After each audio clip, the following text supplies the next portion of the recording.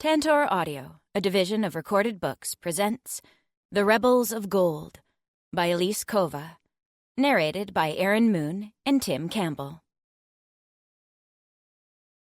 1. Ariana. Drip. Some kind of coupling or welding had come loose. Drip. Ariana groaned softly. The sound brought her body back to life from what felt like death itself. Drip. Drip. There was not a section of muscle tissue that didn't protest in fiery agony at her insistence on movement. She was in tatters, from head to toe, her mental state no better. Her fingers twitched, and the joints popped softly. Drip. Drip. Drip. If a rivet doesn't fix that soon, the wrench will touch their temple before it touches the pipe.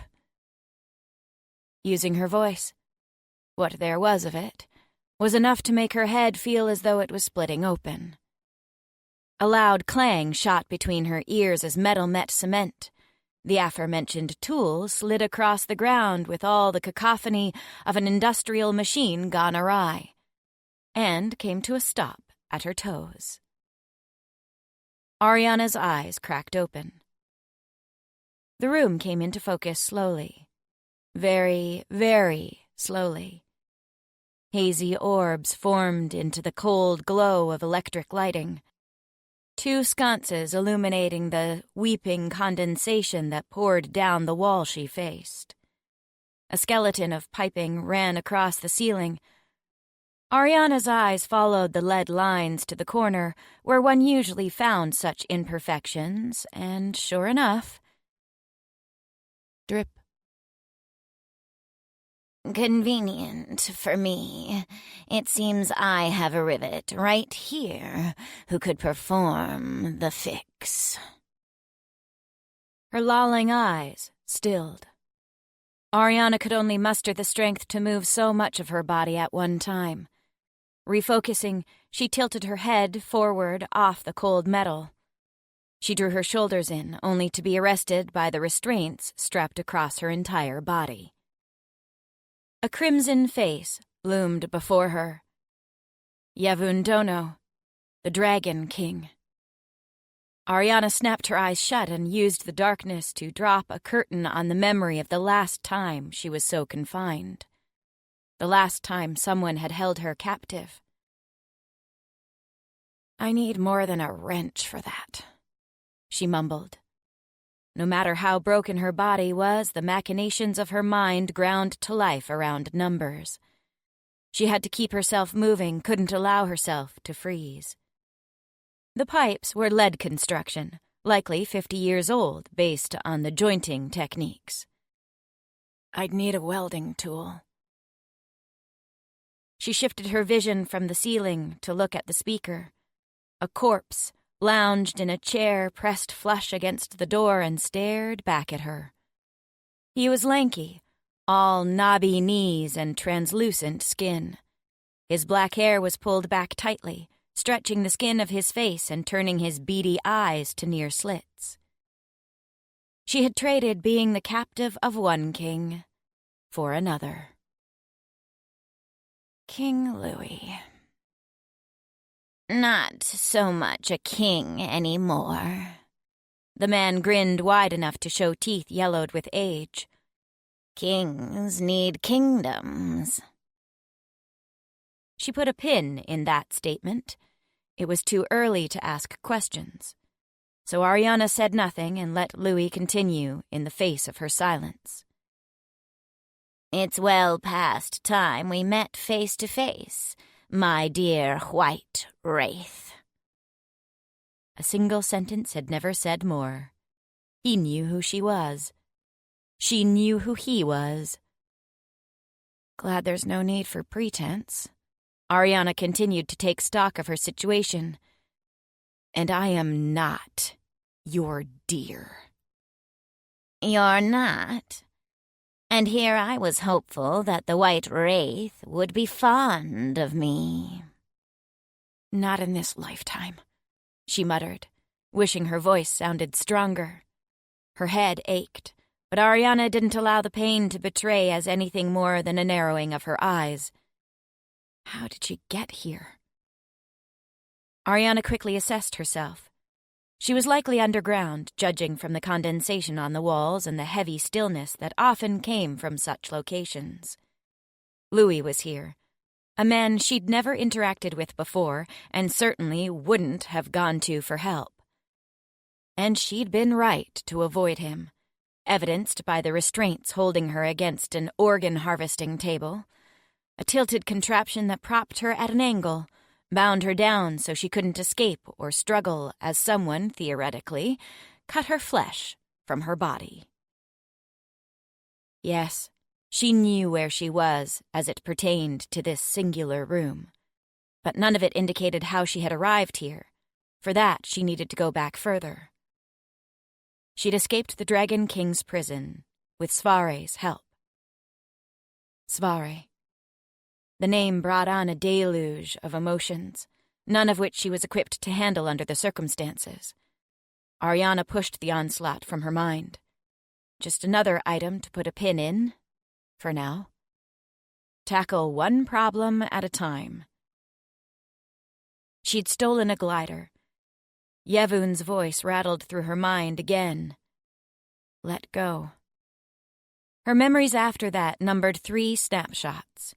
Nova shrinking above her, the glider's metal handles just under her fingertips, her body slamming against the contraption as she hit the clouds that separated the 2 worlds.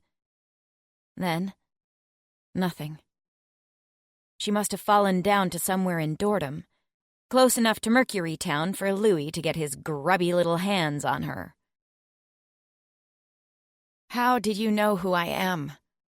Ariana willed her voice to sound the slightest bit more stable. Maybe it would, if she weren't diverting so much focus to merely keeping screams of pain and frustration dormant. Her mind was moving too slowly for her to tolerate. I always sent someone else to meet with you. Your coat, among other factors, was a giveaway. Ariana desperately wanted to know what these other factors were. And someone else. Let's call her by name, shall we? Florence. If she were more in her right mind, she never would have given him the chance to say the name, nor would she have risked giving away how much that single utterance meant to her with her traitorous face. Horror and heartache swept across her like a burst steam pipe, no doubt altering the landscape before she could patch the rupture. In a matter of moments, she mastered herself once more, but Louis watched her closely, and the scalding emotion had left its mark. Quite a little upstart, that one. Louis made a display of picking lint off his knee to hide his satisfied grin. Are you certain she's not a rivet? Because she seems to be redesigning the world according to her own secret schematics. His eyes turned to her slowly in the wake of her silence. Ariana struggled to keep her face impassive, to betray nothing, to give up no more weaknesses, for Florence's sake, if no one else's. But her heart screamed for any word of the young woman who had been her ward for years. The less she said before she had full control of her mind, the better. You don't know, do you? Louis whispered like a child just discovering where their parents hid the sweets.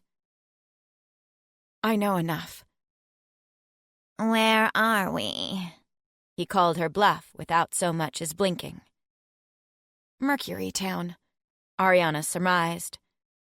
The slowly widening grin, almost a snarl, on his face convinced her she had guessed wrong. Oh, did you find some new hole to terrorize? Mercury Town is the hole. Louis shifted, bringing his left foot off his right knee and settling it to the floor. Leaning forward, he placed his elbows on his narrow thighs. I suppose it's going to be hard to strike a deal with you if you don't understand the situation you're in. What makes you think I'd strike a deal with you? She hated the feeling of ignorance. It was like drowning in a sea of ink, the world obscured, clarity lost. Her mind didn't know how to proceed in such a void. I have no doubt you'll prefer it to the alternatives. And what are those? Give me information, her hungry mind pleaded. Something, anything. She needed just enough for a direction, for a strike to her flywheel to get things moving again. Her magic was slow, body aching, mind stunted. Something had to improve or everything would break. Alternative 1. Louis held up a skeletal finger. I keep you here forever and harvest you as I would any of my other pets. Resorting to harvesting and trying to pass off black organs? That's a new low, even for you. Black organs? No. He let out a wheezing chuckle and lifted another finger. However, that does bring me to alternative 2. I sell you back to your Florence and her rebellion for the heftiest sum I can imagine. Florence wouldn't pay for me, Ariana hoped. She didn't want the girl to waste any resources on her. She didn't want Florence to risk anything further by being near Louis and the dangers that seemed to lurk perpetually around him. Oh, I think she would. How else will she live up to her promise of producing a philosopher's box? Ariana barely missed the final point over the ringing in her ears. Or 3. You cut me in on the deal to produce the infamous box. You show me what's been making you so deadly all these years. You show me the schematics that let you bleed gold. All at once, the pain vanished. The buzzing between her ears stopped. And everything went numb. 2. Florence. Wind blew dust over the ramparts of Terre Zero, curling around the ghosts that were the only other occupants of the crumbling glory of a world long lost. It was a wasteland of sand and rock, littered with hollowed skeletons of gnarled iron and cement that rose insistently from their shadowed graves. Florence tilted her head back to gaze at the shifting skies and semi-translucent clouds that swirled between worlds. Her pale companions played a game of hide-and-seek, mostly hide, with the moon. She was the only creature alive here. She was the beating heart and shallow breaths of a land forgotten. She was the only remnant of life to return to this broken corner of their world. No, she wasn't the only one. She was merely the first. All of Loom would come to converge in this once hallowed place of knowledge. They would return, and the Vicar Tribunal would be born anew. It was a beautiful idea, one she'd believed in enough to shoot a dangerously stubborn vicar between the eyes for. But now, Florence was forced to admit her hasty plan that led her to this point hadn't been thought through as much as she would have liked. Somehow, everything would work itself out, as it had her entire life. The next morning, Florence moved again. She traversed the cracked earth and rubble toward a structure that was once a distant point on her horizon. Like a mighty hand's fingers stretching up from the horizon, 5 points reached toward the sky as if to grasp the universe. Florence trudged along. She didn't have much, just the basic necessities she'd collected in Terre 2.3 before chartering a boat. Her pack grew lighter with each fading night. On her 7th day in Terre Zero, she crossed through the gate. The wall housing it had been blown apart on either side, but the gate still stood, a symbolic entrance, standing in defiance of time and dragons. Florence stopped to adjust her tattered frock. She combed her fingers through her hair, though she imagined this did little to tame it. Her knuckles brushed the tattoo that marred her cheek. But Florence gave it no thought, choosing instead to adjust the tilt of her top hat. The hatter in Tier 2.3 had only a few options for her.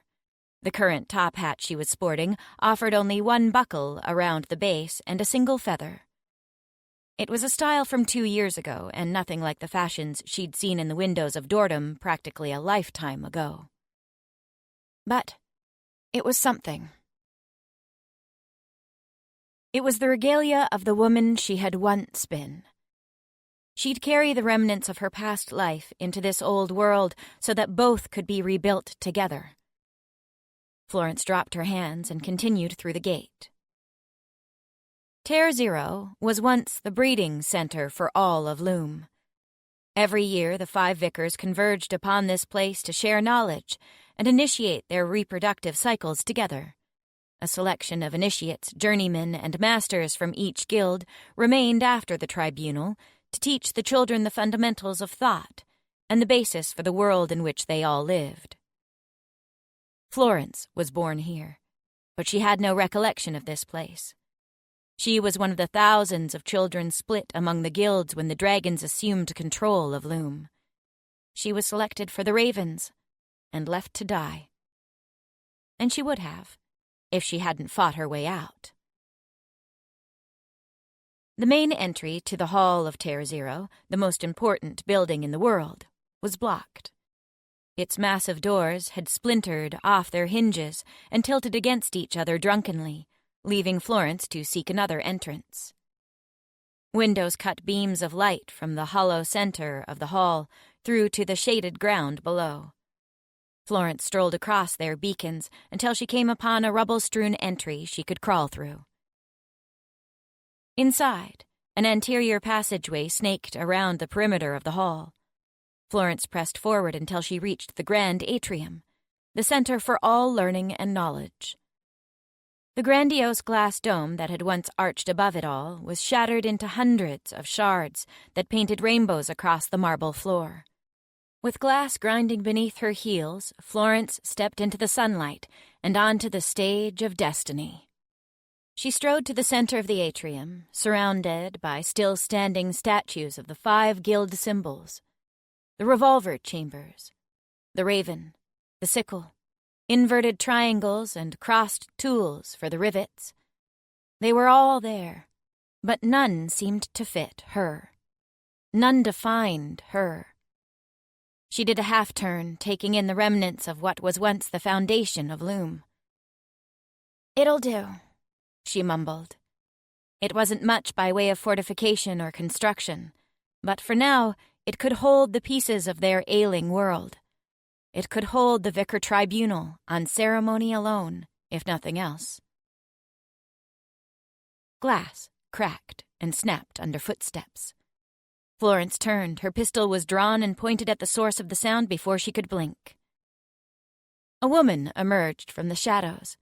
Her hair was loose, flowing like moonbeams down her back and around her face. The pristine shade reminded Florence of Ari. But this woman's skin was a deeper hue, a more shadowed slate, not unlike Florence's own flesh. She wore a smart bronze-colored coat with jigget sleeves, offset by a stripe of steel blue tied in a bow around her bicep. The composition brought out the powder blue stitching of her dress. "I am not your enemy." Florence uncurled her fingers from the pistol grip, easing off the trigger, and returned it to its holster. "So it would seem. You're not dragon." Florence looked over the stranger, and the contrast of soft curves and delicate fabrics that seemed to protest against the gritty world in which they existed. "Who are you?" The woman brought a finger up to the filled tattoo on her cheek. "Shanra, the Revo." "Florence, the Revo. I know who you are. Shanra crossed the distance between them with deliberate steps. All of Loom knows who you are. Do they? Florence couldn't stop her fingers from twitching toward the gun. The last time she'd been out of hiding as a named entity in the world was the night she'd killed the vicar alchemist. It would make sense if they were hunting her, though she had heard no word of a manhunt while she was in Tier 2.3, and the vicar side would have prompted both rumor and hunt. Of course. The woman who inspired the first vicar tribunal in years, who sparks rebellion like wildfire, would be known across the world. The dragons did the work for me in sparking a rebellion, Florence said warily. It was true. Uprising was an easy sell when the world was kindling to burn at the hands of their oppressors. Perhaps, but you directed it. Shanra played with a particularly large shard of glass, sliding it with the toe of her boot. You organized us. I've done nothing yet. There were many more steps for Florence to take, and even if she took them, she could well be marching the world she loved to its death. Shanra just hummed, giving a wide sweep of her arms and motioning to the room around them. There was a delicate deadliness to her, Florence decided quickly, and secrets sewn between the powder blue stitching of her skirts. Why are you here, Shanra? The girl had a filled Revo tattoo on her cheek. No doubt she was younger than Florence and already achieved journeyman. I'm here to see the world die and begin anew. Cryptic. Florence put her hands in her pockets in an effort to seem less intimidating. It was a meaningless gesture. Even with palms stuffed against her thighs, she could still outdraw almost anyone. Of that she was confident. She had to be, or she would hesitate when the moment mattered most. Shanra laughed, a sound like the crescendo of a chorus. Fair, fair. Then I'm here to give you what you need. And what is that? The philosopher's box. Her heart stilled. The magic in her blood pushed inward, as if to guard her immediate, instinctive response of hope. Hope was dangerous. And yet, Florence had positioned herself as the harbinger of it, because it made the people around her so much more effective. Hope was indeed a danger, but it was also excellent leverage. What do you know of Ariana? Florence asked finally. Her hands were still conveniently close to her guns, and, depending on what this beautiful revolver said to her, she could easily reach for them. Shanra twirled a strand of hair around her fingers with a coy smile, knowing exactly where Florence's mind had gone. One look told Florence that she knew too much, more than anyone should. King Louis sends his regards. Florence reached for her pistol, without a second thought. 3. Ariana. Damn the man for having the foresight to tie her down, because if he hadn't, she would have spent her dying breath savoring the feeling of his skull disintegrating against her fingers as she clawed out his eyes. I don't know what you're talking about, she said, wishing she hadn't taken so long to voice her denial. Ariana curled and uncurled her fingers, moving something, anything, trying to get blood pumping to her brain at any cost. Louis made almost the same motion before he spoke. Oh, White Wraith, don't you think we have a better rapport than that? Since when have you known me to seek something I cannot easily attain? I don't think you ever actually attain anything. As I recall, I did most all of the work on every heist. Ariana added a scoff in an attempt to get a rise out of the man. If she could throw him off his emotional center, she could regain some vantage.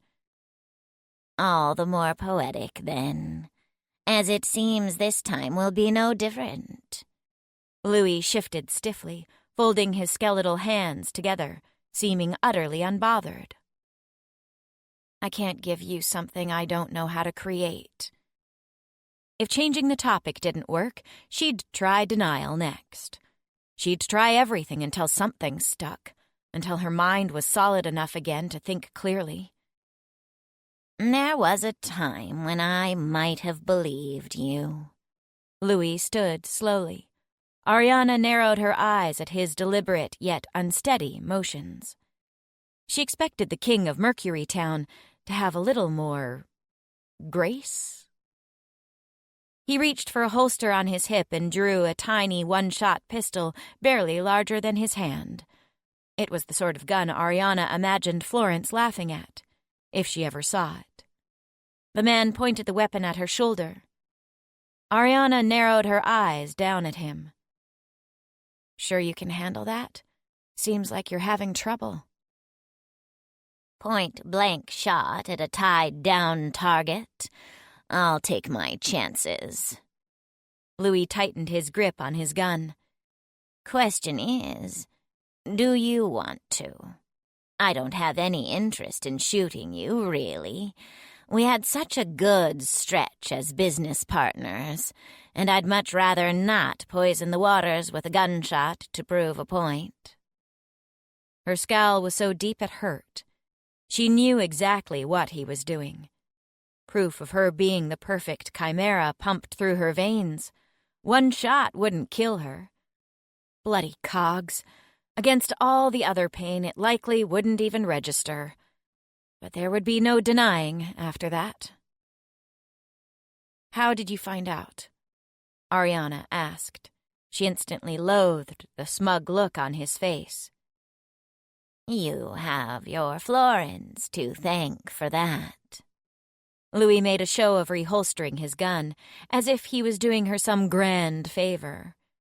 After all, she was the one who let the world know that you, Ariana, the master rivet, pupil to the renowned Oliver, and the woman who supposedly perished alongside the Council of Five in the last rebellion, can make the philosopher's box. You know your history. Her voice had gone soft, but unlike the delicacy forced on her when she first awoke, this was a deadly sort of quiet that she found suited her much better. When I found you, bleeding gold, dressed in white, it was all too much of a coincidence to right away. And I confirmed my identity when I woke. Now, don't be too hard on yourself. Placate me again, old man? And no need for name-calling. Louis's chuckle devolved into a wheeze. It makes things much more efficient like this. You know the situation. No need for us to play coy. So, which option? You said Mercury Town was a hole. Her brain was beginning to work again, and she wasn't going to let him get away with spewing nonsense. The twitch of Louis's lips was the only thing that betrayed his annoyance at her interruption, but it was more than enough to satisfy her. The revolvers saw to that. He settled back into his chair. How much does Nova really know? Assume I know nothing. Seems an easy assumption. It was now her turn to prevent her lips from twitching in annoyance. The Dragon King ordered the guilds destroyed. Destroyed? She repeated involuntarily, as though it would make more sense if she said it again herself slowly. It didn't. Destroyed. He echoed her horror in what was notably the first time they'd agreed on something. For our insolence. The harvesters were the first, and they were hit the hardest. From what I hear, most of the masters were at the guild for a vote when the king's riders dropped the bombs. The alchemists were next. They lost their hall and at least a third of their members.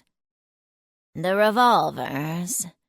Louis paused, as if offering a moment of silence to the noble fools of the Weaponry Guild. They fought it from the start.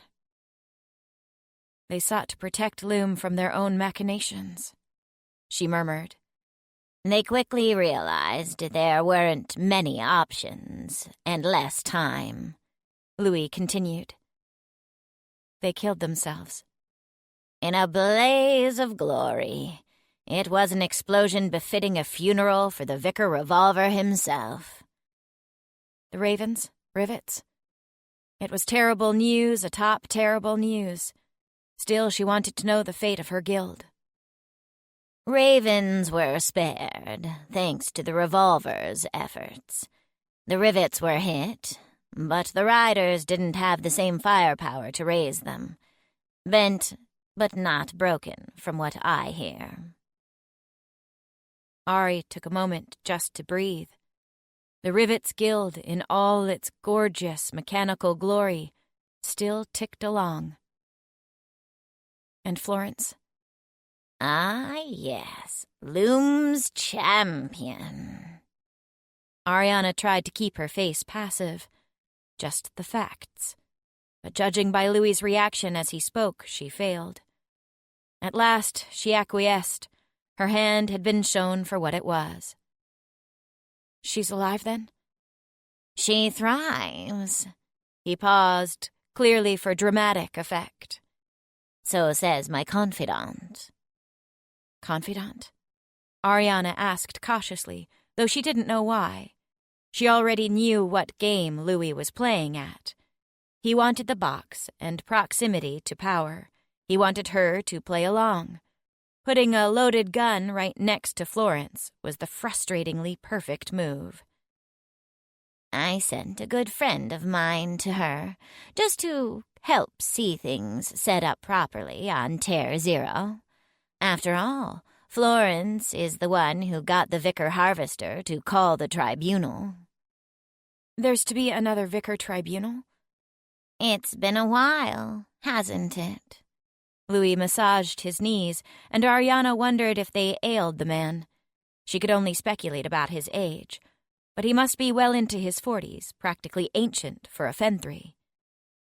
Children who have never even stepped foot on Terra Zero will be caucusing there for the first time to determine the fate of the world.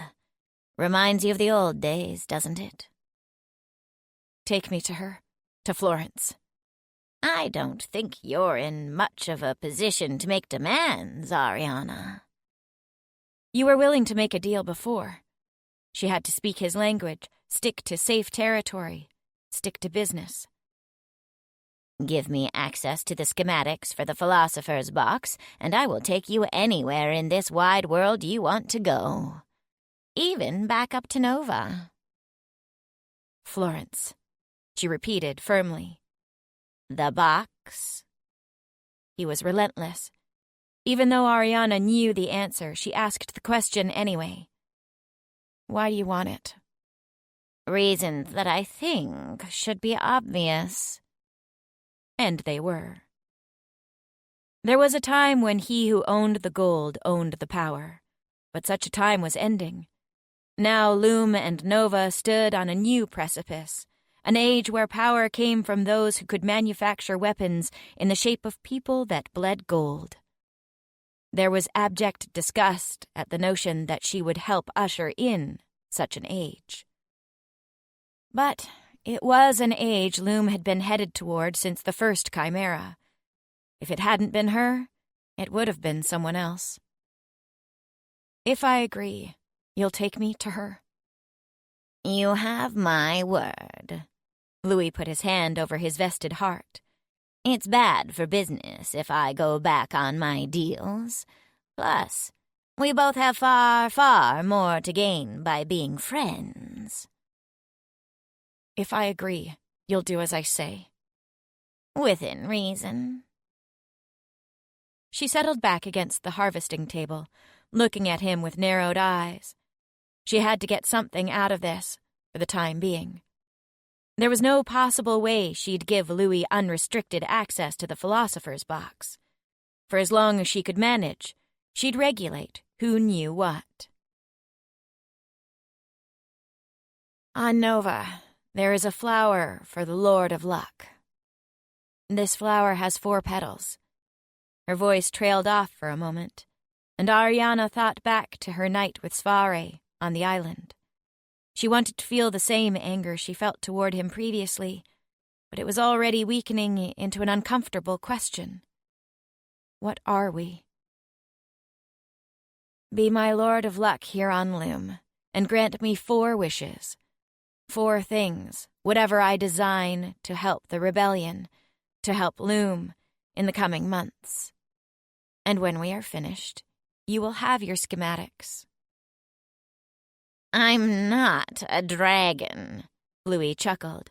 I think what you seek is a boon. I actually already have one of those, so I suppose you could call me a collector of sorts. Ariana spread her lips and bared her teeth like a ravenous dragon. Plus, a boon is only 1 wish. I want 4 of you. You ask too much. He ran his fingers over his lips. Ariana could practically hear him thinking through the admission of her holding a boon. You ask for the power to change the world, to make you richer than ever before and 10 times as formidable. I ask you to honor 4 favors.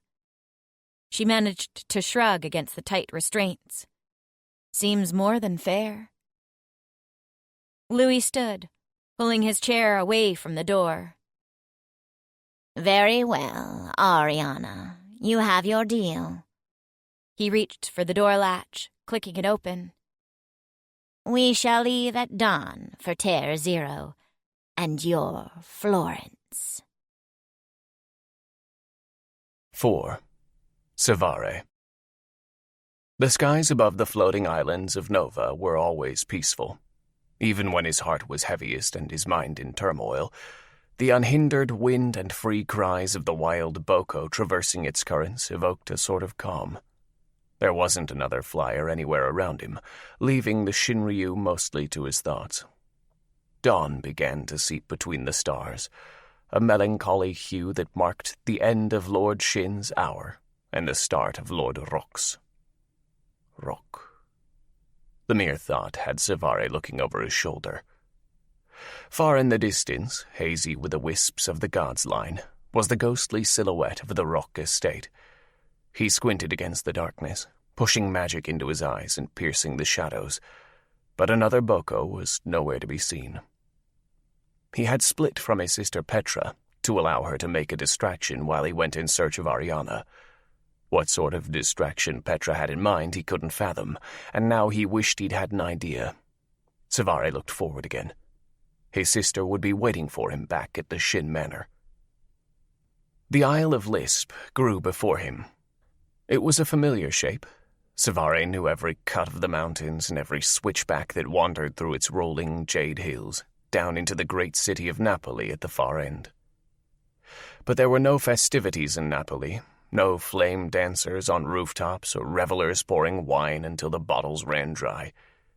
As Savare rode his boko Saran, as their shadows cut across the city below him, he was staggered by the quiet.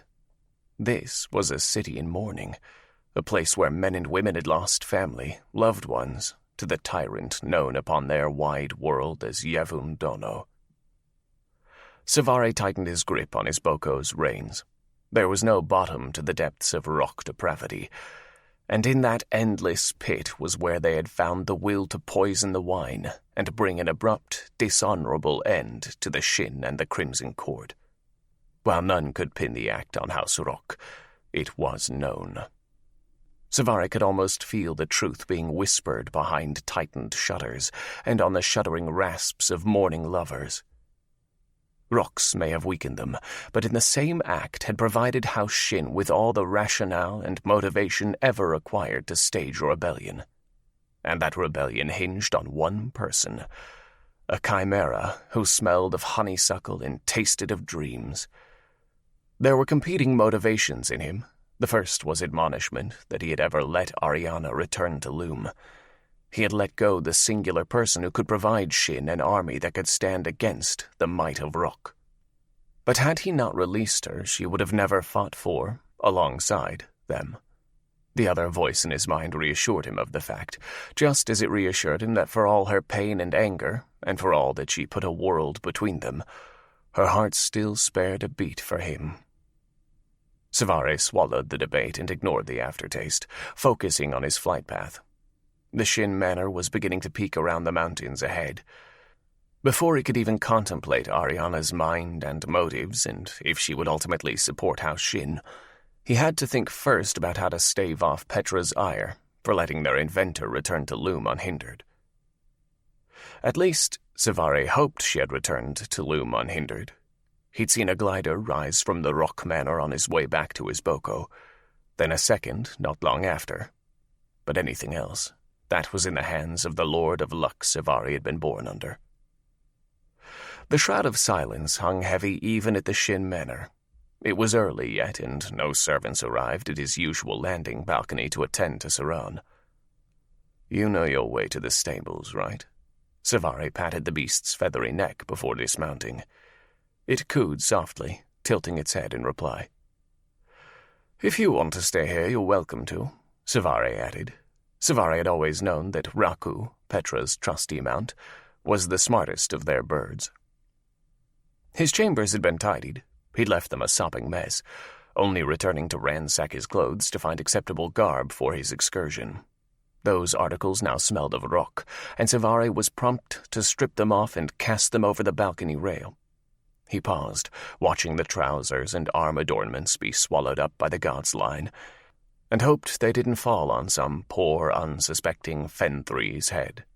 Knowing his luck, they would, and that Fenthree would be Ariana. With a sigh, Savare went inside. He had only begun to receive his latest tailor orders.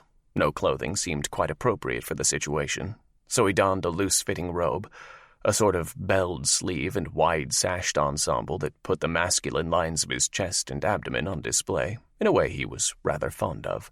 It was most certainly a color from last season, but it brought out the dark umber notes of his blood-orange hair in a way he had always liked. He only had to look presentable enough for Petra. His door clicked closed quietly behind him, and Savare descended the window-lined hall that would lead across the manor to Petra's chambers. Footsteps drew his attention. Savare's eyes locked with another set of golden irises. Kane, his childhood friend, his confidant, aspiring mate to his sister, looked at Savare with an unfamiliar expression. Kane opened his mouth to speak, then promptly closed it before opening it again. "What will we do?" Savare couldn't help but grimace.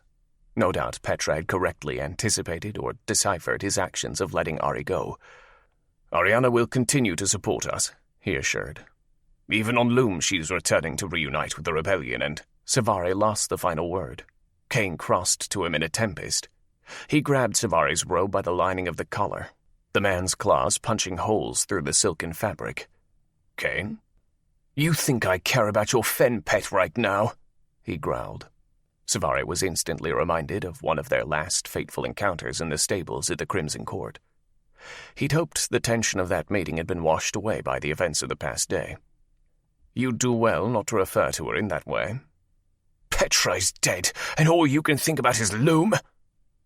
Savare froze. He didn't care for the ribbons that Kane was slowly cutting into his fine clothing. He didn't even pay attention to the full depth of rage and pain in the other man's eyes. Petra is dead. These 3 words echoed so loudly in Savare's mind that he went deaf. He saw Kane's mouth moving, but no sound accompanied it. Petra is dead. Petra is dead. Petra is dead. What? Savare blundered his way back into Kane's speech. "What about Petra? You don't know." Kane's grip relaxed. His golden eyes changed from a fiery hue, alight with magic, to a smoldering ache. They glistened in a way Savare had never seen before.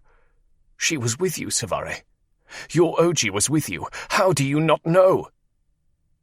Before Savare had a chance to explain his and Petra's plan, how they had split up for effectiveness, and before he had time to ask again what Cain meant, he was interrupted again. "Cain-da, Savare you." There was a note of genuine surprise on the quiet words of a servant who had appeared in the hall below them. "Your presence is requested back in the main hall." Throne room. It had been the throne room before. Savare wanted to correct the boy. He wanted to be like Petra and inspire fear over something as simple as the use of a proper name. But he couldn't speak. If he opened his mouth, he would scream, or vomit, or beg for answers, or some combination thereof. There must be some mistake, his mind protested as they descended through the fresh opulence of the Shin Manor. It stood in contrast to the Rock Estate's antiquity, a fact underscored even more by having just sneaked through the latter's halls. But Savare saw none of it. His mind barely registered that his robe was reduced to tatters. He moved on instinct and somehow found himself at his sister's most beloved room. The stained glass floor was illuminated with the first light of dawn. It splashed colors on the ceiling and walls of the long hall, in happy contrast to the heavy melancholy that dominated the air. Most of the staff and servants were lined in rows, looking toward the raised platform where Petra's meticulously fashioned throne stood. In front of that throne was a ruby-skinned man. Savare didn't know him, but he recognized the beads of a king's rider when he saw them. "Good of you to join us, both of you," the rider praised brightly. "We heard you had returned, Savare Ryu, from your late-night adventures." Savare didn't believe for a moment that the rider didn't know exactly where he'd been. Savare bared his fangs in a wide grin. He was not to be tested right now. The past day was beginning to tug on his shoulders to the point of pain, contorting his muscles under the weight of something he couldn't yet fathom. "Don't you mean Savare Oji?" Cain corrected darkly from his side. For all their differences, and even when he dripped with anger, Cain still stood for Shin. If that fact ever changed, Savare's world would truly have ended. "Not quite." The rider turned back to Savare, smiling, fangs gleaming. "Cain Beck was gone for a while. I trust he informed you of the death of your sister." "Petra is dead." "I require some clarity." It was all Savare could muster. Something had to begin making sense. The sad eyes of his house surrounded him, wary gazes begging for an answer he didn't have. He didn't know the questions to ask. Well, then allow me to inform you that your sister, Petra Shin-Oji, To, has perished on this day." Savare could see the ghost of his sister behind the man, sitting proudly on her throne. Her golden curls cascaded over her shoulders and down to the curve of her hip. A woman among women, a warrior who could best them all. "She was challenged to a duel in the Rock Estate," the rider continued. There were whispers now, but all Savare could focus on was the ghost of his sister. It was a figure that already threatened to haunt him until the end of his days. "A duel between whom?" Cain asked. "A rock, no doubt. For if she was slain by a rock, the title of Oji falls to Savare." "I know well how titles work," the rider chided with a condescending smile. "We use the same ones in House Rock. And you would do well, Cain Beck, to remember where House Rock sits." "At the top." The rider allowed everyone to mentally fill in the words. "No, she was challenged by a Shin." They all knew who it was. There was only one man who it could have been, for the only other Shin present at the time of Petra's death was Savare, and every last man and woman assembled knew that Savare would have never challenged his sister. "On the 15th day of the month of So, 11 years after the annexation of Loom, Petra Oji was slain by Finir Kin in a duel of her challenging." Savare stared through the rider. He looked back to the ghost of his sister in all her power and glory. She had a might that should only be thwarted by the gods themselves, and Finir was no god. There was foul play here. Deceit and lies abounded everywhere Rock stood. "Coletta Rock Ryu and Yeon Rock So bore witness to this honorable challenge and kill. It determines before the Divine 20 and the mortals below that Finir Shinkin To will henceforth be known as Finna Shin Ochito. In this moment the rider's words were muffled, garbled. The visage of his sister moved her lips, and all he heard was Kane's voice again, ripe with pain and colored in grief. "Petra's dead!" before the ghostly presence vanished and left the halls of Shin Manor forever. 5. Ariana. She was relieved to be free of her bonds. The feeling of entrapment in that dank little room was too similar to what she had endured on Nova at Yevun's hand. Even though the man before her was the antithesis to the hulking dragon king, and her surroundings looked nothing like the architecture found in the sky world, there was something disturbingly similar to both situations. So, where are we? Movement helped, but thinking helped more. Suburb of Ter 5.2. Louis moved at a snail's pace, and Ariana was reduced to a shuffle to avoid striding past him. It was a warehouse I was using to transfer goods from Dordom to the port of Ter 5.2 and vice versa. How far does your reach actually extend? Ariana didn't know why he was suddenly sharing all this information with her, but if his tongue was well-oiled, she'd encourage the words to flow. Far enough. Louis paused at one of the switchbacks, giving her a smug smile. I suppose you weren't known for your transparency. The opposite, actually. He pushed open a door that was quite light when Ariana caught it, despite the heavy-looking wood and bronze framing. They arrived in a homely upstairs room far more domestic than Ariana expected. A long wooden table was lined with pewter stools, one of which was occupied by a red-eared chimera. Adam, go fetch our little crows from their tinkering. The man named Adam stood, and Ariana regarded him warily. She knew chimeras got the luck of the draw when it came to organs, but seeing red dragon flesh evoked a completely new response in her. He was oblivious to her apprehension, however, and left the notes he'd been looking over to disappear through a galley door. I'm going to need your help. Louis drew her attention from the table as he rounded it in his deliberate manner. With what? Ariana was surprised when he slid the papers toward her. It seemed her needlessly complex planning for how to sneak looks at them was no longer necessary. He fanned out the papers, an assortment of technological specifications, schematics, unit papers, and more. We need to outfit this airship for magic, using this much gold. His finger settled on a quantity. Ariana scoffed. Impossible. You seem to be someone who makes the impossible possible. I'm an engineer, not a wizard. Well, Louis was cut short by the galley door opening again. 2 children strode through. Thank you for joining us. A delight to be here, my lord. Helen gave a dramatic bow in Louis's direction. Ariana tapped her fingers against the table. Magic rippled through the muscles and bone of her forearm, pooling in her fingertips. It was a conscious effort not to unsheathe her claws and throttle the 2 ravens. If it isn't Helen and Will. Why was she surprised? She really shouldn't be. Ariana had last seen the girl barreling through the underground at breakneck speeds. Anyone who possessed such equal parts stupidity and suicidal tendency would certainly find her way into Louis's employ. Been a while, huh? Helen raised her hand in greeting, nonchalantly strolling over to the table. What a small world. You work for Louis. I work for Louis. I do not work for Louis, Ariana corrected.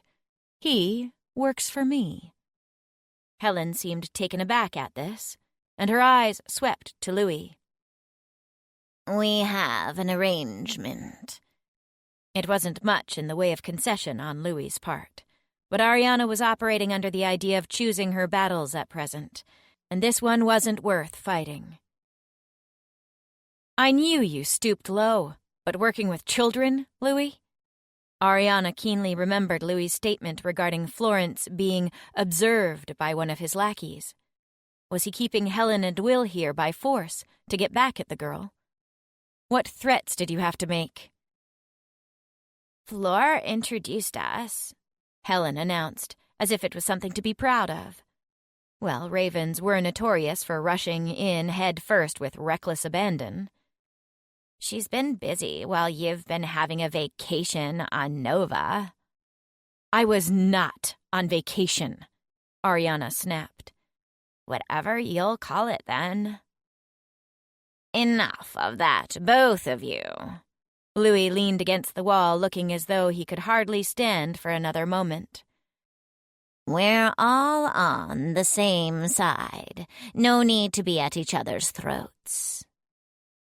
Ariana could think of quite a few reasons to be at the throats of everyone in the room. But, begrudging as she was to admit it, for now it did suit them all to get along. "I've already begun to fill in the wraith on our airship," Louis said to Helen and Will. "I had some ideas for that." Will approached with caution, and Ariana regarded him in kind. At her side, he leaned over and pointed at a hollow point in the wing of the glider. "I think right here, we can use it as a main sort of magic artery for lift in both wings. Save on gold by piping in the wings instead of on the outside." Ariana's mind folded and unfolded the idea onto the blueprints before her, seeing how they laid atop the glider. It could be possible. She pointed to the back of the wing. "Discharge through here?" "Not unless you don't want us to be able to turn." Will shook his head. "Need movements in the flaps." How about the end of the wing, then? It was like her mind betrayed her. Helping them along was the last thing she wanted to be doing. But it would get her to Florence. And perhaps even more important, it stretched her brain in ways it hadn't been for months on Nova. It was good to be home. "That might work. I'll need to check." Ariana nodded, glancing over the quantity of gold. "I'll need a proper drafting table." She looked up to Louis. "Somewhere I can work." "Does this count as a wish?" The coy bastard grinned his thin little smile. "Hardly." Ariana kept her voice level, scooping the papers and tapping them on the table. "It's a demand, and it's necessary to give you what you asked for." Yes. There's somewhere by the hangar that should suffice." Ariana wondered what constituted a hangar in Louis's makeshift world. She wondered what counted as suitable, too, and was more afraid of the latter than the former. "Then let's get to work, children." "I am not a child," Helen said. "Let's go." Will grabbed his friend by the elbow, tugging her from the room. Ari was short behind. "One more thing, Ariana." "Yes?" She stood with the door half open, but let it close when he gave it a pointed look. "We will stop in Holks for refueling." It made sense. Holks was the capital of Terre 4, and even when the world was in disarray, it'd still be well stocked. "Helen and Will know you're taking them back to the guild they escaped from?" "They have faith I'll look after them." Louis waved away the concern. Ariana's only faith in Louis was that he'd look after no one but himself. "While we're there, I need you to acquire something for me." "Acquire? You mean steal." Louis hummed his affirmation. "You must think so poorly of me." "Louis, I have to care about you to think poorly of you. Die in a ditch for all it concerns me." "You should be more concerned, as I give you great power in this world." Sure, he was well connected, But Ariana had every faith she could be self-sufficient without him if she needed to be. It merely suited her to go along with him, for now, as the path of least resistance. So, what is it that you need the White Wraith for? I'll give you the details when we arrive. In the meantime, focus on the airship and fixing your tools. They were badly damaged in your little fall. Ariana snorted at the word little. There was a time where not having her daggers would have been cause enough for panic. But now that she could produce claws from her fingertips, they seemed slightly less critical. Ariana moved for the door, but stopped. One more thing. She looked at the little man. If you go back on your deal, if you give me one reason to suspect you're out of line, I'm always out of line. Ariana resisted the urge to roll her eyes and chose instead to hold her gaze level. I will kill you, and everyone you ever loved. Horribly. Of course. His mouth cracked into a smile, a wild little grin of pure mirth. Ariana knew where his mind was before he opened his mouth to speak. That will be easy for you, as I've never loved anyone but myself. Ariana let him have the last word. She needed time to think over how to threaten someone who fought for nothing but himself. 6. Coletta. The first sip was always the hardest. Coletta poured liquid fire into her mouth. She swallowed it down, a blessing that tasted of damnation. Her fingers cupped the stone mortar, one hooking the pestle to keep it from her face. Her elbows trembled from the weight of the vessel and the pain. The poison reached her stomach like a throbbing punch that made her abdomen clench so tightly it pushed the air from her chest and collapsed her lungs. It unfurled agony like the wings of death and took flight through her veins, ravaging her insides. Her magic pushed against the poison on instinct, fighting to keep her knees locked, striving for consciousness. Still she drank from the mortar like a babe to a teat. There was delight in the hurt that came from allowing her body to be brutalized by a concoction of her own creation. She charged toward the threshold where pain became pleasure, and nimbly leapt over the edge. Death transformed to triumph. She killed herself time and again to feel her body reborn, to emerge stronger with each draft. Coletta lowered the bowl, the sticky residue of the poison weeping down its sides in faintly umber-colored rivulets. Another day, another draft, and death yet avoided. There would soon be no poison, no concoction or illness that could fell her. She pulled a sheer silken shawl back over her shoulders from where it had slipped down her back. The last of the poison was finishing coursing through her system, and Coletta decided a walk would keep her joints moving through the final shivering aftershocks. She stepped away from her sheltered outdoor laboratory and into the gardens proper. Flora and fauna encroached on the narrow, ruby-tiled walking path.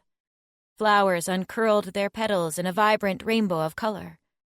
There were thorny vines that had the most delicate of buds, long stalks that drooped with too heavy blossoms, and spindly, wide-leafed trees that clung to each other like happy drunks.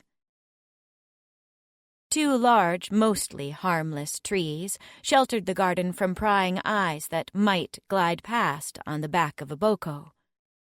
Yevun's cautiousness had led her to plant the giants of her little kingdom. His concern that her hobby be discovered by someone undesirable was both charming and necessary. Dragons never saw plants as anything more than ornamentation. It was a battle easier conceded to her mate than fought. She would kill any who learned the truth of her garden before they could utter it to another soul. And if she was honest, she liked the shade the trees gave, even if it made the garden a touch cooler in the ever-encroaching winter. Coletta Ryu. A woman emerged from around the bend of the path. Ulia. She kneeled, head bowed. Has he returned? He has, my queen. Around the woman's neck was a pendant, a small white flower, lacquered. Her mate had his collars of gold, tempered only to his magic, nooses at his command. Coletta's markers were far subtler, yet known well enough and just as effective. This flower. Coletta shifted her fingers, reaching up to touch the delicate petals of a flower identical to the one Ulia wore. Do you know what it is? A snowbud. Indeed. An unassuming name, isn't it? It is. There were times, brief times, when Coletta wondered if the little buds that did her bidding actually agreed with her unique approach to conflict. But the second she exhausted mental capacity on such musings, she remembered that she didn't care. Obedience earned in fear was no different than that engendered through love, honesty, or deceit. Do you remember what it does? Ulia's eyes fell on the living version of her pendant, still cradled in Coletta's long fingers. She was young for a flower, just 39, but Ulia had proved her loyalty in a very short time. Paralysis, Ulia said finally. Yes, but only the stigma. Coletta touched her fingertip to the red knob that extended out from the center of the flower. The petals actually provide the antidote to this natural immobilizer. Most don't even realize these properties exist, since consuming or brewing the flower neutralizes the negative effect. She dropped her hand and stepped over to the kneeling girl. Coletta reached out the same hand, guiding Ulia's face upward to meet her eyes. Remember that, Ulia. One thing can both give and take away. Should I fall from your favor, it would be an honor too great for a wretch like me to die by a poison crafted by your hand, Coletta Ryu. The corners of her mouth twitched upward to the nearest imitation of a smile Coletta would ever give. Yes, sweet Ulia. You will never betray me. Never. Ulia slowly, reverently, and with the slightest scent of fear in her magic, brought Coletta's hand to her mouth, kissing her knuckles once. Now, Coletta pulled her hand away, her dominance reaffirmed. Take me to dress for dinner. My queen, Yevun Dono, is occupied. I realize. The girl was young enough to underestimate her. It was endearing, to a point. I would care to look on him before he is finished. As you wish. Ulia stood and bowed her head as Coletta strode past. She waited 3 breaths before falling into step behind. There were 2 entrances to Coletta's garden, one to her private quarters and one to Yevun's. She rarely had reason to cross through the latter. Barring dinner, her mate usually came to her. Her own portion of the rock estate was smaller but no less opulent than the rest. Red lacquered beams cut across a pitch-black ceiling, every 4th beam framed by 2 posts on the whitewashed walls. It was simple, striking, and reminiscent of all her favorite poisonous flora. At the end of the hallway stood her primary sitting room. Hexagonal in shape, every wall had a door, perfectly centered, and mosaicked in ruby. The door directly across the hall was her bedroom. Spiraling right around the room were the portals to her bathing room, second laboratory, library, and dressing room. Of these, the little buds that served as her personal handmaidens were only given permission to enter the last. Do you have a preference this evening, Ryu? Ulia asked as Coletta seated herself on the oxblood leather ottoman at the room's center. I do not. All her life the world had whispered of her shortcomings. What a terrible dragon she made. Coletta cared nothing for fashion and in many cases preferred function over form. She appreciated fineries, but only insofar as they had purpose. But ignoring trivialities uncluttered her mind, allowing her to dedicate all her energy to a singular focus: domination. In this way, she was one of the greatest paragons of her species. If only the rest of Nova knew. How about the lavender? Ulia asked from behind her. It brings out the shade of wine in your skin. Coletta smiled, wide and wicked, at the word. Rarely did she reveal her nubby teeth and rotten gums, ravaged by years of poisoning herself for the sake of immunity, for strength. But thoughts of her grand display on the Isle of Ruana, and of Petra shuddering on the floor of the rock manor, made it near impossible to contain her pleasure. By the time Ulia's footsteps neared, Coletta's face was as blank and composed as daylight. Emotions drawn inward, face passive, eyes hard. This was the way to greet the world. Ulia presented a simple, armless sheath that slipped over Coletta's shoulders and split into strips at her hips. They danced and swirled around her legs as she walked. The silken material stitched with gemstones betrayed its finery, but it was otherwise simple. It showed off her thin frame and the soft, squishy skin clinging to her bones. Demure, frail, delicate. 3 things no dragon wished to be. The world whispered it of her, even as she slipped death into their drinks and food and between their ribs. I do not need you to escort me to the dining room this evening, Ulia, Coletta said as they traversed back through her garden. As you wish. The girl gave a small bow. Coletta appreciated her unquestioning obedience, even when she broke form. Actions like that kept Ulia close. If the girl knew it or not, they kept her alive. I would, however, ask you to see that wine is set out. She felt the corners of her mouth twitch again in a near smile, but letting the same person see her smile more than once in a single week, in a single day no less, was far too much. Go to the cellars. There should be a newer vintage from a winery here on Lisp. Yes, my lady. Coletta gave the girl a nod of dismissal and started in the opposite direction. Yevun's halls were cluttered compared to hers.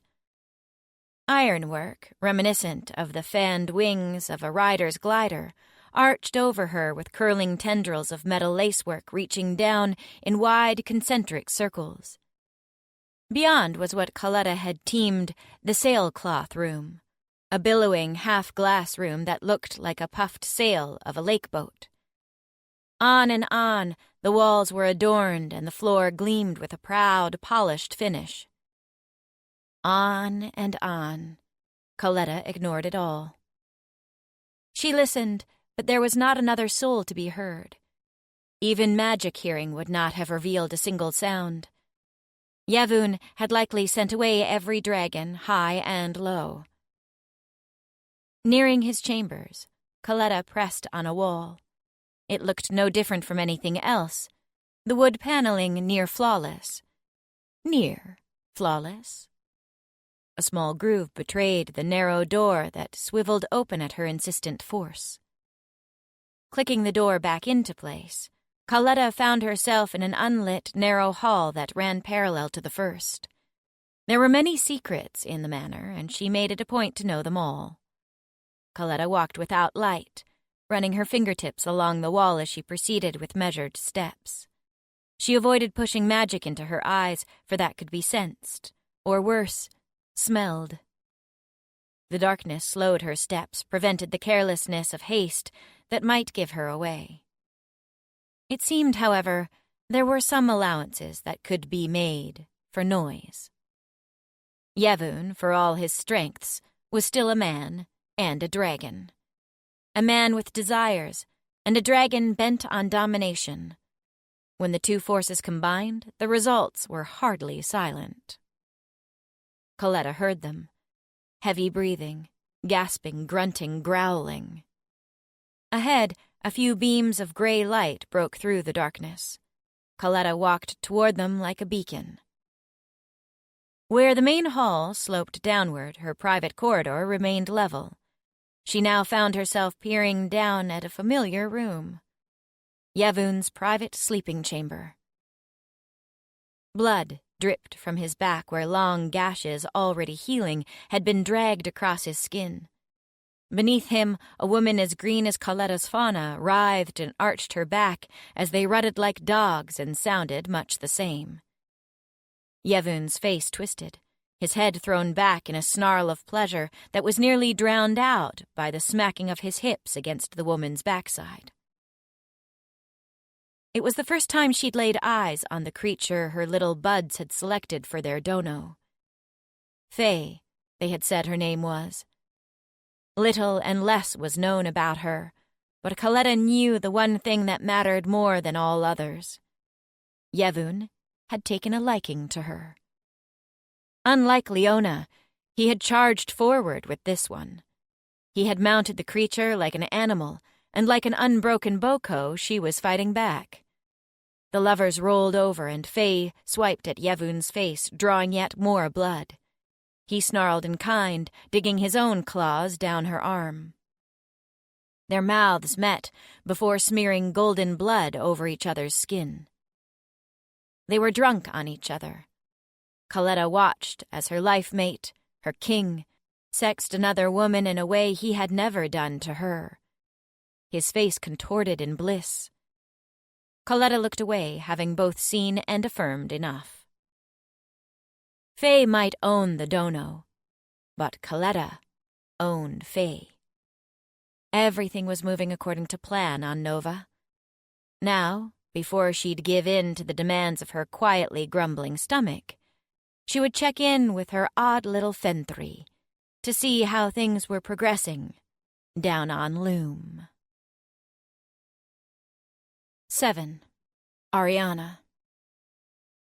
When dusk settled upon the world, Ariana was nothing more than a white smudge against a gray sky. She peered down at Holks through her modified goggles from the rooftop of one of the airship yards.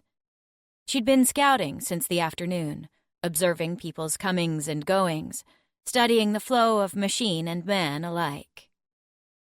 The home of the Ravens Guild was unnaturally quiet, or perhaps the quiet was too natural.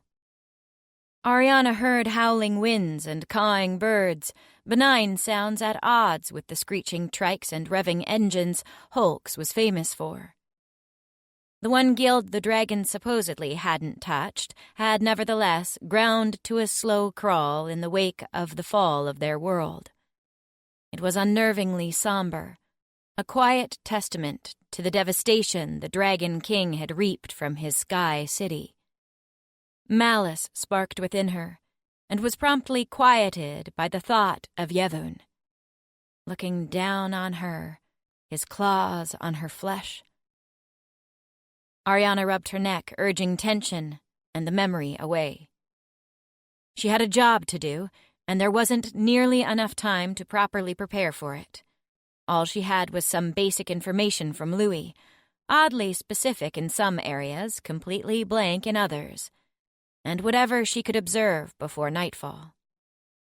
It wasn't nearly enough time to break into the guild's hall. As the sun fell behind the clouds that perpetually blanketed Loom's sky, Ariana rose. She held out her hand, magic pulled against her palm, drawing out a line from her winch box like a serpent from its den. The cord was cast in gold and tempered to her magic alone, the closest thing to a loyal friend she had at the moment. It was time to shake off the dust that had settled on her shoulders in Nova. Ariana looped the cord around a heavy pipe that ran around the rooftop, clipping the line to itself. She walked to the edge of the building and put everything else behind her. Up here, she didn't need to be Ariana, the master rivet. She could cast aside the loose ties to Nova as Ari Shin An Bek. She would ignore that her shroud of anonymity as the inventor of the philosopher's box, the perfect chimera, had been lifted. She certainly wouldn't spare a thought for Ariana, the rebel who had twice failed to slay the Dragon King. She was merely the White Wraith, nothing more, nothing less. She was a vessel for her benefactors. All the rest, she would leave on the rooftop. With a wide step and the whir of gears, Ariana tipped herself over the edge. Golden cabling spun from the spools attached to her belt by the winch box. She ticked off seconds in her mind, calculating how much line she'd used based on the speed of her freefall and the distance covered. She'd know when to stop and swing onto a ledge, to magically unclip her line and cast it toward the next building, swinging from ledge to ledge until she reached her target. Holks was a city of layers, each stacked on the next to create a labyrinth of tracks and walkways. She followed one track now. It had virtually no lights along its sides and would be almost impossible for Fen-3 eyes to pick out in the growing dark. But with her dragon eyes and refined goggles, she had little issue. "Follow the red-lined trike path to the guild," Louis had instructed. It was one of his more oddly specific notes and was followed immediately by one of his decidedly less specific. "Once you get to the end, you'll figure out a way in." Thanks, Louis, Ariana thought grimly as she reached the end of the red-lined path. Ariana waited for headlights and the roar of engines to vanish before easing herself down from the mostly abandoned upper paths she'd been traversing. But where there should have been an egress awaiting her, she found instead the fresh cement of a portal recently sealed. She looked back up. There hadn't been another ledge on her descent, no other obvious doorway. Up wasn't an option, and before her was blocked, which only left down. The depths of Holks held a darkness that even her goggles and eyes couldn't penetrate. She presumed she was somewhere close to the ground or already below it. She might even be closer to the land known as the Raven's Folly, the underground, than she was the airship.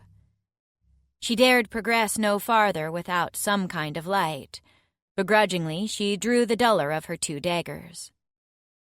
She pushed her magic into the hilt and up through the blade, just enough to heat the metal to a faint reddish glow. She'd fix the dulled point later. For now, the ambient light of semi-molten gold was enough to reflect off her surroundings and give her a rusty picture of where she was. To her right was another track that dead-ended in a walled-up portion of the guild. Below and to her left was a perpendicular road that intersected with a narrow bridge. Ariana squinted. She moved her blade left and right, watching the shadows dance away in opposite directions. One shadow didn't budge. Letting loose more slack in her line, Ariana's winchbox clicked her further down the narrow gap between guild and street, leaving no doubt she had crossed the threshold into the underground.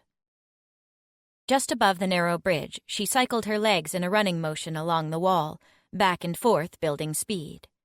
One hand on the dagger, the other on her winchbox, she prepared for her one chance to successfully make this jump. There wasn't even a ripple of apprehension across her nerves. At the apex of her parabola, she pulled the linchpin on her cable. Ariana's stomach shot into her chest as she went into a freefall. She clutched the dagger with all her might. The wooden bridge groaned under her, sagging with her weight. Ariana tumbled and dug her free hand into the grooves, using claws and splinters to gain purchase on the decaying walkway.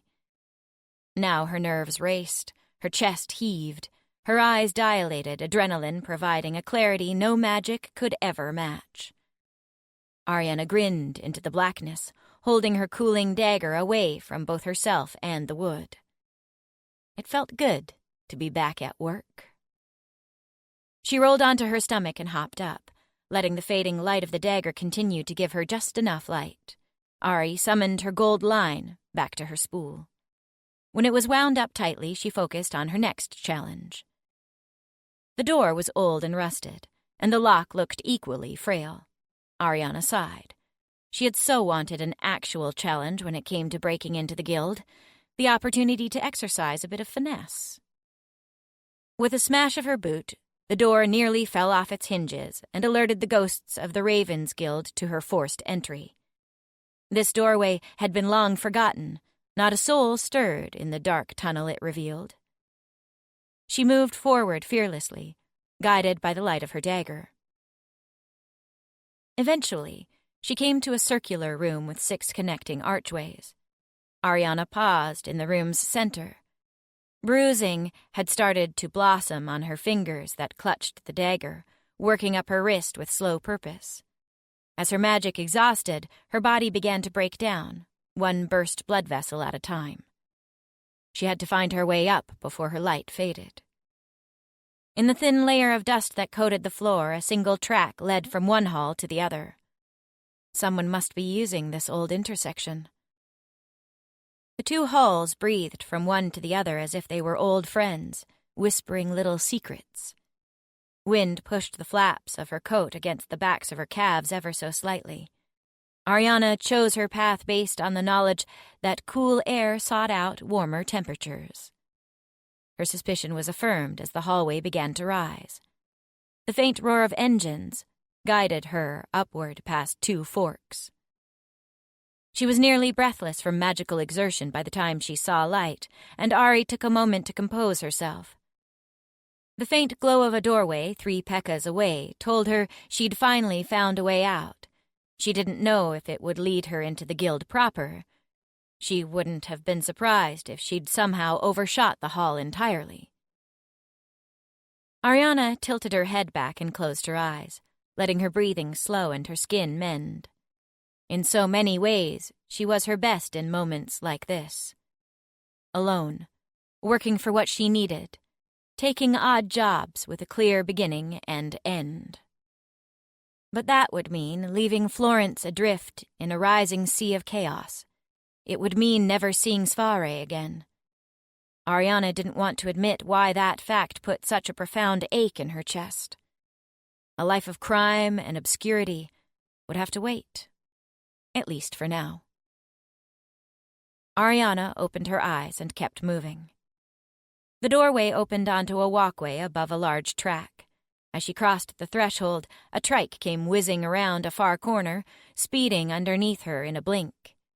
She couldn't even make out that a person was driving the machine, and for that reason alone she was confident there was no way the Raven would have seen her as anything more than a rogue guild member wandering the halls. The Ravens Guild had a helix of 2 tracks spiraling around a central core. The only way to get up, according to Louis, was by driving one of those chaotic machines to the desired level. Down the curving track, a large yellow 2x1 was painted on the far wall. Well, that's convenient. She didn't have far to go. The item Louis had asked her to procure could supposedly be found on level 2, the main train terminal for the guild. In the distance, another catwalk loomed above the track. She waited for 2 more trikes to pass before casting her line and perching on the railing. The drivers may not notice a random person on the catwalk, or a relatively thin gold line, as they no doubt focused more on not dying in a splatter on one of the curving walls. But they would likely not be able to miss a woman swinging from walk to walk. The sound of an engine in the distance announced the impending arrival of another rogue trike. 4 more sped by. Then there was a brief stint of quiet. Ariana took her chance, jumping off and using her magic winch box to pull her to the far walk. It took 3 more leaps to arrive at the landing for level 2. Steam billowed out from a large archway, half blocked by a heavy steel door that hung partially closed. The tinny screech of train tracks echoed through the halls. Ariana watched as men and women flowed in and out of the entryway. Louis hadn't warned her of this. The Ravens Guild managed the shipping and transport for the world, often using their guild hall itself as a key hub. It made sense there would be only one entrance, an entrance that could be locked down in the case of a nefarious force trying to gain entry. Ariana did the only thing she could think of: wait and watch. Ravens pulled up in their various vehicles, parked them, and went about their business. There was seemingly no order to their comings and goings.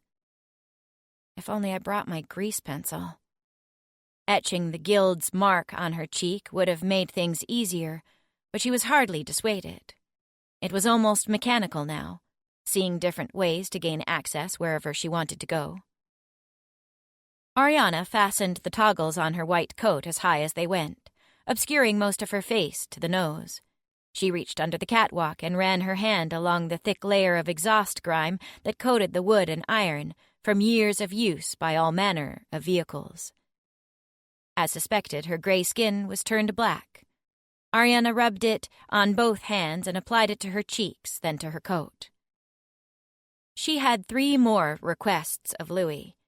If she had one to spare, she'd spend it on demanding the man wash her coat himself, just for the sake of seeing the king get his hands dirty once. Goggles down, hood up, covered in soot and grease, she might be able to pass as a raven. Between racing trikes, Ariana descended quickly using her golden cable. She scampered up to the parking area, crouching as one odd-looking 4-wheeled vehicle pulled away. By the time another raven approached, all they would see was a grime-covered woman, hunched with her eyes on the floor, striding with purpose into the most important terminal in the world. She may not agree with the raven mindset or methods, but Ariana couldn't deny a cathedral of innovation when she saw one. 15 tracks, neatly lined and almost all occupied, sat underneath a vaulted ceiling high enough to stack half the trains on top of each other with room to spare. There were passenger vehicles and cargo transports alike. One engine made Ariana do a double take. It was no doubt experimental. Ariana had never considered that placement of gold before to help drive thrust. Half of it made sense, but the other half would likely result in inefficiency. Unless... She pried her eyes away. That was not what she was here for. She refocused on the windows that lined the wall opposite the end of all the tracks. The terminal offices. It reminded her of the last time she'd broken into an office for shipping information. Back then, she'd been ferrying a particular dragon. "Watch where you're going!" A raven threw her a rude gesture as they narrowly avoided a collision. Ariana put her head down and kept moving forward. She had to get what she came for and get out. She was allowing Ariana the Rivet and Ari Shin to exist where there should only be the White Wraith. It was amazing how little mind the guild members paid her. They continued along with their duties, oblivious to the intruder in their midst. There seemed to be fewer than she would have suspected, however. Perhaps they were thinned as a result of the shifting efforts due to the budding rebellion. Up 2 flights of stairs, Ariana found herself in another empty hall. This one was lit, a far significant improvement over her earlier wandering. Every office, save the first she passed, was quiet, almost unnervingly so. Low numbers of initiates and journeymen, desks without people to man them.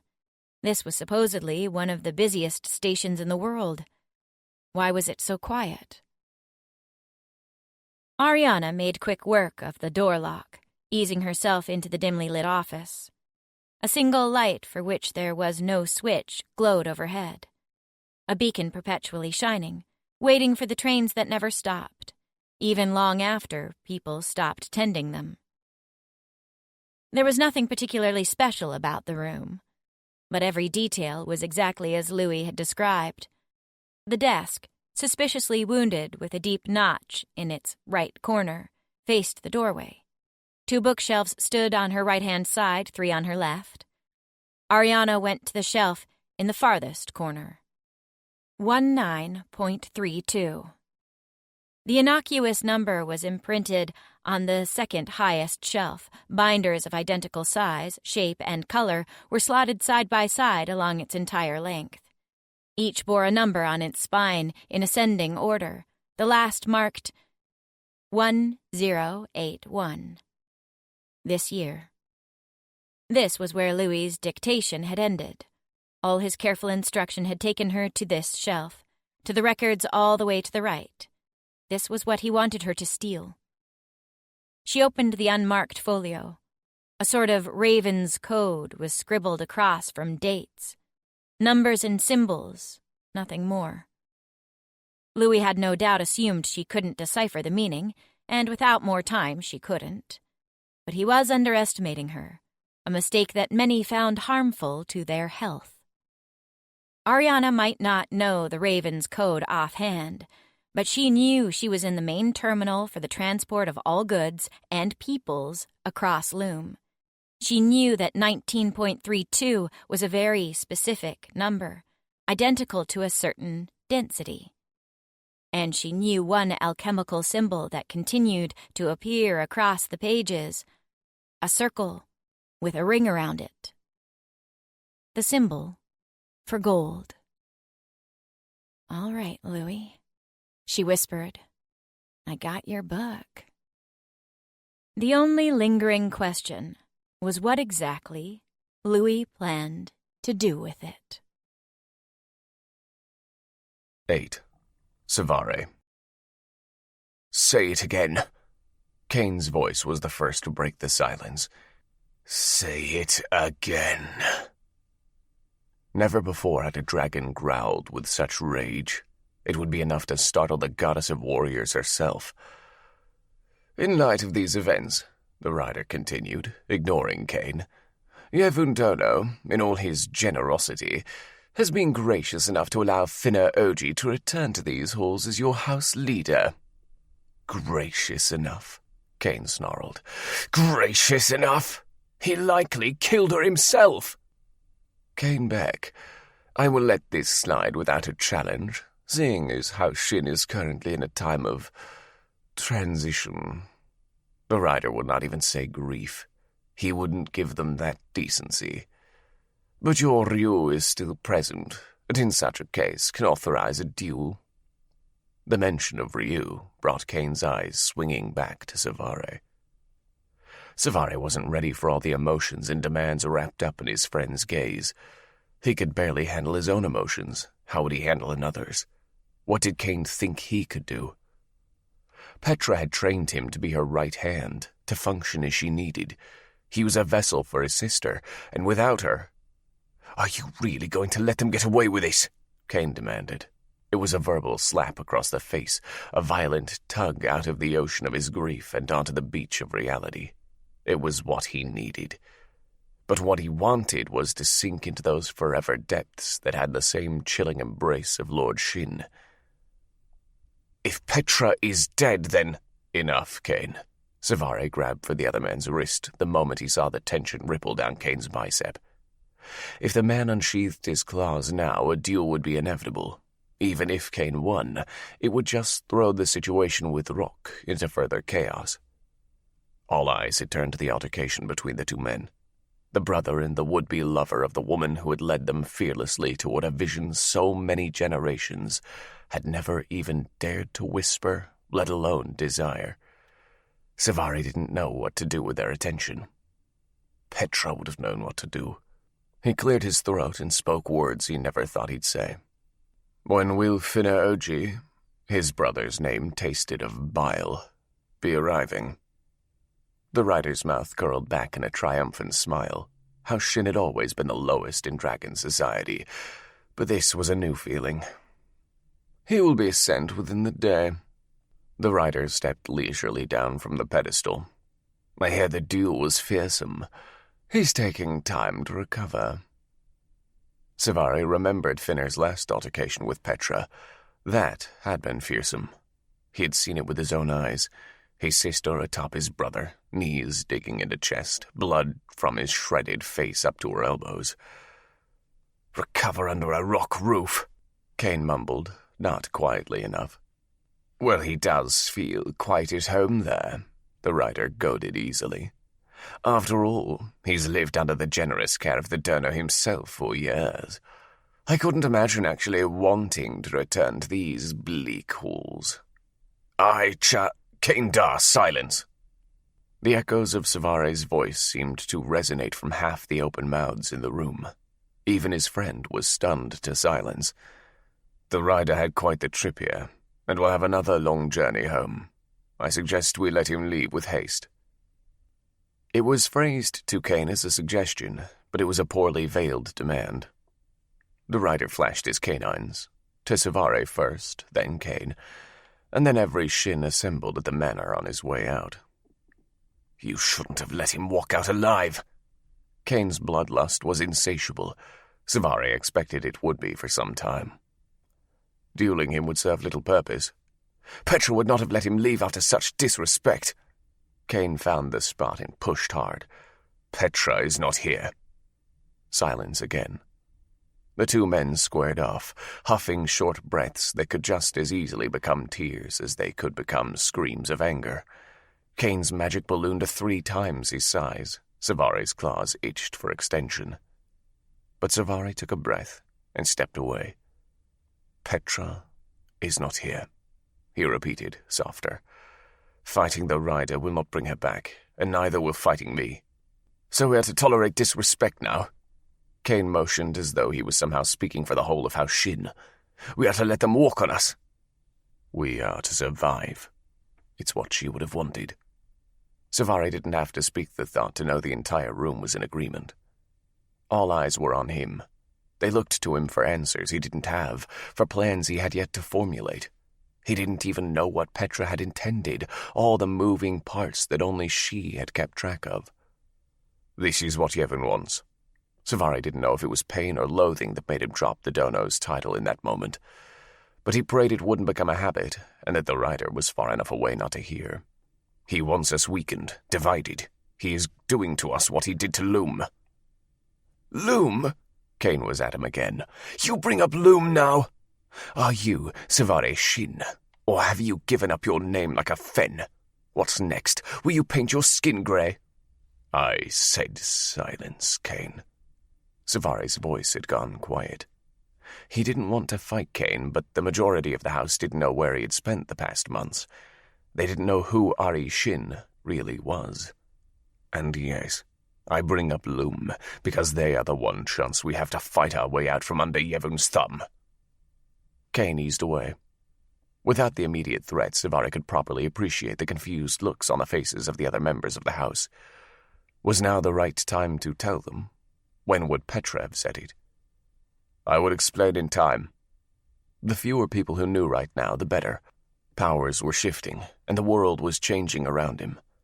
For now, I need your faith. You have it. A man Savare did not recognize spoke up from the crowd. Agreement was slowly voiced from all around him. Kane continued to glare. Then we shall prepare for the arrival of my brother. He couldn't bring himself to say Finner Oji, not just yet. See that his quarters are cleaned and properly appointed. Savare waited for someone to move, to execute his order, but all bodies in the room remained eerily still, all eyes trained on him, expectant. Finally a woman spoke. Prepare his chambers? Yes. He didn't see how he'd been unclear on the matter. But, Savare Ryu, will you not challenge him? Will you not fight to be our Oji?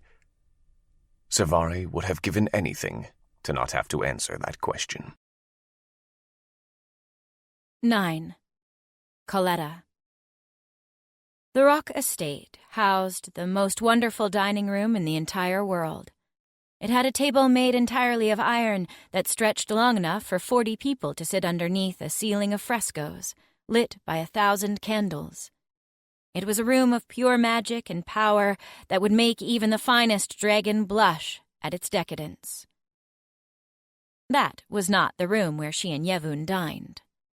Instead, they sat at a basic wooden table barely large enough to seat 4 comfortably. The windows were simple rectangles, the mullions made of pine. There were no adornments here, no paintings or carefully sculpted statues. Carved into the only entrance and exit was the symbol of House Rock. It took up the top half of the doorway, 3 triangles supporting a crown. Coletta looked down as the servants delivered their food from the kitchens. Her flowers would take over during the second half of dinner, when discussion actually began.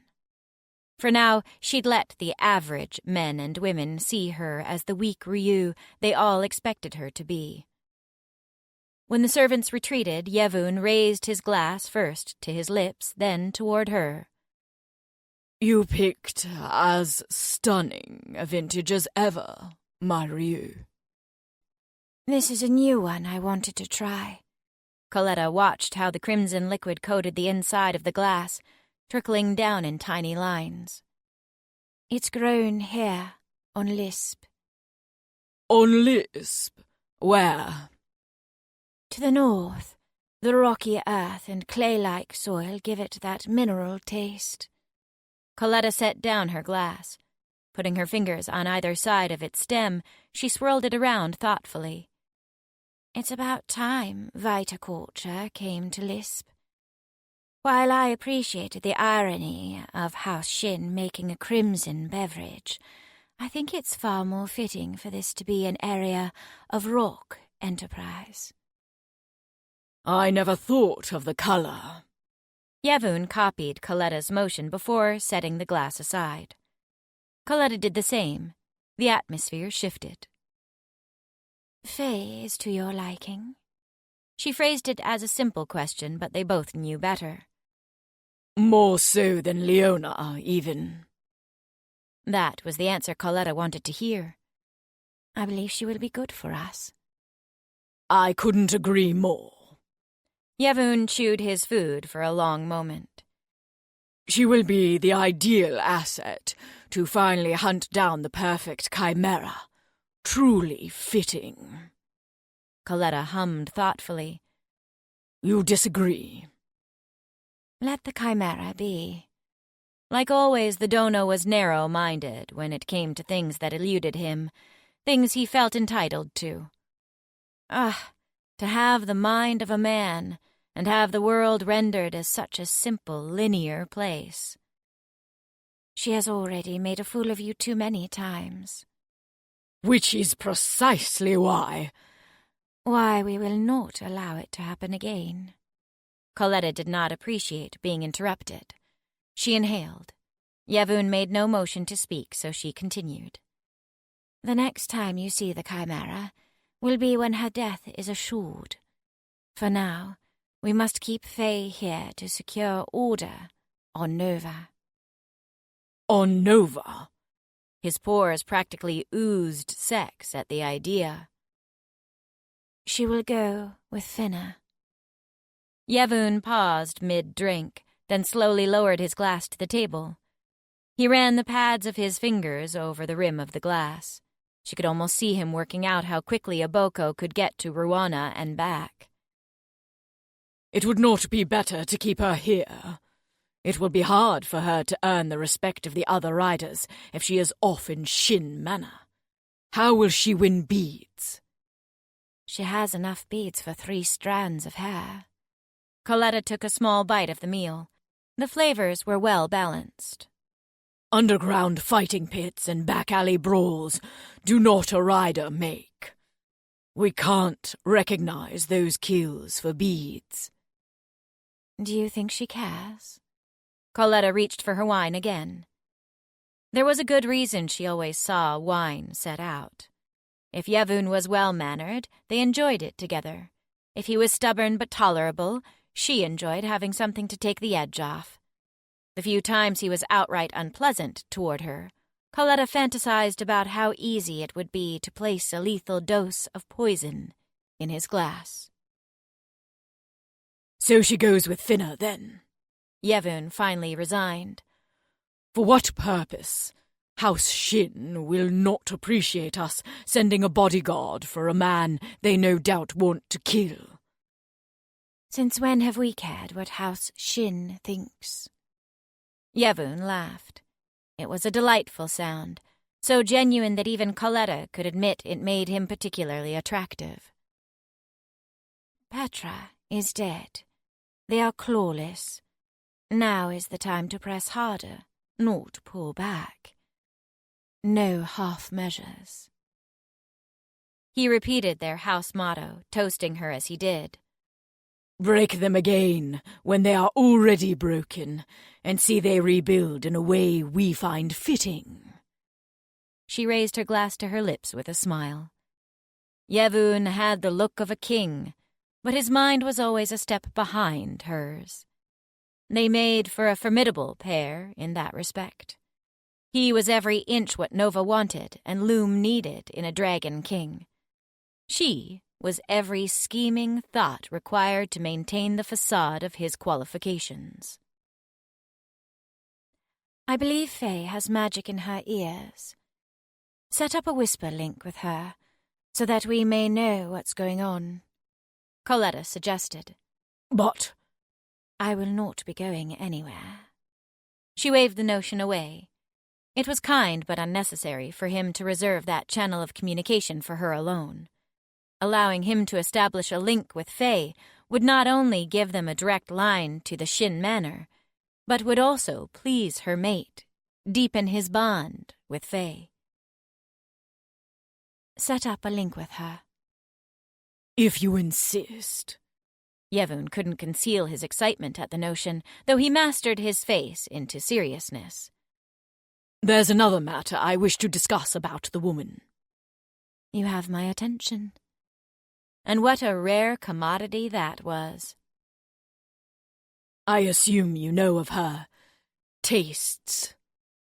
You mean her proclivity for imbibing? The delicate manner in which Yevon brought it up made it clear they were speaking about more than feasting on the heart of a fallen foe. This was imbibing from the living. Yes, I am aware. An idea has crossed my mind. Oh? Coletta always enjoyed Yevon's ideas. They were either fantastic, an equal match for her own, or they reminded her why she was usually the strategist between them. All this nonsense over a perfect chimera, a Fenthri that can possess all dragon organs containing magic without failing. Why not a perfect dragon? Coletta paused, considering the idea. The difficulty of a perfect chimera for the Fenthri came from the fact that their bodies weren't meant for magic.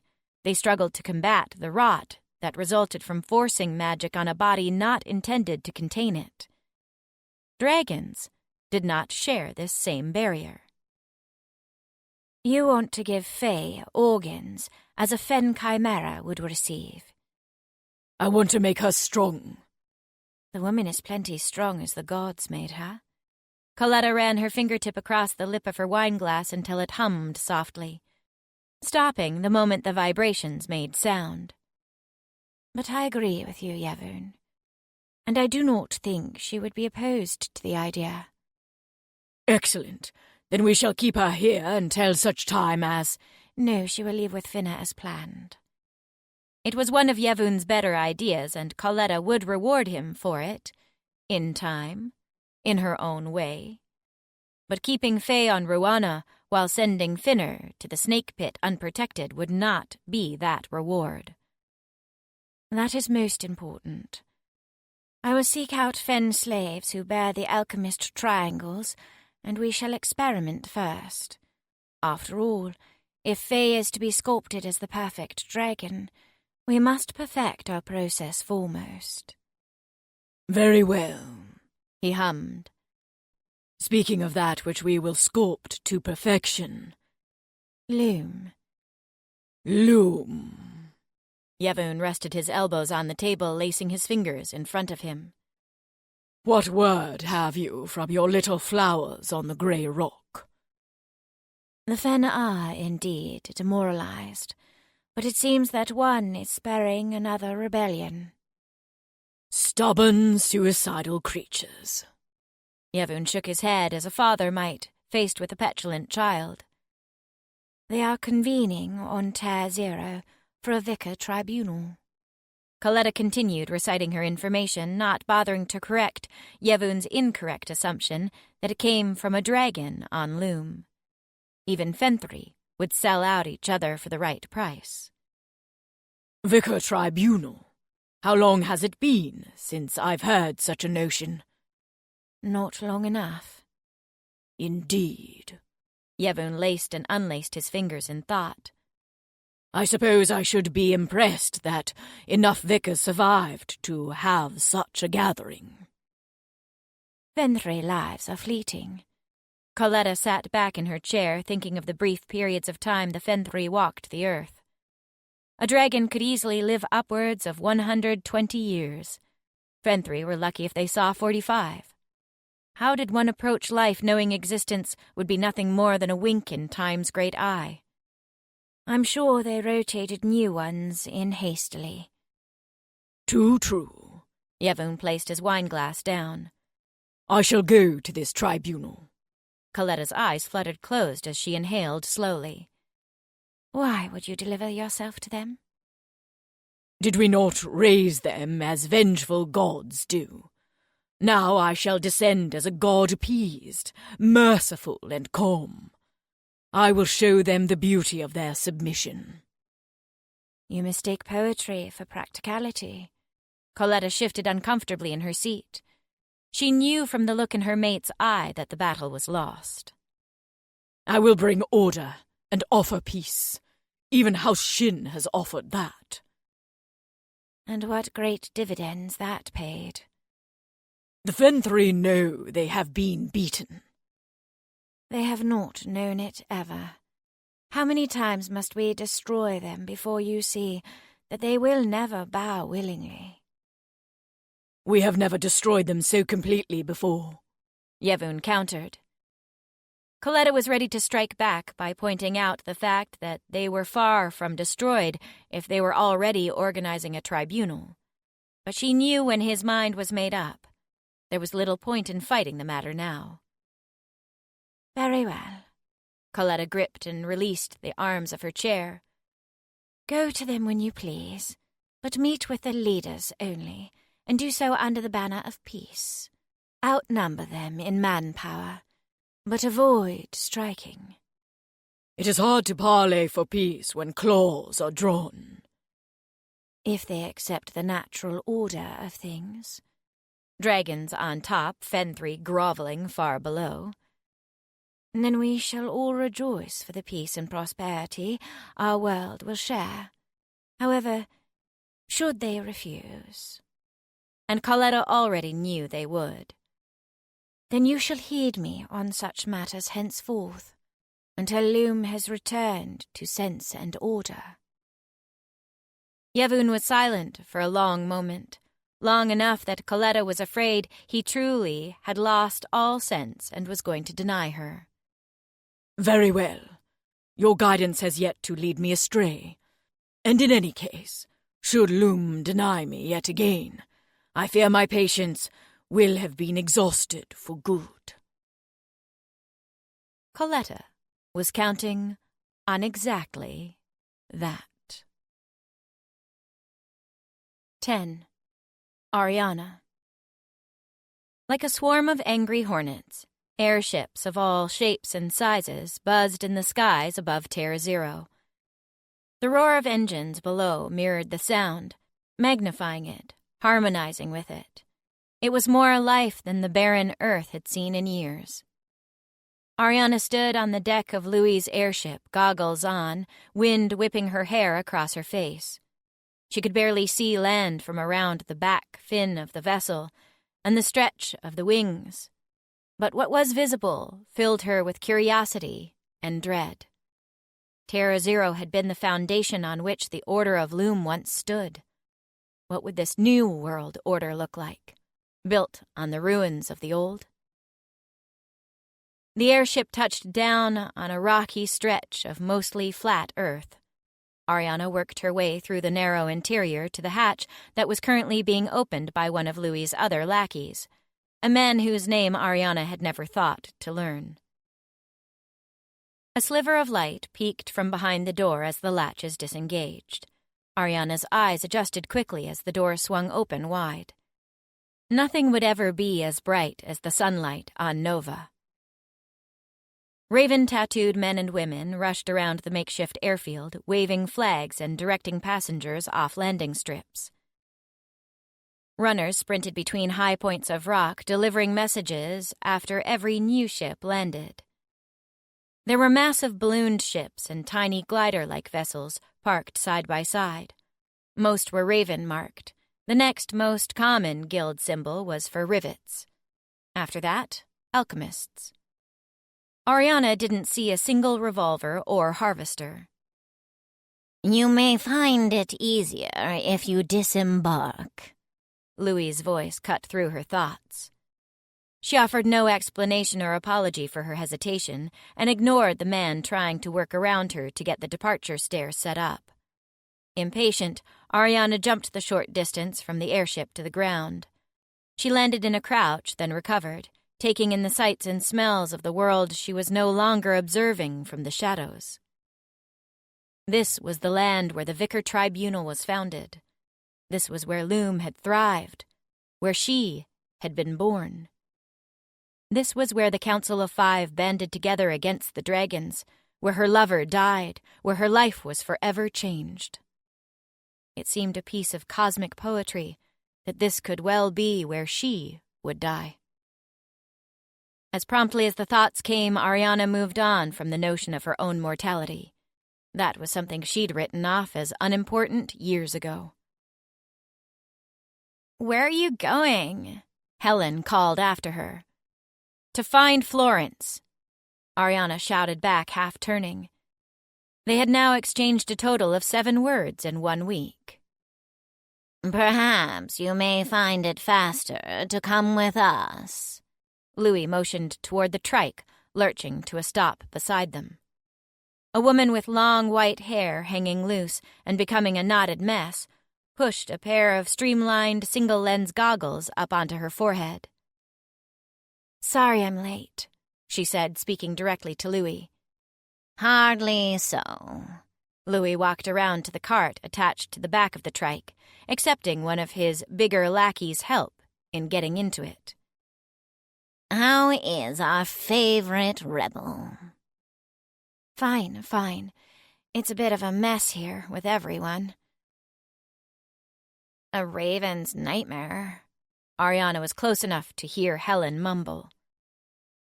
"Logistically, yes. But it's kind of like the underground, I've heard some say. They never get to have this much fun driving or piloting in the sunlight. Not a single rule or regulation on vehicles in sight. Speaking of, looks like your ship had some interesting modifications. Heard you'd have a rainbow tail. Didn't expect it to be so clean." Ariana couldn't stop herself from rolling her eyes as she began to make her way to the benched cart with everyone else. We had a master rivet to conceive and implement the modifications. Louis motioned to her, bringing their driver's attention with it. "You must be Ariana." The slate-skinned woman didn't miss a beat. "And you are?" "Shanra," the woman replied. "Florence told me all about you." Ariana's blood seemed to boil and freeze at once. She wanted to know everything about Florence and didn't want to think of some random stranger knowing more than her. Fear at this idea rose like bile. So much had happened. Would Florence still look to her for guidance, as she once had? Would the girl value her, as she once did? "I look forward to her telling me all about you." Typical Ariana. Shanra laughed, but had the decency to heed the conversation's conclusion. She turned forward, revving the engine to life. The lurch of the trike jolted some tension from Ariana's muscles. The airfield passed in a haze of Tier 0 dust, airships, and homeless Fenthry. She was close to Florence now, and the only thing that mattered was seeing her again. Everything else in the world could wait. Off in the distance, the spires of Tier 0 grew in size. Ariana squinted at the diffuse light of Loom, trying to better make out their shape. They're stabilizing them, Louis explained without invitation. Won't look like they did before the dragons descended. That'd take years. Ariana didn't miss how Louis did not imply if they did or didn't have years to take. Assuming the Dragon King doesn't kill us all first. I doubt he'll do that. Let me guess you're also now some expert on Nova's politics? Ariana refrained from commenting that, of the two of them, she was the one who had just spent extended time on the floating islands. She was the one who had an all-too-personal encounter with the Dragon King. I am the best organ donor in all of Loom. Louis's chest swelled against his vest, so much that Ariana was afraid he might crack a rib. It is important I pay attention to interworld politics. The best may be a bit of a stretch. Ariana leaned back against the railing behind the bench. Louis cracked a smile. It wasn't one of his usual thin-lipped, tight expressions. It showed his teeth, yellowed with age, and his black gums that recessed away from them. Black gums. The man was a chimera. Ariana made careful note of the information, filing and storing it safely away. He had no visible dragon parts, which meant he only had blood, or he had something unseen to the naked eye, like a stomach, or lungs. The gears of her mind ground to a halt. There was an odd disconnect between her body as it moved closer to Florence, and her mind as it thought back to the only dragon she'd known personally with magic in the lungs. Svare. She wanted to be in both places at once. It was a divided soul that Ariana had never known before. Ariana played off her silence by twisting to get a better look at the once great towers of Terra Zero. What did they look like before? Helen asked. Louis and Ariana both opened their mouths at the same time. After you, he motioned with his bird-boned hand. No, I'm curious what you'll say, Ariana admitted. The last time I was here... You couldn't have been older than 12. 10, actually. Ariana kept the thought to herself, owing Louis no information on her past. She turned it back on him instead. How old were you, Louis? Well, I was here a few years before the 1-year war ended. He paused. I would guess around 20. Ariana didn't know what surprised her more, the fact that Louis was easily over 40 years of age, or that he outright admitted to the fact. She inspected him as he continued speaking to Helen. His black hair was carefully pulled back so taut it stretched wrinkles in his forehead and around his eyes. The parchment whiteness of his mouth was lined with folded shadow around his lips. And his eyes, as sharp and piercing as a hawk's, had a cloudiness to them that one commonly found in advanced age. Even with his dragon blood, Louis was a man well into his twilight years. What did someone with such little time left fight for? Ariana looked over to Helen and Will, who were both listening intently to Louis's descriptions. What were any of them fighting for? Dusk promised dawn to no man.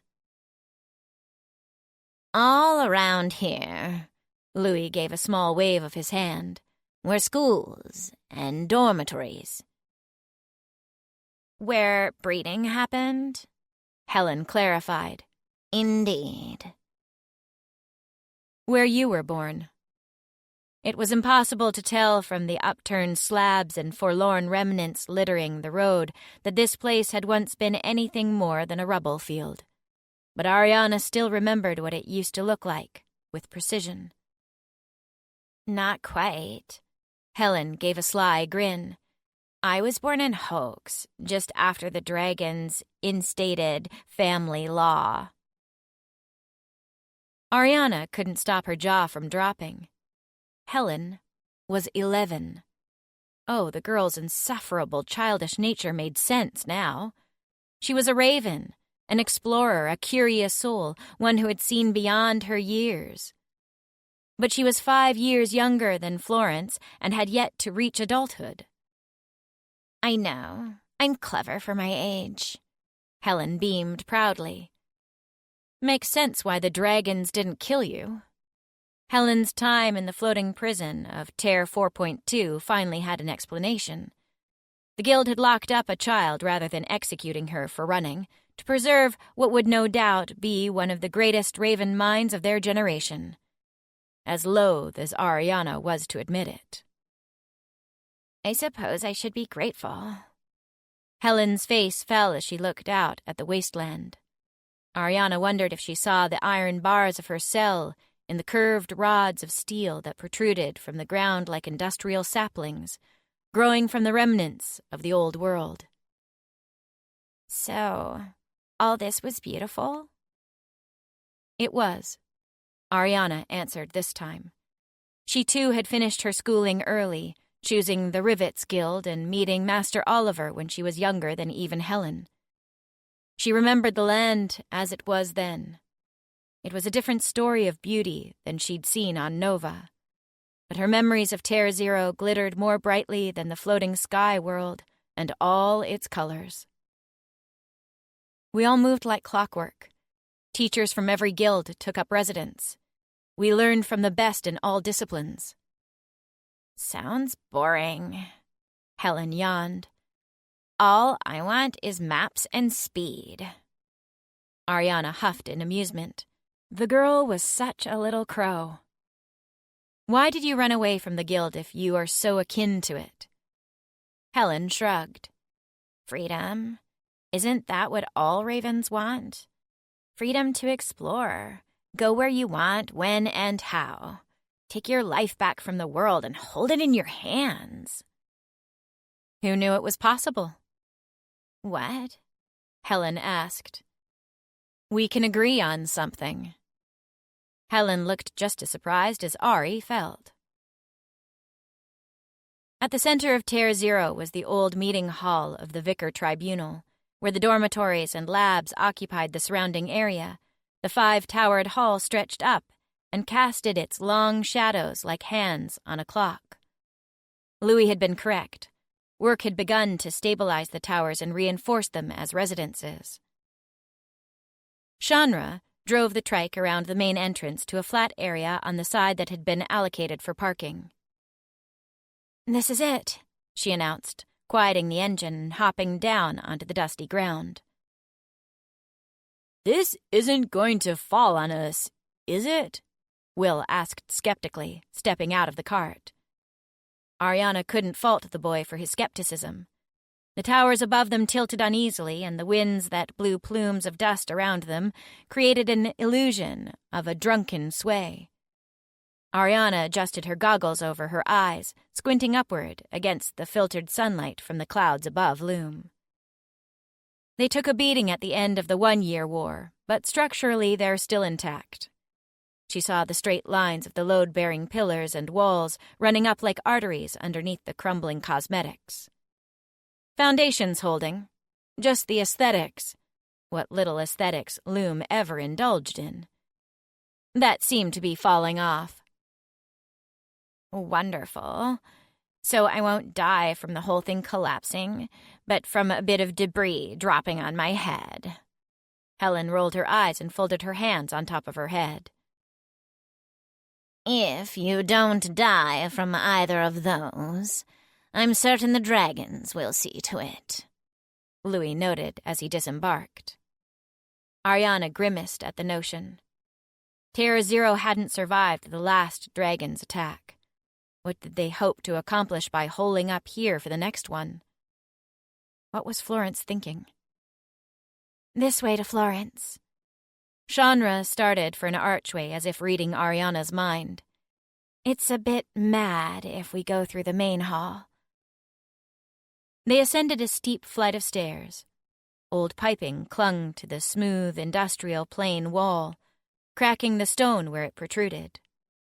On the first landing, Ariana heard voices, but it wasn't until the second landing area that she managed to see their source.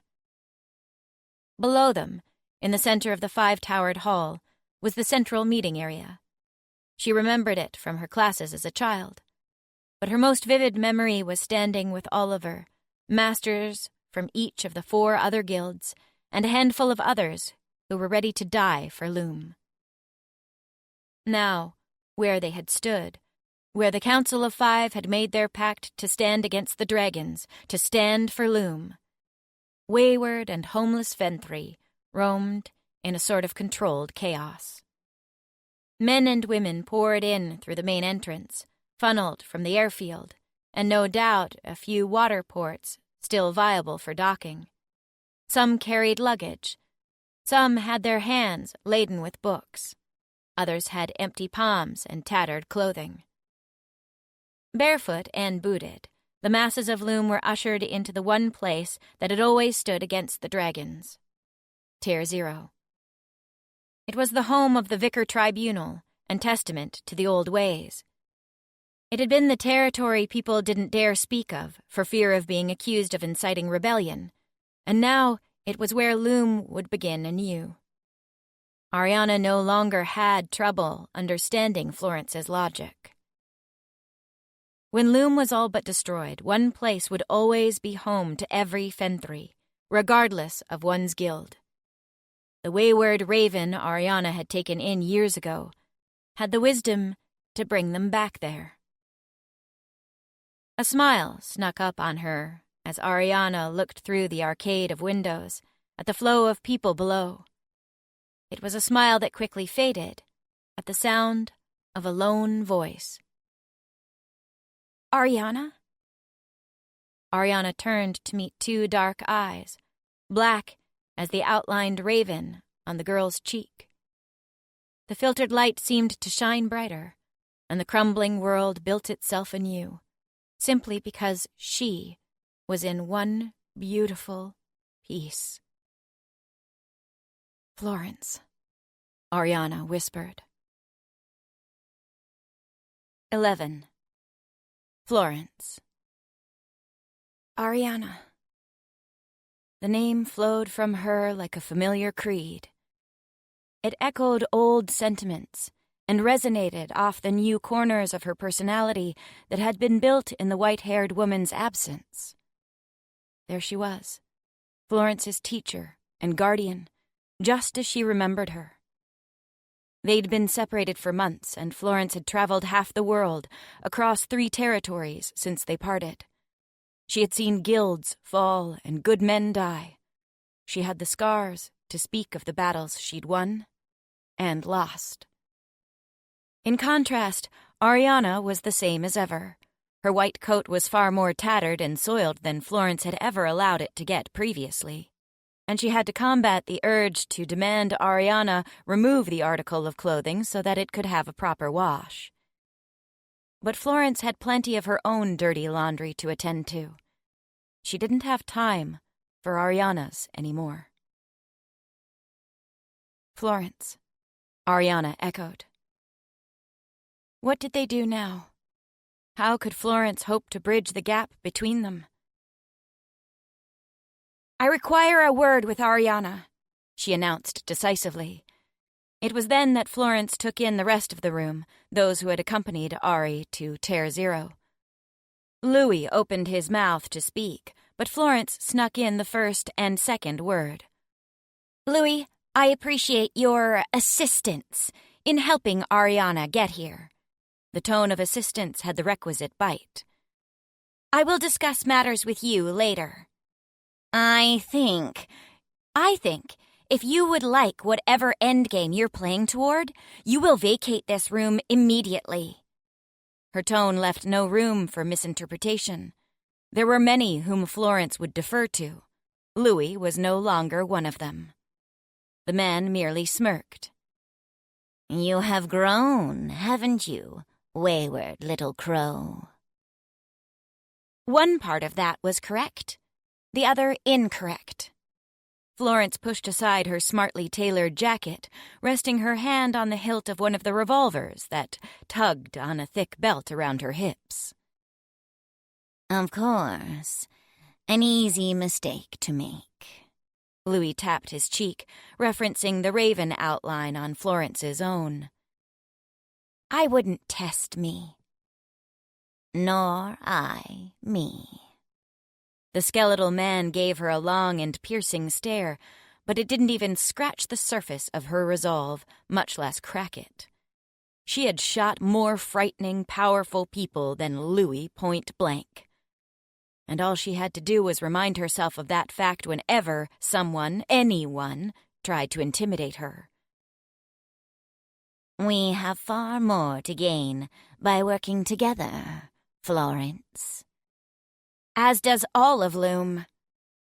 On that point, she could agree with the former king of Mercury Town. Florence watched Louis and his crew depart down the stairs. They were like specters from a former life, creeping up from the shadows of her past. Eventually, she'd have to catch up with Will and Helen, but there was a sort of understanding there that came with old friends who had endured trials together. Florence had history with everyone in the group, save Shanra. The moonlight-haired woman glanced back at her and gave Florence a hefty wink. They were still taking their time together, still evolving, and Florence couldn't stop a grin at her newest companion's antics. Louis was ever unexpected. As loath as Florence was to admit it, Shanra had been welcome company on Terre Zero while Florence had been organizing the initial structure of the resistance. Plus, the strange little man had brought Ariana back to her. Her eyes swept back. Ariana had rested her goggles atop her forehead, at last revealing her striking vermilion eyes, a bold splash of color in their gray world. She didn't know what to say, and it seemed Ari was equally at a loss. Walk with me. The words strummed the tension delicately, rather than snapping it. She didn't know where she'd take Ari just yet, but movement would help. If she could move her feet, her mind might follow. Ariana continued beside her in silence, peering periodically through the inner windows at the hollow-structured, densely populated core of the five-towered hall. You orchestrated all this? Ariana's tone was thoughtful, almost gentle. Florence worked to let go of modesty. I did. She stopped, resting her hand on the gritty cement of a windowsill, looking over Terre Zero. Airships never stopped their assault on the skies, and the trikes tore up the dust that had settled across the whole of the wasteland. For all the dragons had killed, there were still more Fenthri left than Florence could have ever imagined. Loom itself was more than Florence could have ever imagined. Flor, what do you hope to achieve with this? Florence turned, searching Ari's face for some explanation. She had gone from pure admiration to admonishment in a breath. Drawing together Loom. The Dragon King only has to attack one place, Ariana continued. It was an argument Florence had heard before, and she could diffuse it like a simple bomb. He has no more large-scale weapons to do it with. The revolver saw to that. She had never studied in the guild hall proper, but the revolvers were her own people. The mere idea of their noble sacrifice put a lead slug in her gut. Separate? We're disorganized, confused. He can pick us off bit by bit, convert those that remain. We're under his thumb. Together, there's strength in numbers. We need all of Loom to see that we are still strong, that we can be one and stand on our own again. We need the king to see that we are not to be underestimated. She wished she knew what went on in Ariana's head. But unlike all other times when Florence had awaited her mentor's judgment, she wasn't jittering with nerves, waiting for a verdict. She wanted Ariana's approval as a peer, an equal, not as a pupil or child. He's ruthless, Florence. The Dragon King will— You do not need to tell me of his ruthlessness, Florence interrupted. I was there, Ariana, when the Harvesters' Guild fell. If it weren't for the Vicar Harvester, I would not have made it out alive. Ariana moved, crossing the seemingly unbreachable gap between them, present the first moment they'd laid eyes on each other. Her arms closed around Florence's shoulders and pulled her close. Frozen shock quickly thawed, warmed by the heat that swelled in Florence's chest at Ariana's closeness. The woman smelled of cedar, and another floral scent that Florence couldn't quite place. Had she always smelled like this? There was a sort of newness to Ariana's embrace that Florence couldn't quite explain. "I was so worried about you," Ariana whispered. "I thought of you every day on Nova." Florence's fingers curled fistfuls of Ariana's tired white coat. I was worried for you, too, she confessed easily. You do have a way of finding trouble. Ariana snorted and pulled away, resting her palms on Florence's shoulders. A habit you seem to have inherited. There will be a lot more trouble before all this is over. Florence stepped out of the woman's reach. She wasn't a child for Ariana to protect any longer. Can I count on you, Ariana? Without question. The lack of hesitation reassured Florence immeasurably. The first Vicar Tribunal will assemble in 2 days' time. At that point, I'll need you to discuss the Philosopher's Box. Florence watched Ariana's face at the mention of the infamous box. Surely Ariana had learned by now, from Louis, no doubt, that Florence had outed her ability to make the box. She searched for anger or pain. But whatever emotion Ariana was feeling, she kept it guarded. It was a barrier Florence wanted to break down. She wanted to be as close as they had been in Dordom, but as the women they were now. About that, Louis has requested unbridled access to the schematics for the box. Florence's hand found its way back to the hilt of her gun at the mere mention of the conniving little man. I assume you refused. No. What? Florence hissed. She'd taken Ariana to be much smarter than that. Ari, you know him, and you know what he intends to use the box for. Furthermore, we must keep the mechanics of the box as secret as possible, at least until— If you wanted it to be a secret, Fleur, sharing its existence with the world was a strange choice. Loom has no other way to stand against the dragons. She was not going to allow Ariana to make her feel guilty. As we are, we will die. As perfect chimera, we have a chance. Plus, I saw no other way to unite the vicars after the destruction of the guilds. Florence sighed, allowing the tension to diffuse. She quickly took her hand off her gun, not wanting Ariana to misinterpret the motion. But we need to make sure that we don't have splintering factions, that those who are made into perfect chimera are loyal to Loom and know what they must do. Ariana sighed heavily, her eyes glazed with a familiar, faraway look. Don't let your vision be clouded by the past. Florence took a step closer to her teacher. Ariana was head and shoulders taller than her, so she had to stand on her tiptoes to be in her field of vision. I need you here, Ariana. And I will be. Ariana's focus was solely on Florence. You lead, Flor, and I will follow. Good. That was how she wanted Ariana to look at her, as an equal. Florence believed her wholly and completely. Now, what are we going to do about Louis? He served a purpose, Ariana shrugged. As long as he thinks he's getting access to the schematics, he owes me 3 more requests. Getting me to you was the first. The means justified the ends on this. Florence shouldn't have doubted her former mentor, and couldn't stop herself from noting the fact that she had been Ariana's first request. If he actually gets around to requesting those schematics? Ariana hummed noncommittally. We can decide then. It's not like you to not have a plan calculated, with every contingency accounted for. Florence half squinted, quizzical.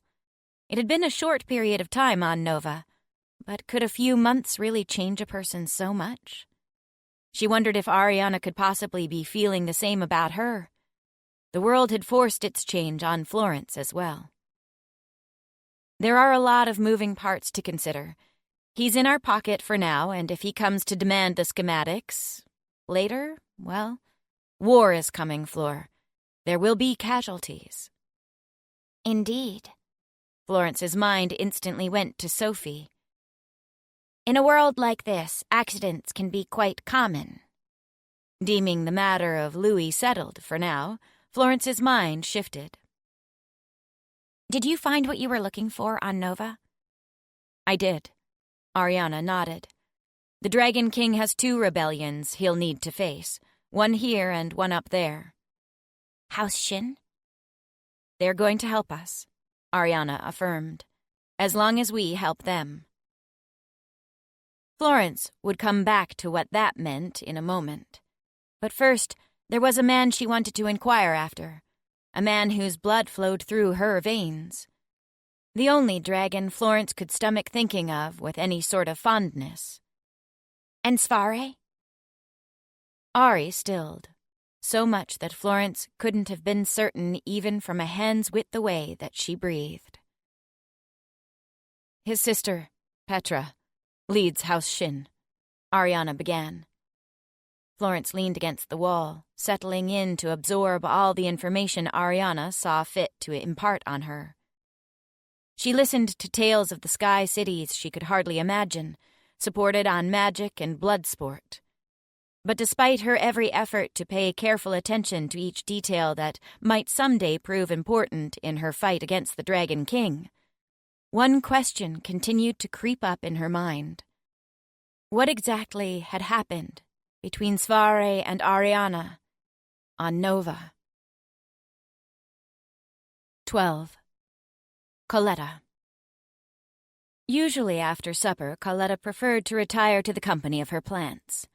On rare occasions, she treated herself to chilled mead out of a crystal snifter to sweeten the sunset over Lisp. Tonight, in a rare occasion, Coletta treated herself to blood. It had been a busy day, but one full of triumphs. Nevertheless, there was no reprieve for the righteous, and Coletta had a few more items of key importance on her agenda to complete before the candle wax burned out for the day. It was a list mostly comprised of what her and Yevun had discussed, and the ideas he'd seeded in the back of her mind. That, more than anything else, was what she valued him for. Certainly, his other uses were vast and important, but he was the one to inspire great thoughts in her. He was the muse, not the painter. Fortunately for them both, she had skill enough with the brush. Ryu, your nightly libation has been set out in the garden. Ulia emerged, hands folded and head bowed, from a side hall. Return it to the chill box for tomorrow. The girl had to scamper to keep up when Coletta took an unexpected turn from her usual pathways back to her quarters. Fetch me Topan. I shall be waiting in the grey receiving room. Grey receiving room? Ulia repeated, clearly confused. Topan will know where it is. The orders given, Coletta continued alone. Toward the top of the rock estate was space to store gliders for riders, as well as the necessary landing and departure areas that accompanied them. But down the slope of the hill, on the side of the estate that faced the edge of the island, was a series of chambers burrowed into the ground below.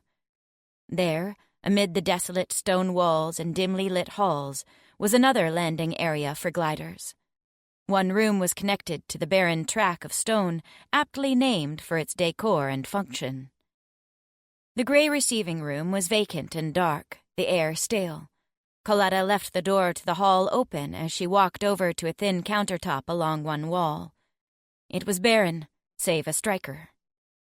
She picked up the tool that resembled a pair of shears, steel on one side, flint on the other, and lit the 2 iron oil lamps bolted into walls on either end of the room. It was barely enough light to scare darkness away from the corners, and if anything, seemed only to accentuate the inky blackness that clung to the edges of the room. This will do nicely. She leaned against the table and passed the time by inspecting her claws until Topon arrived. "I apologize for my delay."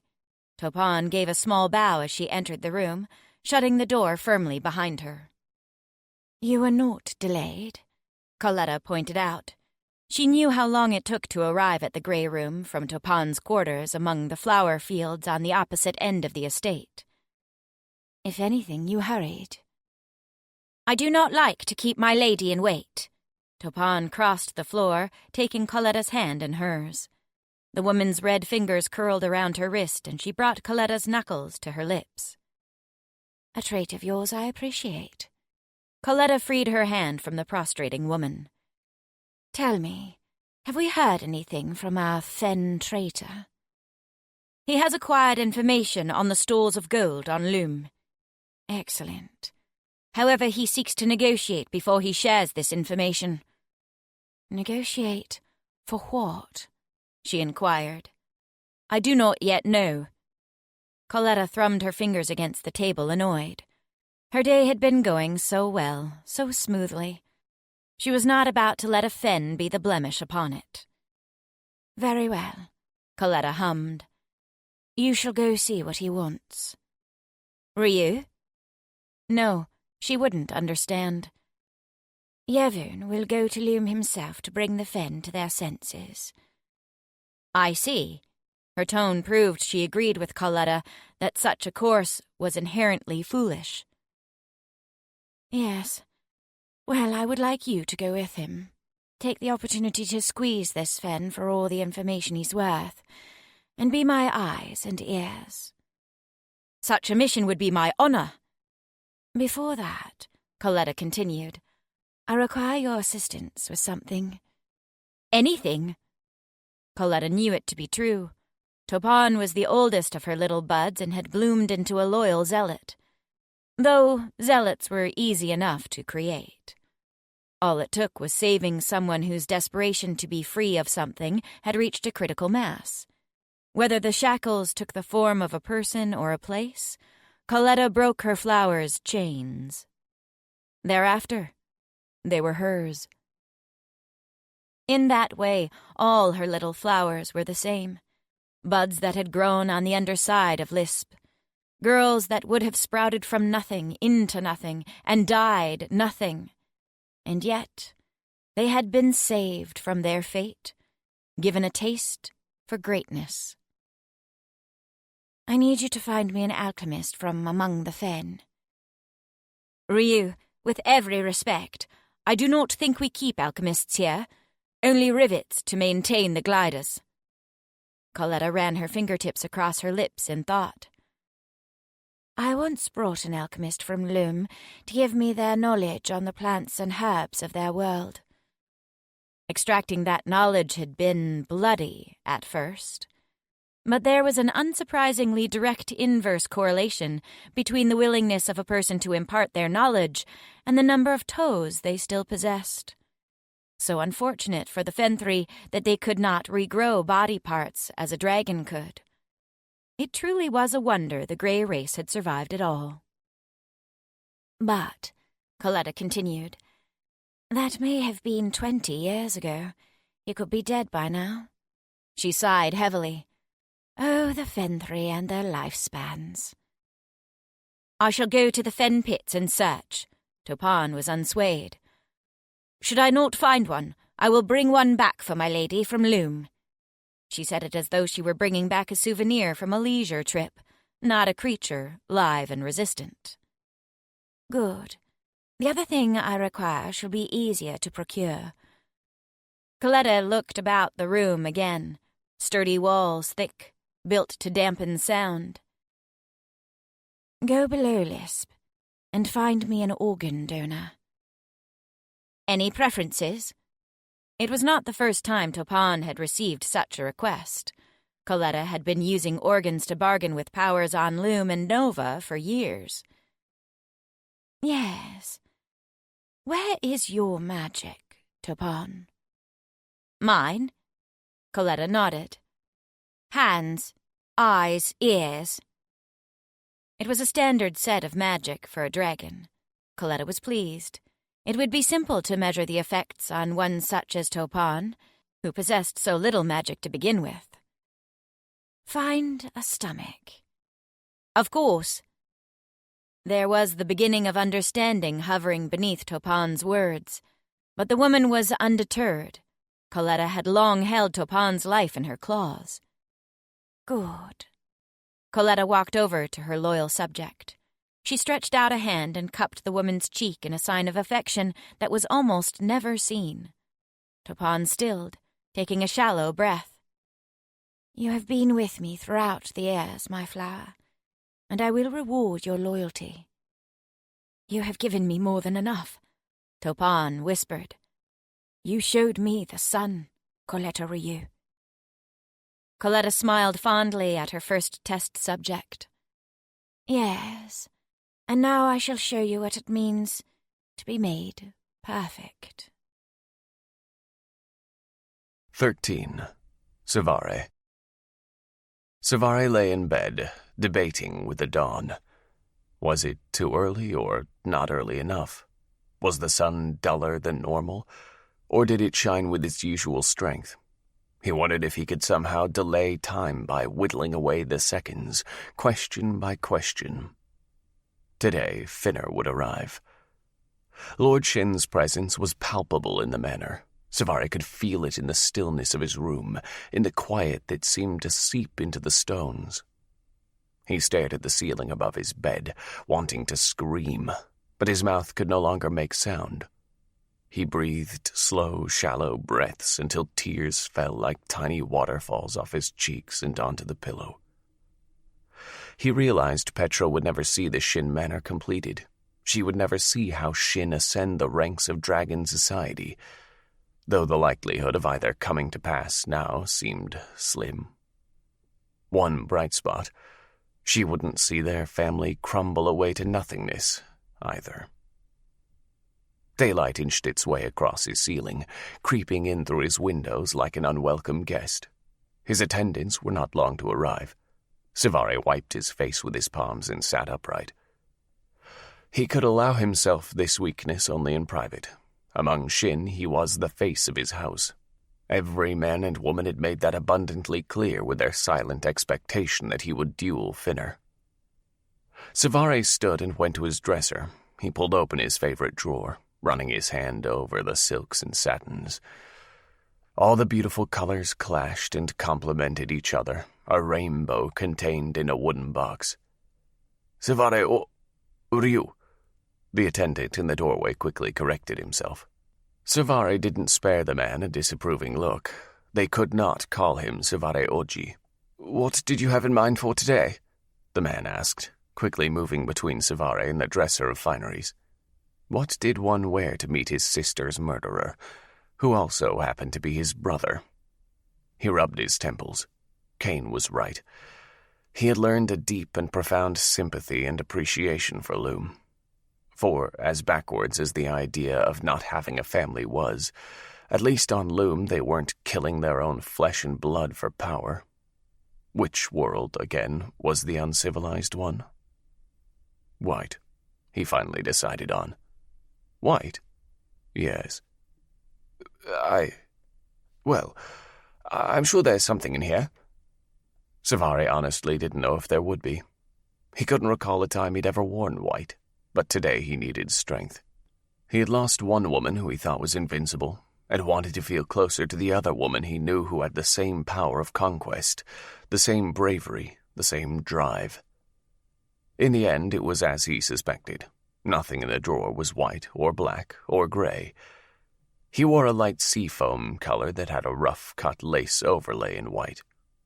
While it was a far cry from Ariana's coat, The tight-fitting trousers that hugged his thighs and matching shoulder embellishments accentuated his physique and seemed to give a deeper, richer hue to his skin, which he hoped also reminded Finner of their midnight-skinned sister. It wasn't precisely what he'd had in mind, but as Ariana's coat fit her for conquest, this was his own battle-ready armor. A woman appeared in the doorway, breathless. "Savare Ryu, Burkos have been spotted in the western skies." Eyes were on him, expectant, waiting for his reaction. Savare waited as well, to see what rose within him. But the waters of his soul were dark and calm, concealing much in their depths, concealing his true feelings, concealing him. "Then we should go to the arrival platform," Savare said, and strode past the woman to lead the way. The morning's light had lost its luster. It shone through the windows as gray, bland, like the light filtered down to Loom. Savare adjusted his shoulder adornments, the beaded silver that dangled from them clinking softly, then dropped his arms limp at his sides. There was a danger to this dark ocean that House Rock had poured into the pit of his soul. It drowned his heart and overflowed into his mind. He didn't hold anger in balled fists. He kept it coiled in the tense muscles of his wrists, ready to unsheath his claws in a breath.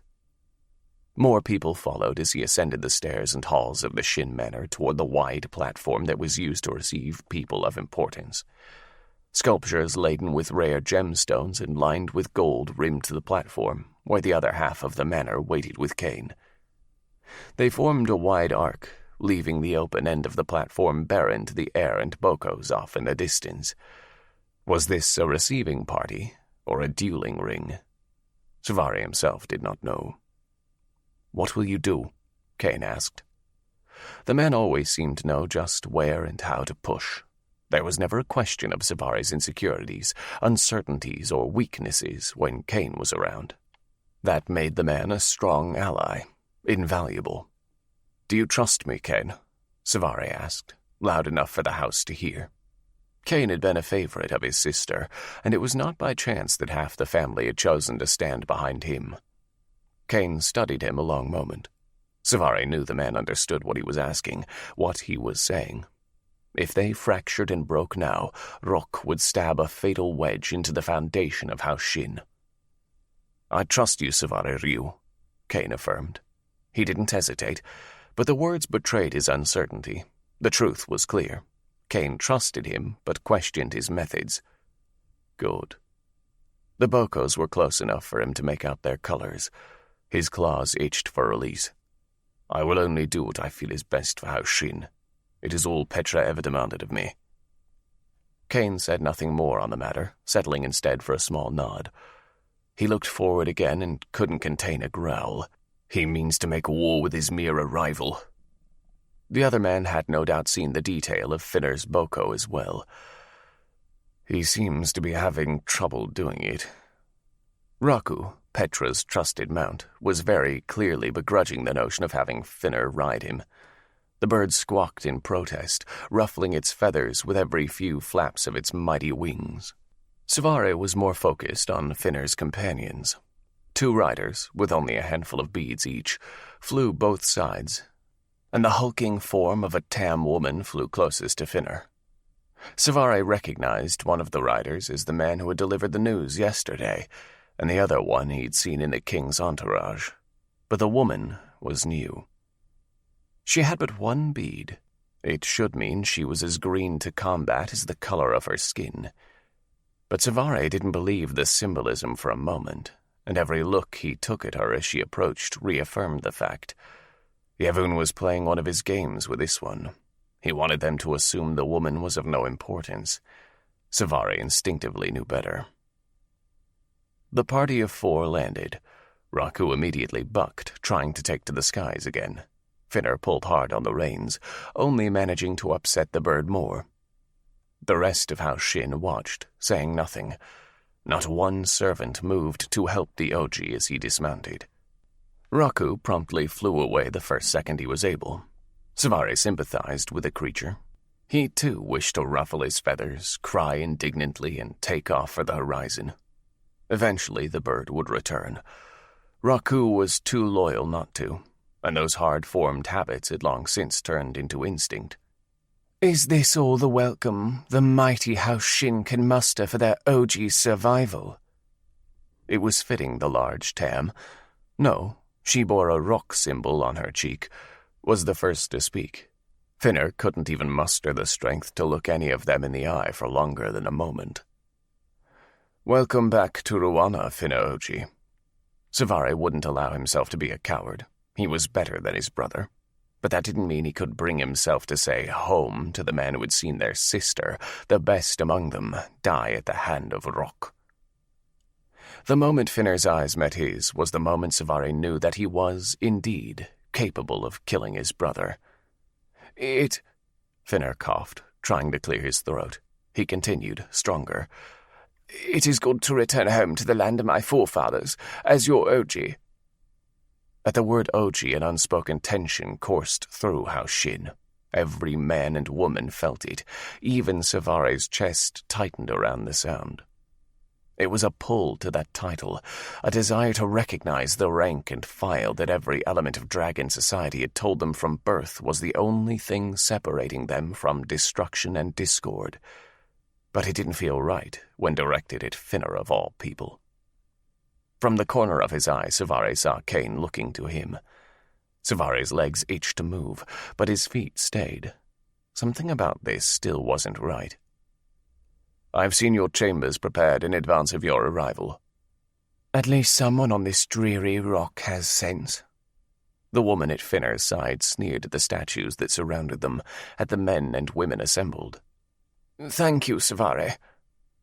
It was a testament to House Shin's steadfastness that an audible collective gasp didn't rise like a wind at Finner's disrespect. To speak Savare's name without a suffix, to rob him of that title that had been there for so long.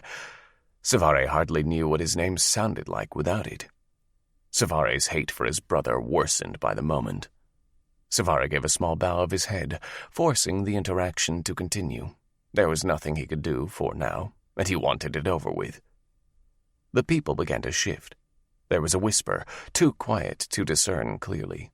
Savare felt the weight of his family's eyes on him again. Kane wordlessly heaped expectations on him like shrouds of lead. Savare knew what they wanted, especially now that a whiff of a potential slight was in the air. Finner began to walk forward. Savare and Kane both parted to allow him to pass. The woman remained glued at his side, always within half a step of Finner. Up close, Savare could feel her magic, and he could see her eyes, a beautiful and unnervingly familiar shade of lilac.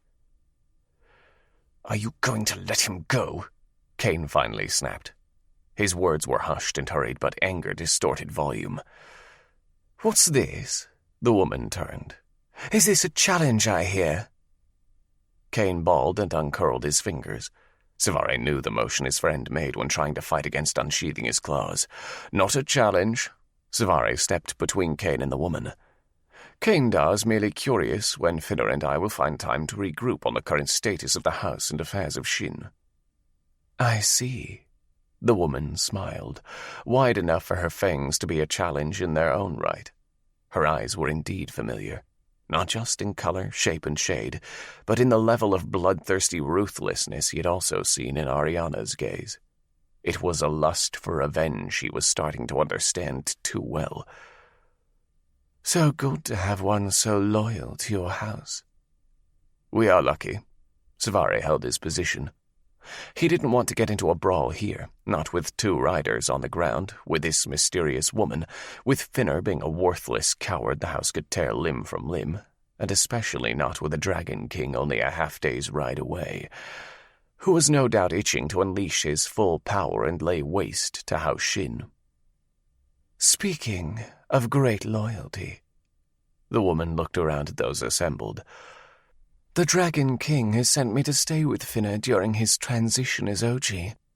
I am Master Rider Fei Rokda To, and I will ensure that there is no conduct unbecoming toward those who are, no doubt, loyal to his supreme rule throughout this trying time. We are to be babysat by Kane enough. Savare hated himself. He hated that the moment his claws were unsheathed, it was to direct them at his friend, the most loyal among them to their name. But his hand drawn back, claws shining faintly in the sunlight, had the right effect. Kane was stunned into silence. He turned to Savare in a rage that was quickly quelled. Savare poured it all into his face now that he was turned away from Finner and the woman, and the other 2 riders were on the far end of the platform, already mid-departure. They were all angry. Every member of House Shin was angry and bearing the uncomfortable badge of mourning. But he would not have them act in foolishness that would get them killed. "Forgive me, Savare Ryu." Kane lowered his eyes. "Shouldn't you be seeking my forgiveness?" Faye's voice sent shivers up Savare's spine. "After all, I stand for Yevon Dono here." Kane was silent. Savare implored him without words. He didn't want blood on these stones, not Kane's. "I look forward to the honor of having one whom our Dono holds in such high esteem among us," Kane bit out. The woman knew he was insincere just by her smile. That much was apparent. But she accepted the platitude and returned to Finner's side. With the tension slightly allayed, for now at least, the other riders took to the skies, no doubt to report back to Yevon at the first possible moment. None of the other members of House Shin moved. Once again they all looked to Savare for answers he didn't yet have. The home he so loved was quickly devolving into a battleground. Savare started in first. A familiar set of footsteps fell in close behind. Kane followed him all the way back to his room, stalking like some predator. Savare kept his hands in plain sight, relaxed, claws sheathed. He hadn't spent so much effort on the receiving platform just to flay Kane in private. Savare started for his dresser first thing. He needed new clothes. These were now soiled with the memory of calling Finner Oji. He looked at the heap of fabric on the floor. He would need to get a new tailor on retainer if he was forced to discard clothing just because he used Oji in relation to his brother. What was that? Kane finally spoke from where he leaned against the door. "I don't know yet," Savare admitted quietly. He was still trying to figure out all the moving parts at play, and felt blind with no ears or eyes on Rock. "You just let him come in here, Kane. Don her title in—" "It was not her title," Savare roared in frustration. "We are dragons, Kane. We live, we fight, we die, all by each other's hands. Petra knew that and she loved it. Eventually someone was going to kill her. She knew that. It was why she prayed every day to Lord Shin, Savare realized in that instant. And her death will mean nothing if we throw away our lives in House Shin by challenging my brother." "Throw away our lives? You don't think you can beat Finner?" "Think about this, Kane." His friend was blinded by his sorrow, but Savare could permit it no longer. He had shed his tears and moved on. Kane needed to do the same. If you or I had challenged, the riders would have stood for him. Finner would approve the duel as Oji. His friend cursed, turning away with a quick spin. "That woman, the new master rider, Faye. She seems different. Surely you felt it too." "She seemed as much trash as everything else Yevon dredges up," Kane growled. "Trash with fearsome power." Kane didn't argue the fact. "Yevon wouldn't have sent her unless he believed she could guard Finner. Don't let the lack of beads fool you." "She can't stop all of us." "Together? No," Savare agreed. "But that would be an act of all-out war, a disregard for duels. It would be a complete affront that would sway Tam to stand behind Yevon in a way they never had, for a crusade across our land. Future generations may not even remember Shin's name. If we are to throw all dragon lore aside and bet everything, we better do it when we think there's a good chance we can win." Kane cursed again and slammed his fist against the door. "So we are to sit here and tolerate all this? We are to accept it, bow to it, smile in the face of this affront?" Savare wished he had a different answer for his friend, for himself, for their house. But he didn't. The truth changed with work, not wishes. "Smiling or not is up to you. but you will tolerate it for now. If you insist, Sevare Ryu. Kane reached for the door handle. Kane. He stopped, but didn't turn. I need you with me. I need you to trust me. I can't do this without your help. Kane sighed softly. When he turned, Sevare could have guessed what he was about to say from his expression alone. I already told you once today you have it. Nothing has changed since Finna's arrival. Hopefully not even your title. Thank you. Sevare looked out the window. I will figure out a way for our family to not just survive, but thrive. For her, Sevare nodded. For all of us. The answer was enough. Kane's anger dissipated, and he gave a small bow before departing. Sevare stared at the door long after Kane disappeared through it. There was work to be done, much work. But underneath it all, his friend persisted. It was a relationship Sevare already knew he would need in the coming days. Sevare leaned against his dresser. The weight of it all had become too heavy. He needed the support, if just for a moment, when no eyes were on him and no expectations accompanied them. Petra would know what to do, but Petra wasn't there. It was just him, a vicious king, and a grey world far below that was House Shin's only ally against the rising tide. Sevare tried to organize his mind, and for the first time, plan his next steps. A sound summoned him back to reality, and Sevare walked over to the window. He cracked it slightly to better hear the low, sad song that echoed off every rock and crag surrounding the Shin Manor. Sevare leaned against the window frame and wondered who else paused to listen to Raku's dirge as the masterless Boko cried it into the wind. 14. Ariana. Her quarters were more accommodating than she'd expected, physically at least. There was an actual bed. The mattress was a lumpy mess of collected and questionable fabric, but it somewhat held its shape. It was, dare she even think it, almost comfortable when she nested into it far enough.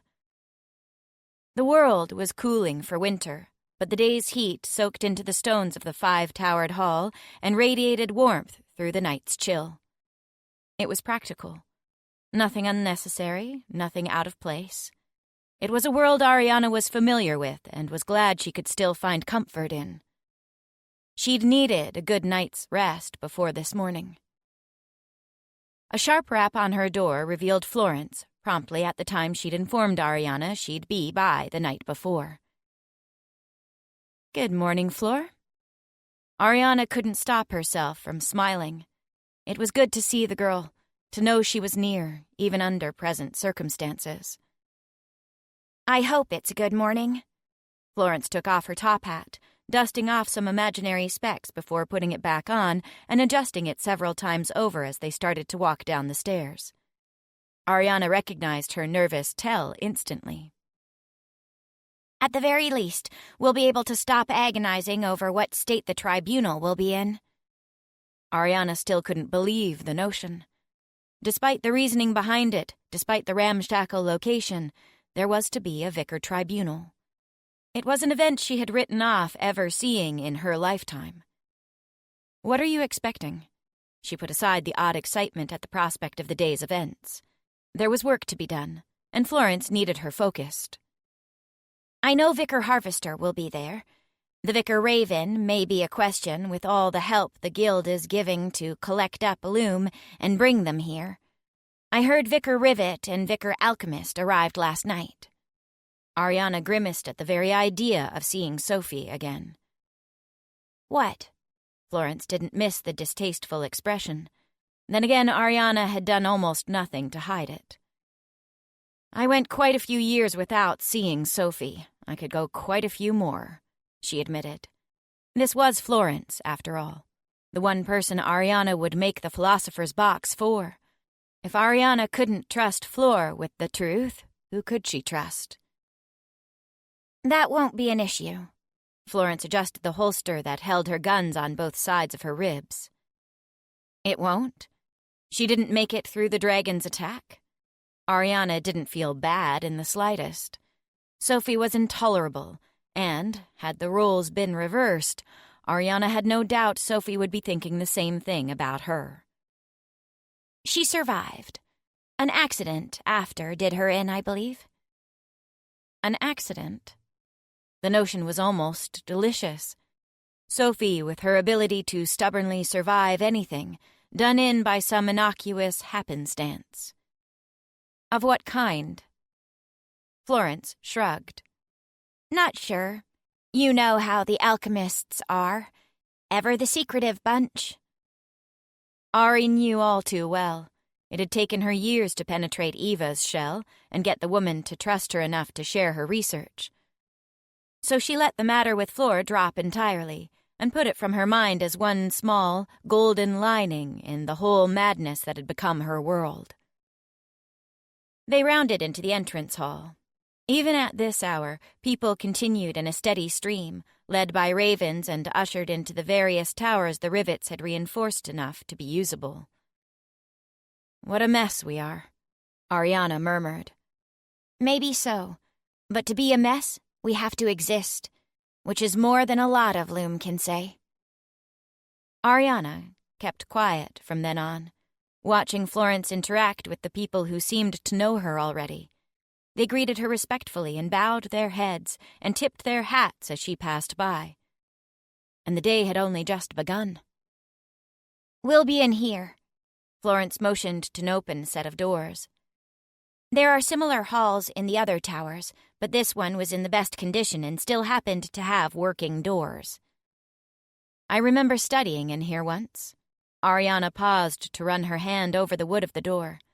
It was dusty and dented, but managed somehow to hold all the memories of her time on Terra Zero as a child and a young adult. Did you? Florence paused as well. I was just a girl, and it was only for one lecture. This had been the alchemist's tower, so the talk took place in here. Ariana could barely remember what was said and hated herself for the fact. Perhaps someday we will see lectures in here again. Perhaps. Such a day seemed so far away given their present circumstances that it was pointless to even think of. At tight capacity, the room could hold maybe 100 people. Large, but not the sort of room that would dwarf the speaker on the floor. Ariana and Florence walked down a sloping aisle that stretched along one of the 5 points of the pentagon-shaped space. The floor was tiered in traditional lecture hall-style seating, with the occupants intended to sit directly on the edge of the tier, their feet over the edge. At the lowest point, where the lecturer would stand to address the room, the 5 guild symbols had been painted, one in front of each side of the pentagon. "Florence?" A man's voice drew the girl's attention. Vicar Powell, it's so good to see you again. Her apprentice, the girl she had pulled from the underground, shaking and scared, now stood a woman who was bold and brave and capable. Florence was speaking with the vicar as though they were casual friends. Ariana had nothing more to do than stand to the side and watch. "And good to see you as well." Powell clasped hands with Florence. "I heard there was some turmoil at the Alchemists' Guild shortly after your arrival." I heard so as well. Such a shame.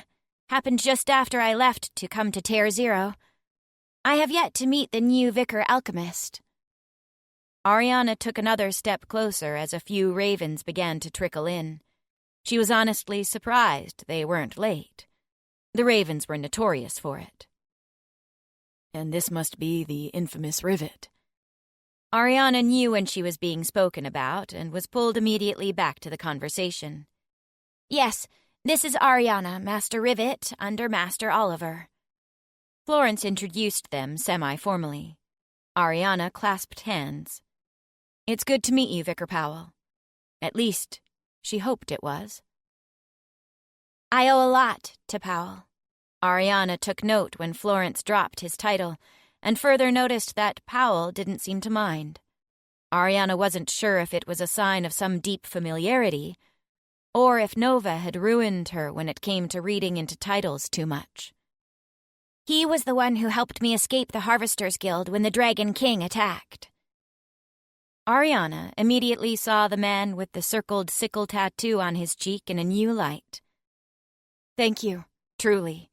If anything had happened to Florence. She trailed off, barely able to bring herself to think of the idea.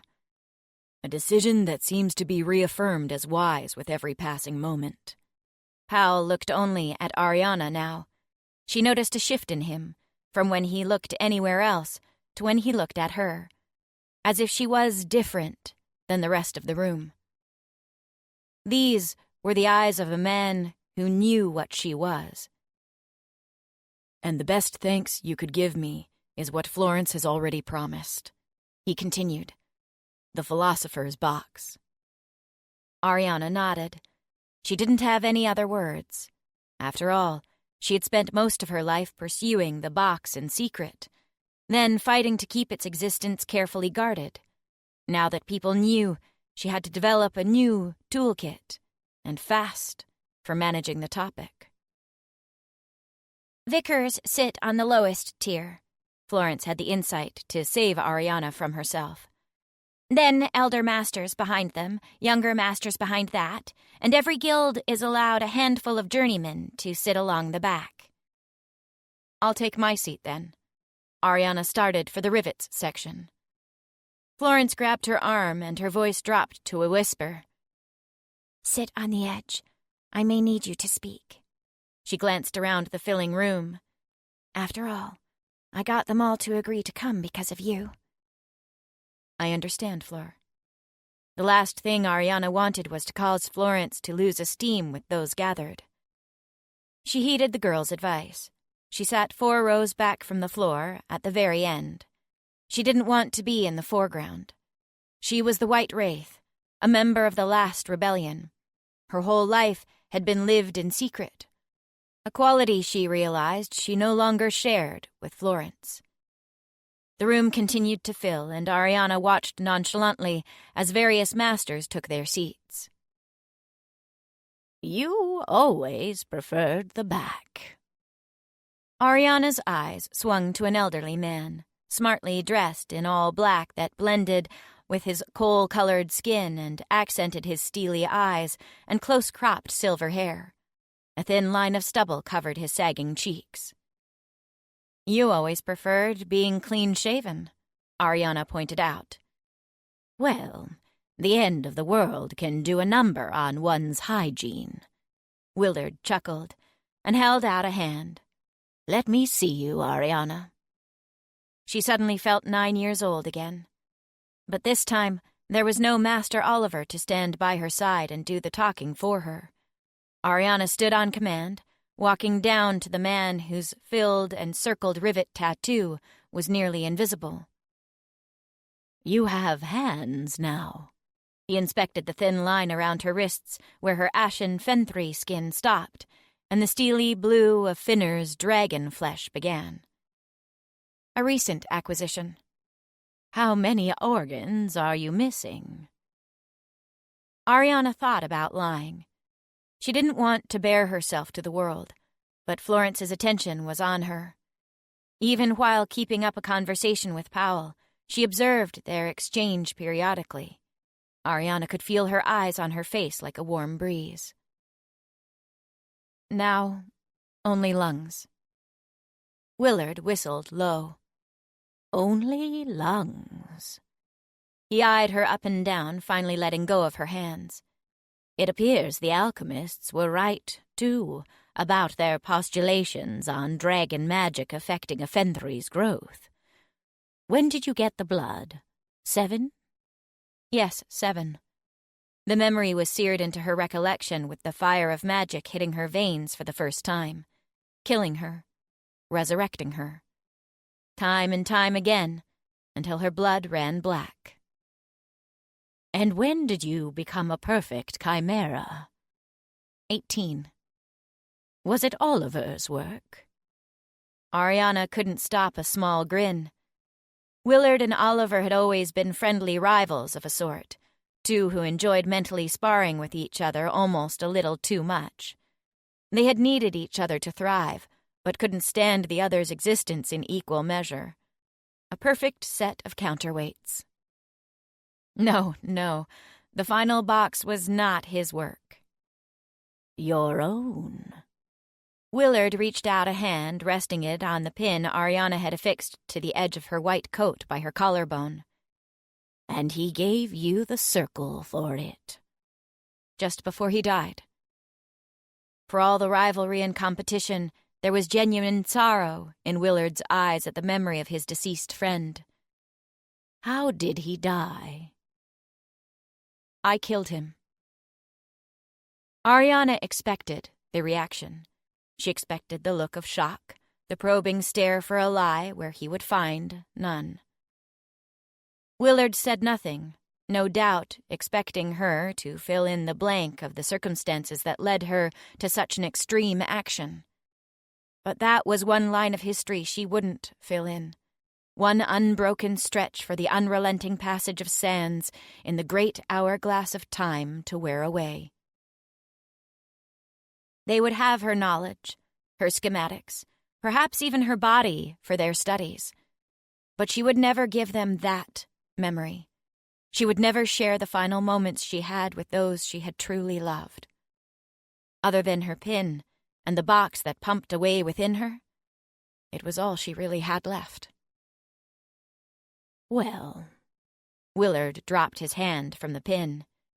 If what you say is true, then I expect you had a very good reason. Ariana's mind was blank. She wanted him to rally against her. She wanted to see Willard rage for the death of one of the greatest minds of the last generation. Knowing Oliver, he likely commanded it. Willard shook his head with an ironic chuckle, heavy with sorrow. There would be no way you could have done it otherwise. She wanted to refute him. She wanted to tell him he was wrong. But it was the most truthful thing anyone had said in a long time, and betrayed the depth of the man's familiarity with her. Before Ariana could find any words, he dismissed himself, taking the seat on the lowest tier, the space reserved for the vicar. If the dragon's notion of gods were true, Master Oliver would be in some infinite beyond, watching Willard achieve all the goals they had ever competed over. Oliver would also be looking upon her. Were her achievements enough to bring a smile to his face? By the time the Vicar Tribunal was called to order, the room wasn't even half full. No guild, at any point, ever had more than about 15 masters. The Ravens were almost at capacity. 12 lined the seats behind the vicar. The Rivets had 7, counting Ariana, all fresh faces she didn't recognize. The alchemists had about the same count. The most sorrowful sections were the revolvers, who had 4, led by a new vicar who very clearly had no idea what he was doing, and the harvesters, who had 5, including Vicar Powell. Ariana looked around the room at the tired and unwashed faces. This was the best they now had. This was all they had. I suppose we should begin with introductions. Florence made her way to the center of the room when none of them did anything more than stare at each other. It seemed no one quite knew what to do at a vicar tribunal. Vicar Powell, harvesters. Powell stood first at Florence's motion. The room went around clockwise after him. Vicar Ethel, alchemists. Vicar Gregory, revolvers. Vicar Willard, rivets. Vicar Dove, ravens. The woman with the long black braid put her hand on her hip, tilting it to the side. And before any of you ask, yes, the name is really Dove. Always has been. Was born before the family law. No, I didn't choose ravens because of it. Ariana leaned forward, placing her elbows on her knees. Dove was the only one among them who had an ease about her. She was also the only vicar to survive the attack.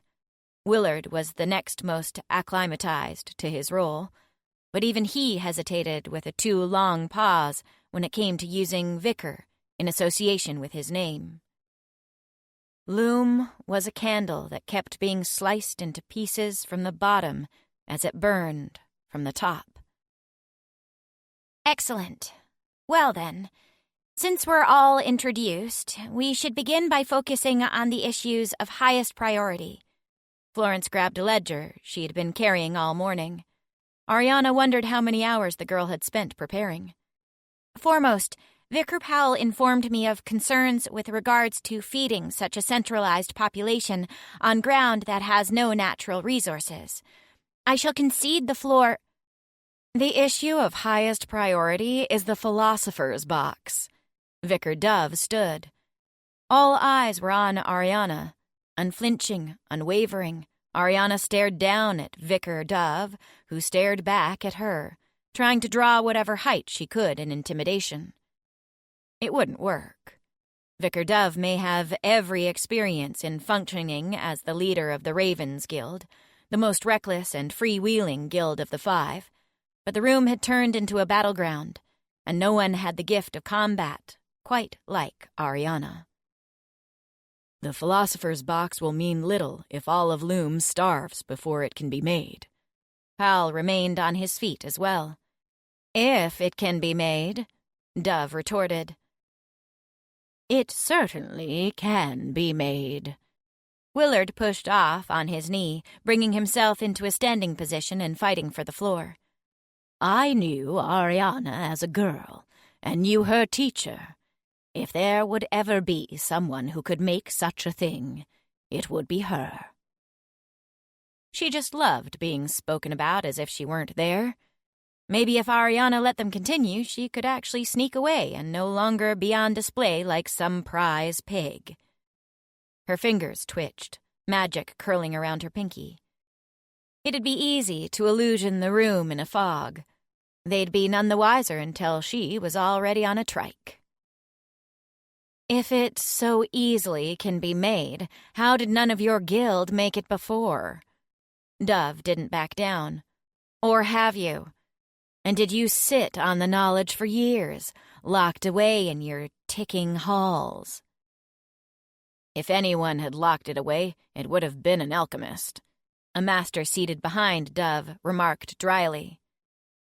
Certainly not a technology we have had in our possession. Vicar Ethel didn't rise to refute the notion. If it exists at all. Dove gave a look back to Ariana. She knew when she was being goaded. The question was, should she let herself be? Ariana looked to Florence, who was allowing the volley of words from the center of the floor. Florence stared up at her with what Ariana hoped she read correctly as an expectant look. Ariana rose to her feet. When I was 7, I left Terra Zero under the tutelage of Master Oliver. We traveled together around the world and ultimately back to the Rivets Guild. I didn't ask for your life's history. Dove folded her arms over her chest. Let her speak. Pal unnecessarily came to Ariana's defense. Master Oliver, as some of you may or may not know, was the one who occupied the seat of knowledge for the Rivets on the Council of Five for the last rebellion. Ariana continued, as though Dove nor Powell had said anything. There was some whispers at the mention of the Council of Five. If you think talking on the Council of Five is still taboo, you should leave the room now. You're all complicit in this new rebellion, and that will carry a far greater punishment than speaking on the last. No one moved, but the room was thoroughly silenced. Was the box developed for the last rebellion? Powell asked. Indeed. The metallic contraption that occupied her chest for the first time seemed loud, as if it wanted to drown out her words, to conceal itself forever under her skin and harness and coat. Ariana pressed onward. She would utter this once, and then never again. I worked with other guild journeymen in the rebellion on the box. We struck close a few times, but the difficulty lay in finding a way for the blood to remain clean, and the Fenthri body free of rot. That was when Eva... Ariana touched her wrist where Eva's link mark was dated in ink underneath her skin. A fellow alchemist in the rebellion made a discovery. We worked with a dragon then, one who claimed to seek Loom's liberation, who claimed to be on our side. He brought a flower from the sky world of Nova. A flower, Willard clarified. Just so, Ariana affirmed. Eva noticed that her regents didn't deteriorate in the presence of the flower. Why? Of course, the vicar alchemist would be the one to inquire. I confess I never fully understood it, Ariana admitted. But together we found a way to temper gold with this particular flower. She withheld the name for now. It was too early yet to give them key details. She and Florence still held power as long as they held pertinent information. And how does all this relate to the box? Dove asked. Don't you see? Willard couldn't stop himself. A metal that purifies the blood by merely being in its presence. He looked back to her. Do the qualities imbued by tempering wear off? They haven't yet. Ariana saw his somewhat confused look and knew it was time to elaborate. It was critical for all blood to pass through the box continually, to be purified and prevent rot. All blood passes through one location. Ariana brought her thumb to her chest. It was a dark sort of amusement seeing who in the room could follow the relatively simple logic she was presenting them. Willard was the first to get it, followed by the other rivets. Dove seemed the first, and one of only two to get it on the Raven's behalf. It gave her some faith that all the vicars seemed to put it together. Eva performed the surgery, both to implant the box and the subsequent organs to test that I would not fail. Ariana drew the sharper of the two daggers, crossed at the small of her back. Naturally, I cannot show you what the box looks like at this moment, as I vitally need it where it is. But I can assure you that the operation continues to be a success. Ariana wrapped her fingers around the blade and drew it quickly across her palm. She held up her hand for the room to see. Blood, the color of molten gold, dripped from her palm, and in true dragon fashion, quickly evaporated when exposed to the air. Her wound magically healed over. Just like that, all signs of her being the perfect chimera disappeared. All signs, excluding the shock in every set of eyes around the room. Traitor to Loom! One of the revolver journeymen was on his feet, finger pointed at Ariana. That certainly wasn't the reaction she'd been expecting. You had this weapon and kept it from us? We could have been fighting the dragons all along. I do not think a Revo should point fingers about concealing weapons from Loom. Helen's biting remark was thrown from the back corner, but echoed throughout the whole room. Do not speak of what you don't understand, little crow, a Master Revo cautioned. I kept it from Loom because I did not think we had the capability to unite together to use it effectively. Ariana didn't need to defend her decision, but she couldn't stop, either.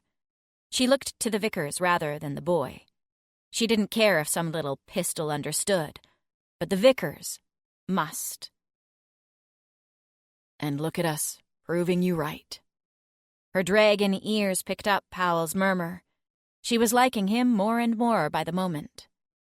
Furthermore, perfect chimera would mean war, something I didn't think Loom could stand more of.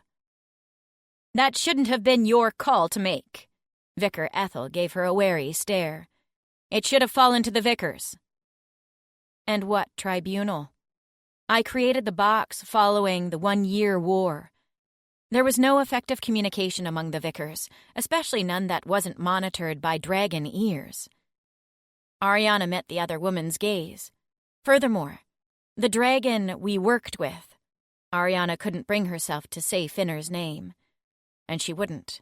Not so long as there was any likelihood that they would need to work with House Shin, She wouldn't taint the relationship out of the gate. He was working for the king all along. We had spies from every angle, and that was before the box was even well known. He was the one who infiltrated the rebellion and brought the riders upon us.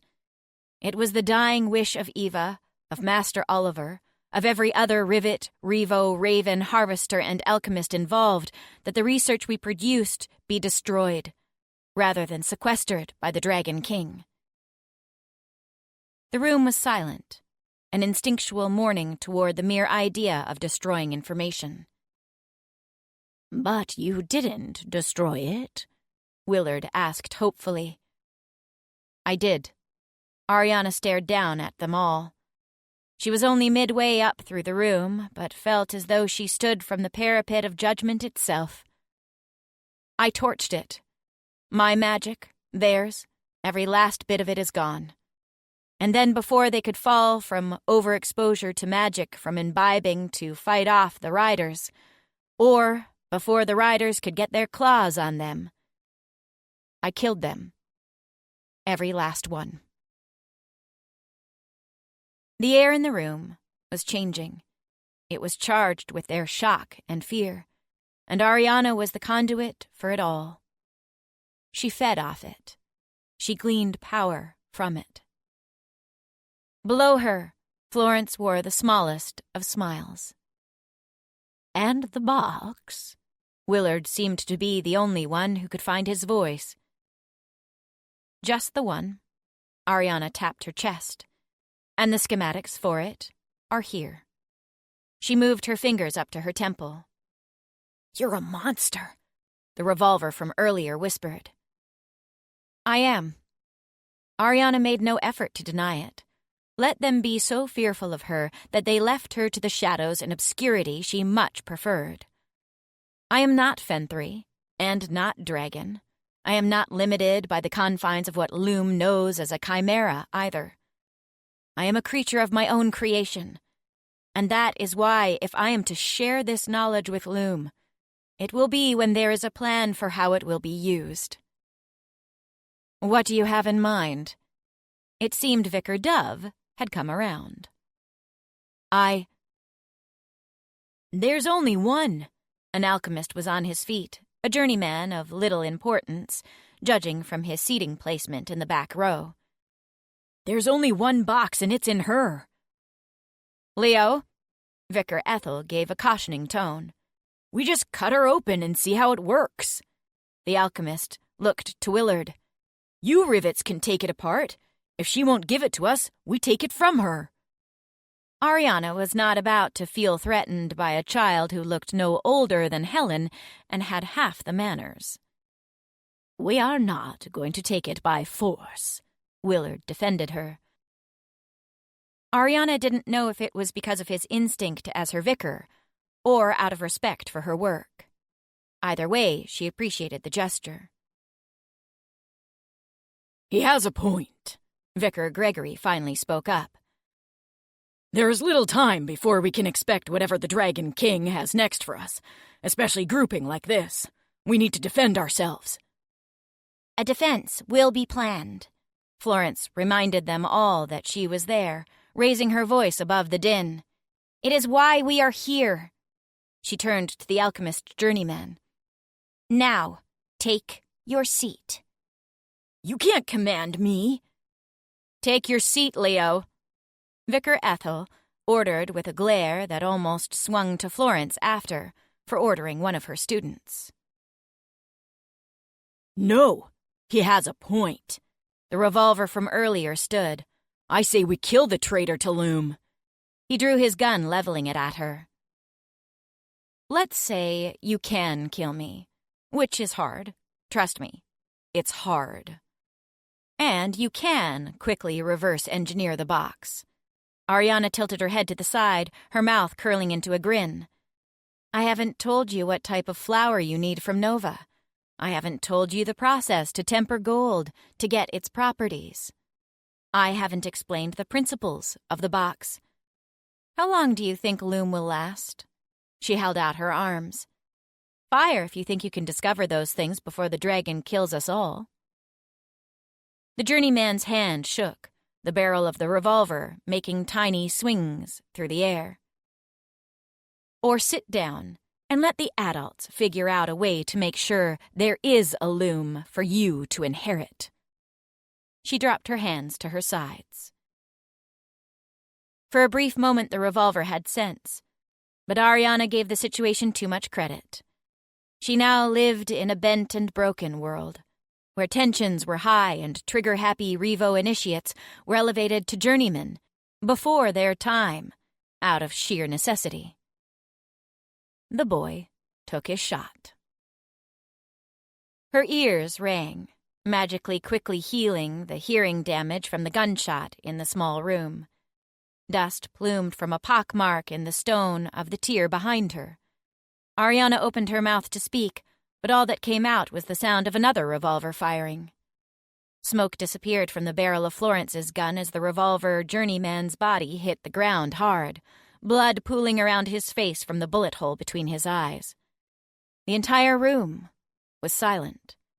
Ariana looked at the young woman who had been her apprentice. The girl she had pulled out of the underground. One shot, and those images were gone. She didn't know the woman who stood where Florence had been a moment ago. This woman moved the same as Florence, dressed the same as Florence. She even sounded the same as Florence. But Ariana saw her as if for the first time, and couldn't help but wonder how long she had been there. Now is not the time for dissension. Florence spoke softly, holstering her gun. We stand together, or we don't stand at all.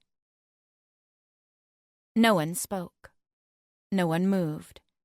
It seemed the whole room held its breath. Do you agree, Vicar Gregory? Florence turned to the vicar of the man whom she had just slain in a blink. I do. Gregory spoke after a long pause. The revolvers need to remember that for every shot we take, there should be 2 we hold back. With the power to kill comes the responsibility to protect life. Well put. Florence looked back to the room. And protect life is just what we will do, with the power of the perfect chimera.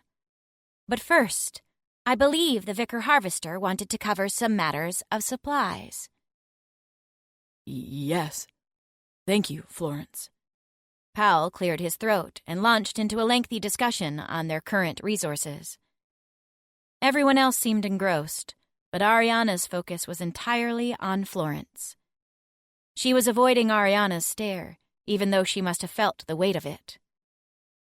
Ariana hadn't questioned the idea of throwing her loyalty entirely behind Florence. But for the first time, she wondered just what and whom she was supporting. For the first time, she didn't feel like the most dangerous person in the room. 15. Savare. He'd somehow managed to avoid Finner for the rest of the evening following his brother's arrival.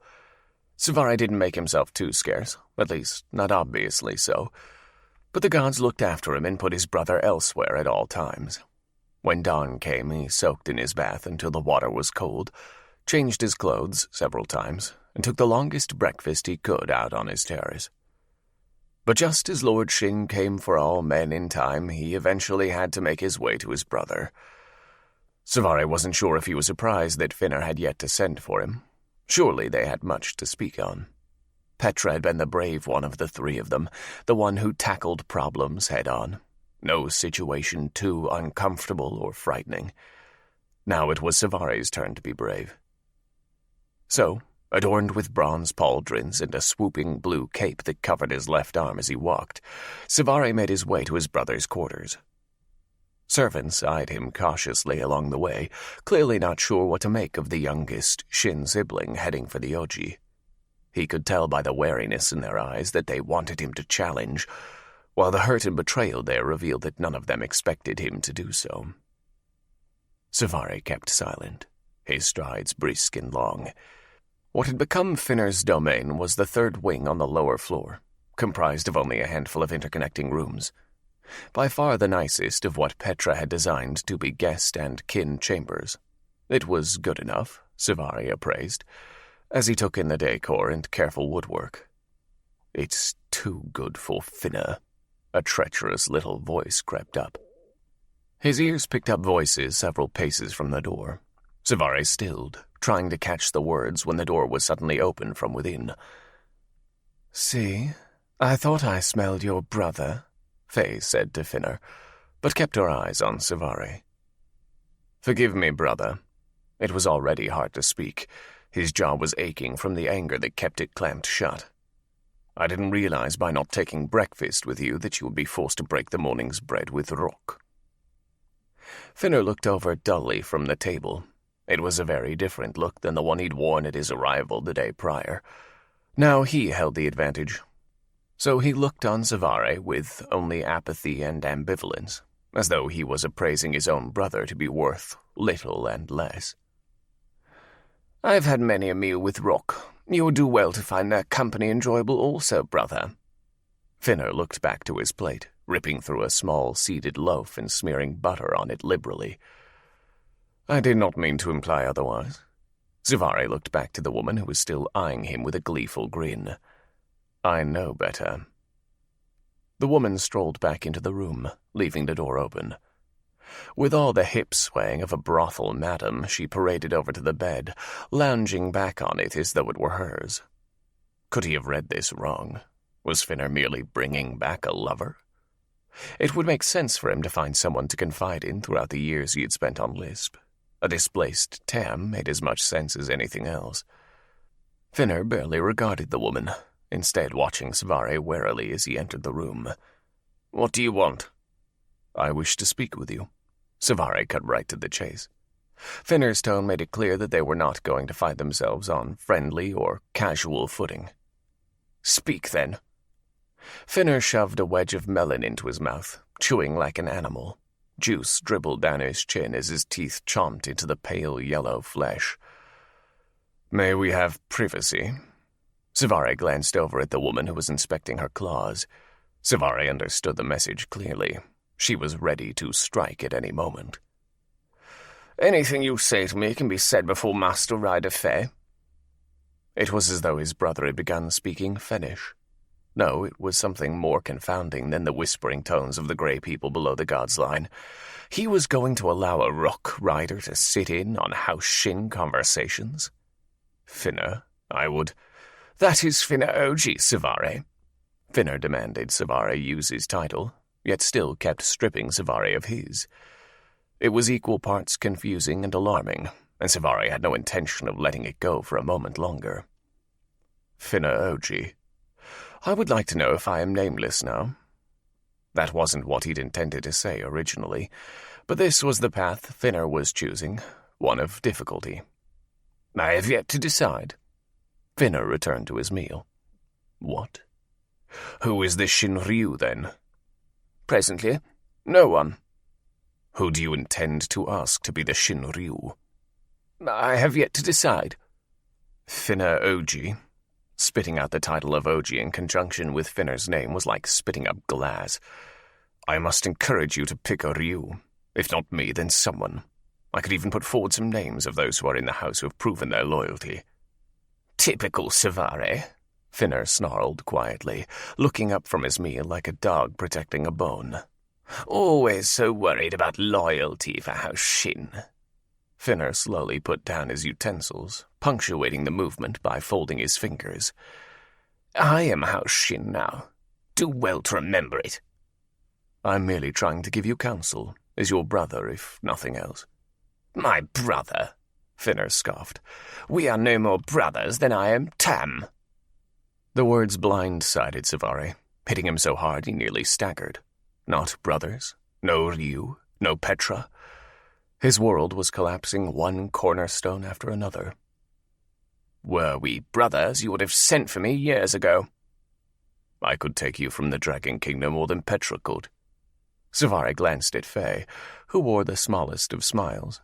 She looked like a sea sponge on the beach's shore, lapping up every wave of words, absorbing them into her memory until it filled the capacity. Petra. She was an even worse example. Stop. Savare wouldn't hear it. He couldn't hear it. It was a load too heavy to bear so soon after her death. She spoke of family and usurped our father. Stop. Sent me away. Thinner. Used you like a tool. I said stop. Savare punched a fist into the doorframe.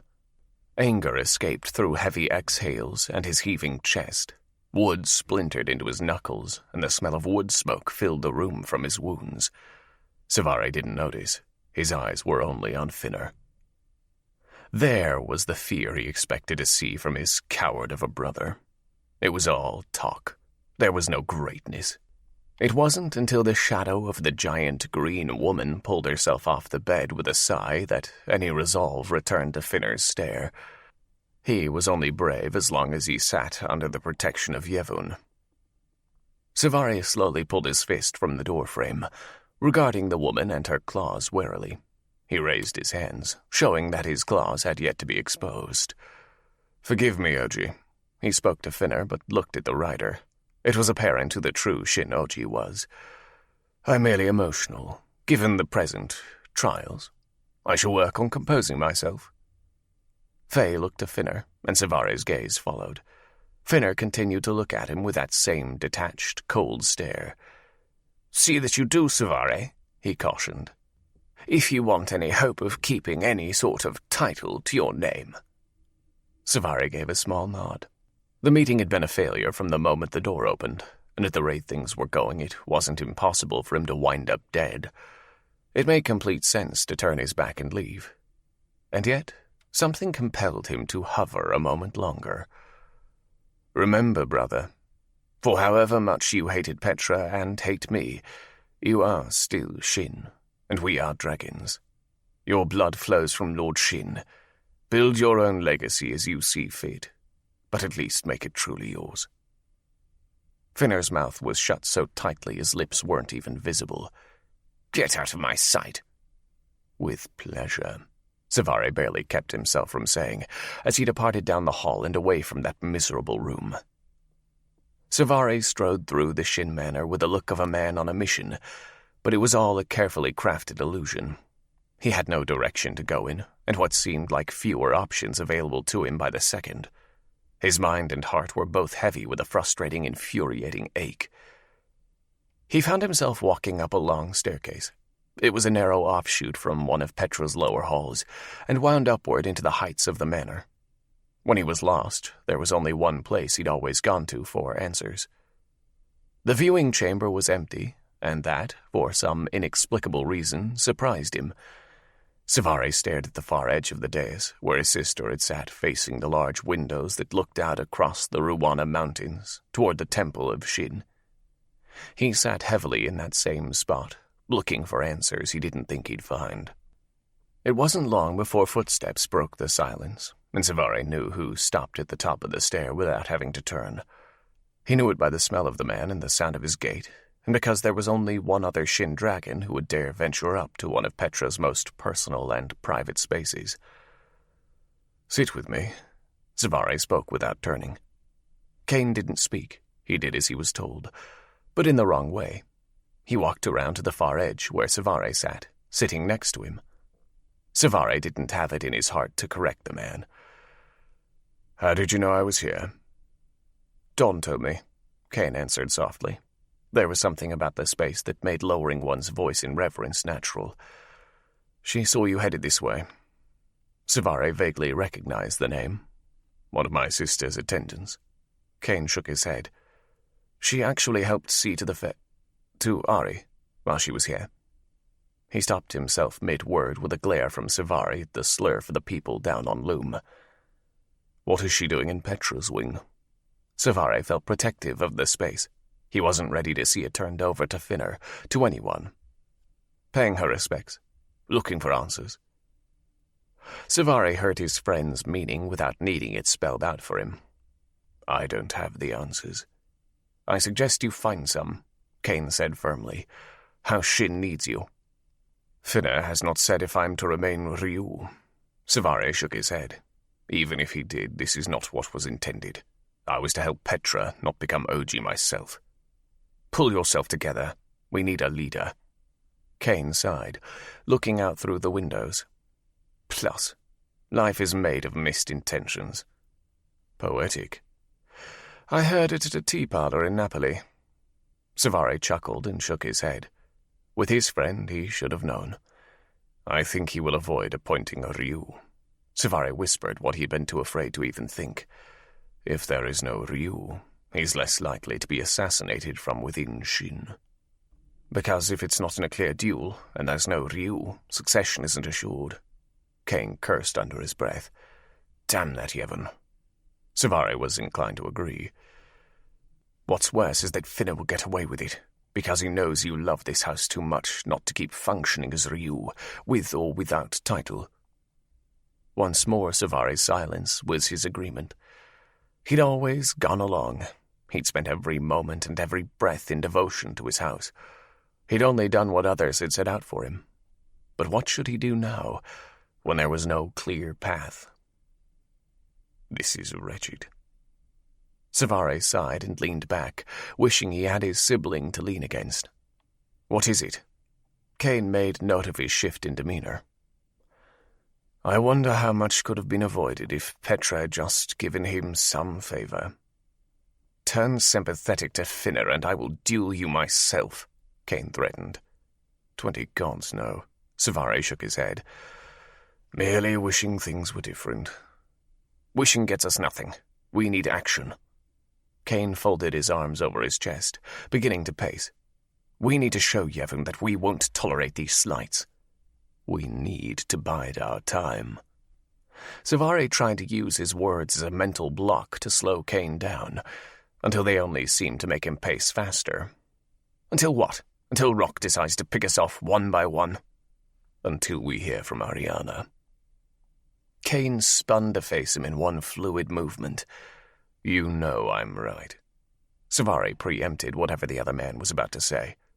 If we are to stand a chance against Rock, we need the help of Loom. We bide our time until then. Savare could almost feel Kane's anger bubbling to the surface. He braced himself for the moment it would explode. But Kane took a slow breath, and his whole demeanor shifted. How do you plan on making use of them, Val Shin? His friend asked finally. The same way Petra intended, to make us an army. Savare wondered how much Petra had shared of her mind with anyone beyond him.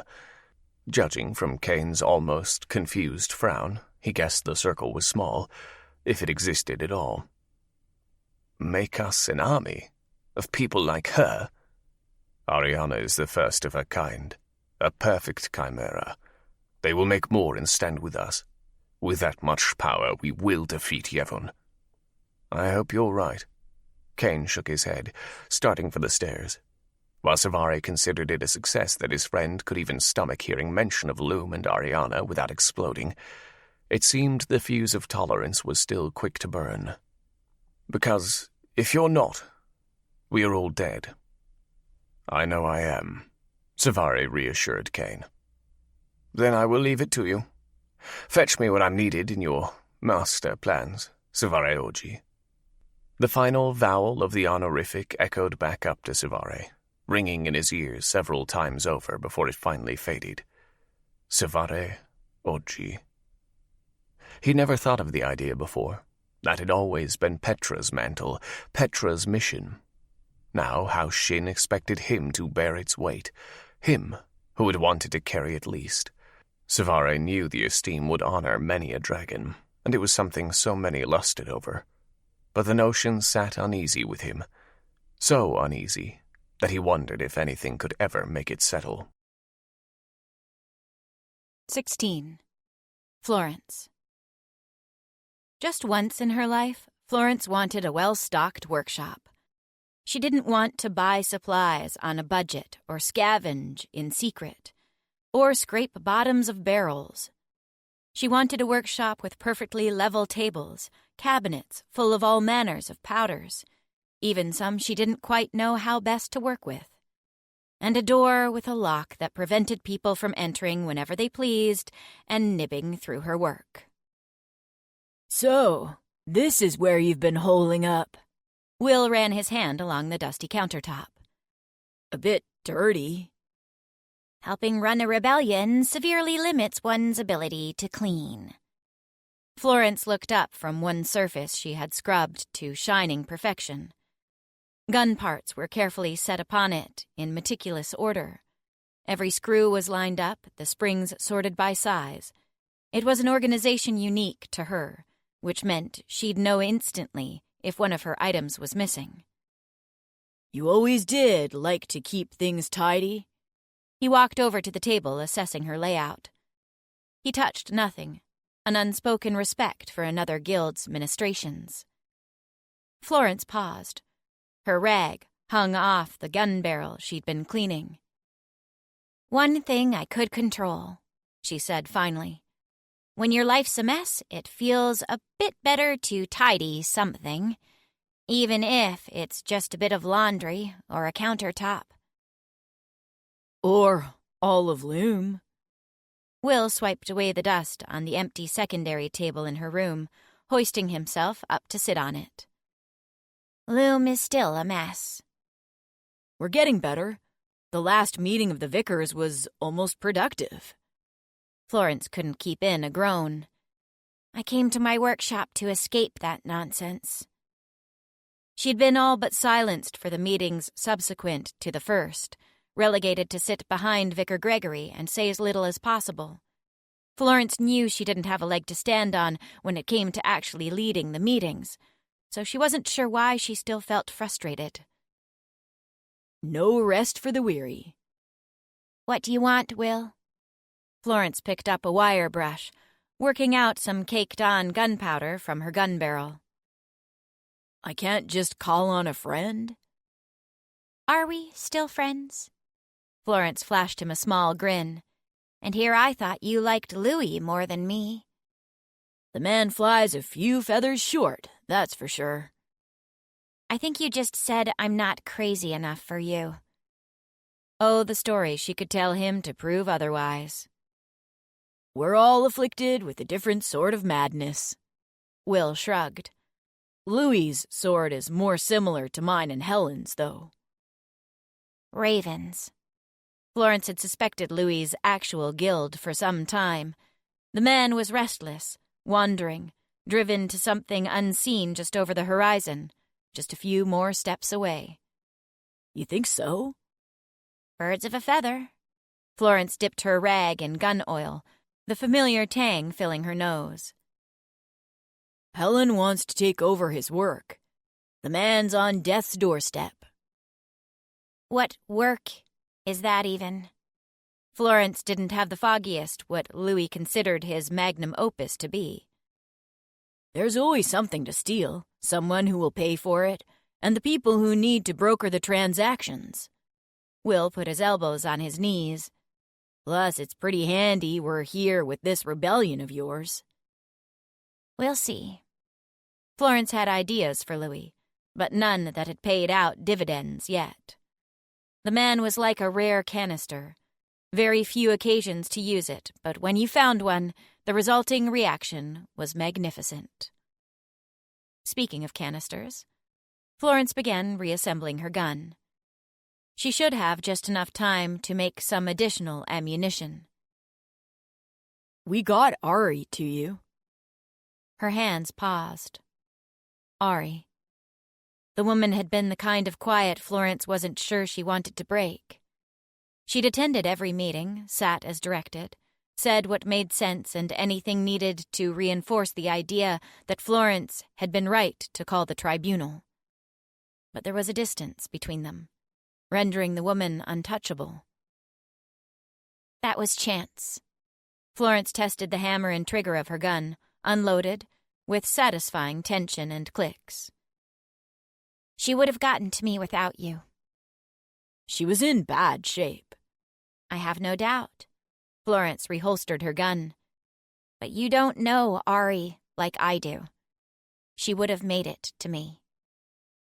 Will hummed, opened his mouth to speak, and was interrupted by a familiar ghost in the doorway. "Will, I think Helen is looking for you." Shanra made her way into the small workshop. What does she need? Will half jumped off the table, waiting for Shanra to pass before he started for the door. "Who knows? Something about a map?" Shanra shrugged. She with Louis? "Passed her in the hall." Shanra paused where Will had been sitting, the small of her back against the high workshop table. Right, thanks. Florence set out 4 hollow canisters in a line, looking up at Shanra expectantly. The other woman's mouth spread into a coy little smile. Helen is looking for him? Florence repeated. "I may have lied." The woman's face lit up with a wide smile. She shook her head and laughter escaped. "I hardly get to see you since everyone arrived." Shanra straightened and stepped over to Florence's table. Delicately, her fingers fell like fall leaves onto the surface. Not a grain of powder was blown out of place or a canister disturbed. Help me, Florence asked, her eyes traversing the line of the woman's fingers, up her arm to her face. I could use an extra set of eyes on this. "With pleasure, Flor." Shanra was a capable teacher. She explained things thoroughly and kept her expectations both high and reasonable. It made Florence want to learn, want to earn her esteem. It also helped that she was a Revo as well, a journeyman at that, and contained a wealth of knowledge Florence had only just begun to scratch the surface of when she had last worked with a Revo teacher. Florence watched the woman's hands carefully, her eyes drifting upward when she knew Shanra wouldn't see, to admire her face. Another beautiful spirit in her life. But beauty didn't change that the woman was one of Louis's minions, a fact Florence had been careful not to forget. Helen, Will, Shanra, all had to be kept at arm's length. "And then just fill it to top as you would normally." Shanra finished her instruction on the canister. Is this standard revolver knowledge? Shanra was one of the few Florence felt comfortable asking such questions around. She knew the woman wouldn't belittle her odd guild situation. Anyone in Louis's company was in no position to speak down to others for odd choices. "Fairly so." Shanra nodded, and then tapped Florence's bottle of sulfur. "But you add your own twists to it." Have to keep things interesting. Florence shrugged. "Never a dull moment with you." "Certainly." Speaking of, Florence tugged on the chain connected to one of the buttons of her vest, producing a simple pocket watch.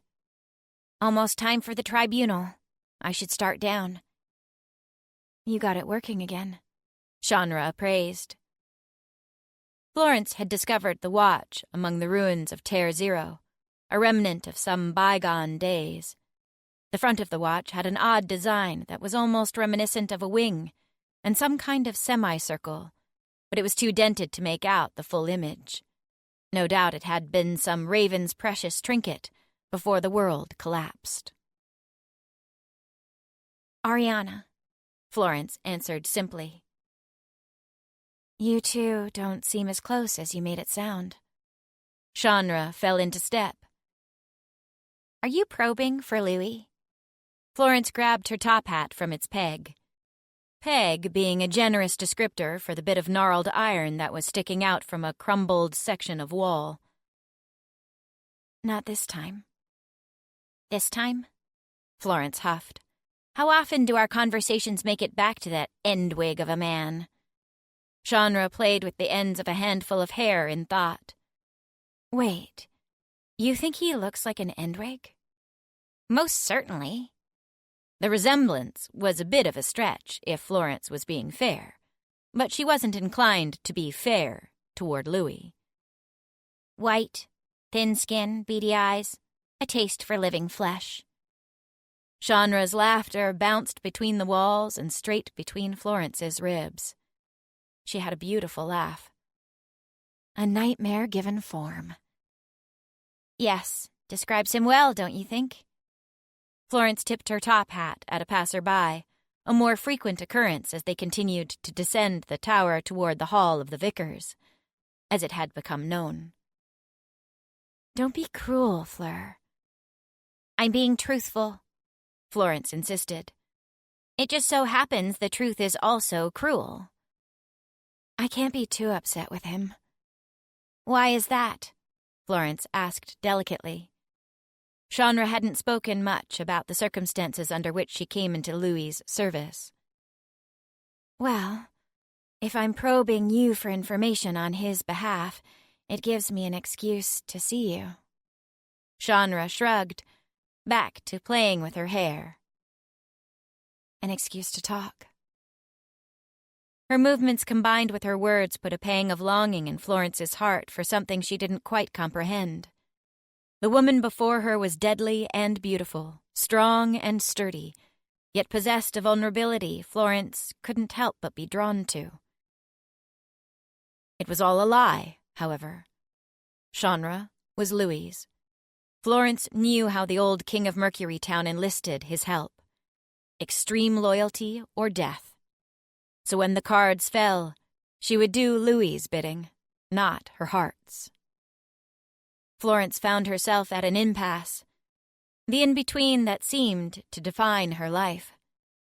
None of that changed the fact that Chandra was still dodging her question, and Florence had every intention of pointing that out. At least, until Ariana appeared. Headed down, Flor?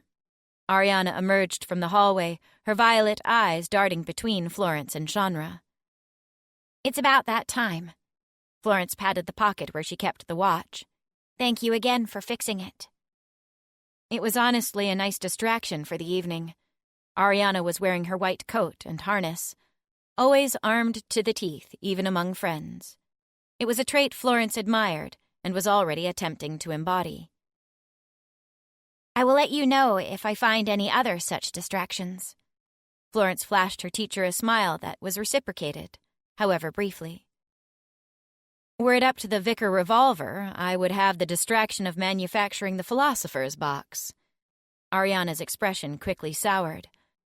The man doesn't seem to understand that creating things is a lot more complex than destroying them. Florence coughed softly, and it served to remind Ariana that she was no longer in the company of rivets.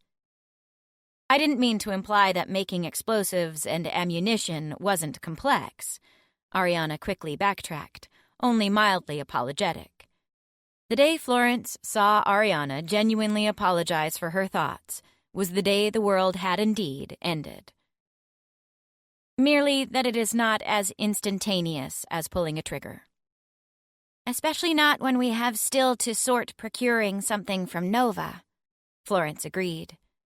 I heard Louis was asked by the Vicar Raven to look into that. Ariana looked across Florence to Chandra. And how did you hear that?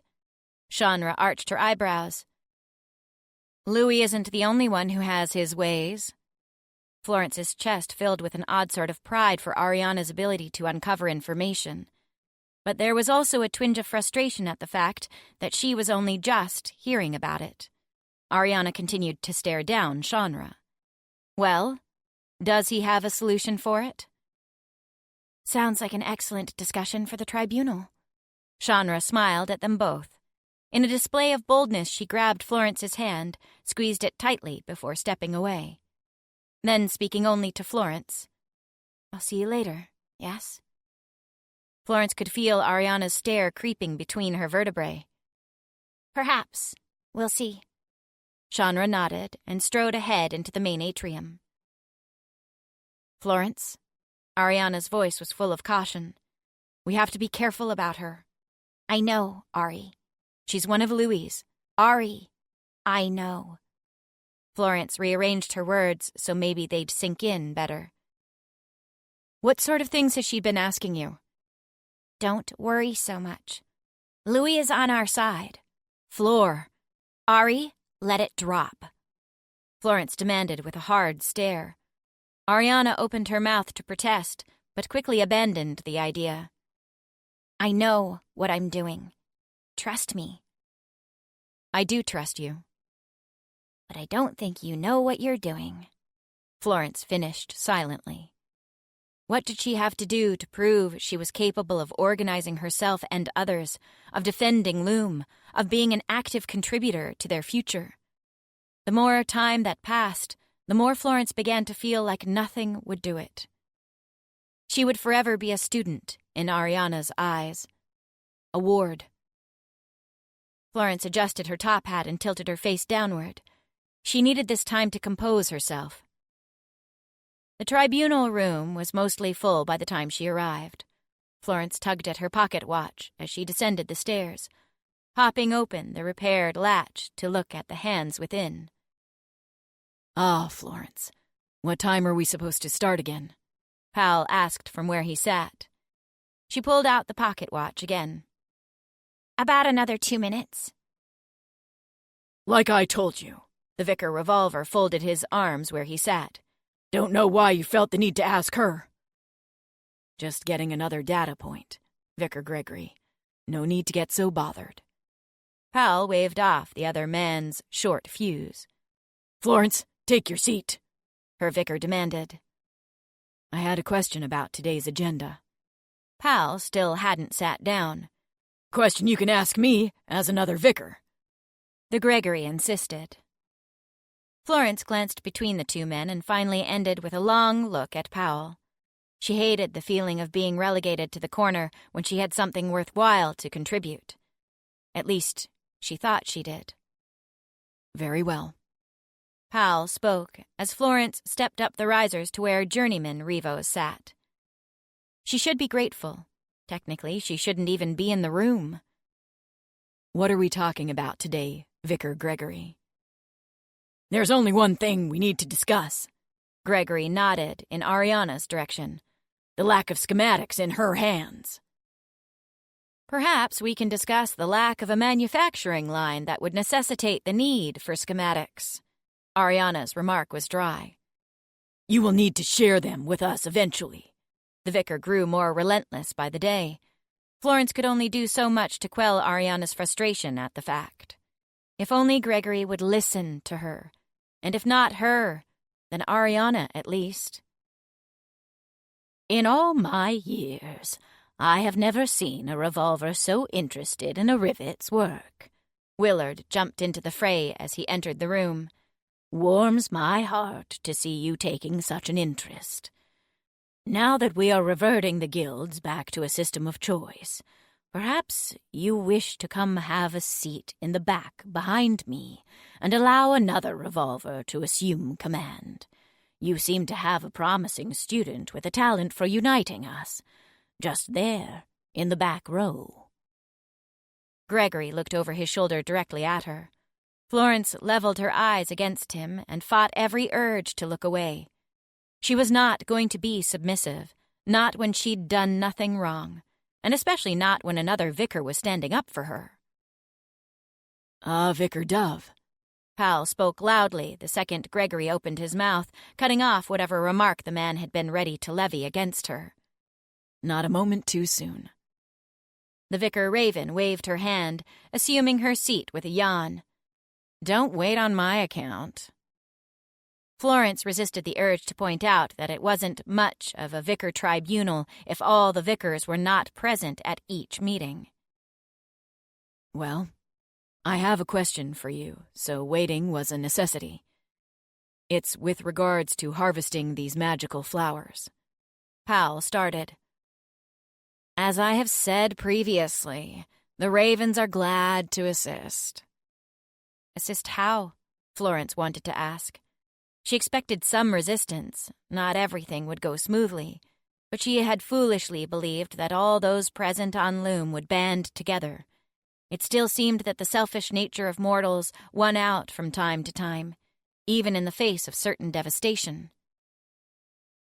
I'm a bit curious on the details surrounding the how, Vicar Raven. Florence asked from the back of the room, drawing all eyes to her. She wanted to hear if Ariana was right, and she'd play dumb if she had to. After all, I left the Ravens Guild. I'm not sure how it all works, getting something from Nova." "Florence?" Vicar Gregory's tone had been getting harsher by the day. "I'm curious about these details as well." Pal came to her aid. She didn't know what she'd done to earn such esteem in the man's eyes, but having the favor of a vicar was priceless. "Well, since a vicar is asking now," Dove gave Florence a look from the corner of her eyes. "We are currently working on the infrastructure between Loom and Nova to find a consistent means of transport. Without the ability to pilot a glider, we will need to rely on dragon intervention. But finding dragons willing to work against the Dragon King while not endangering our own by drawing attention is difficult." Florence rightly didn't care if Louis was in any sort of danger. That was the line of work he put himself in. But since Vicar Dove was, for whatever reason, keeping Louis's involvement quiet, Florence didn't call out the fact. She turned to Ariana expectantly. If they needed dragons, surely House Shin would come to their aid. Florence met her teacher's eyes, and the other woman remained glued to her seat.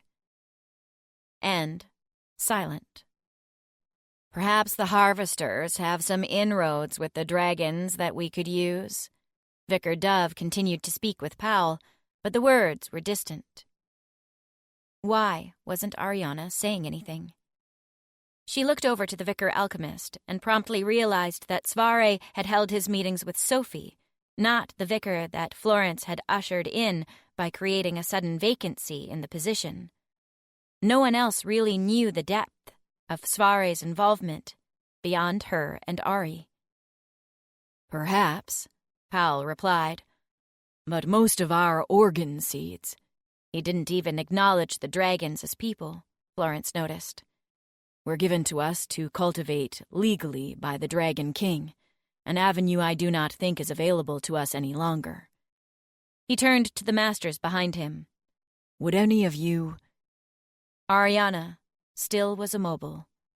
Florence stared down at her teacher, but Ariana was doing an excellent job of ignoring her probing gaze. Why wouldn't she speak?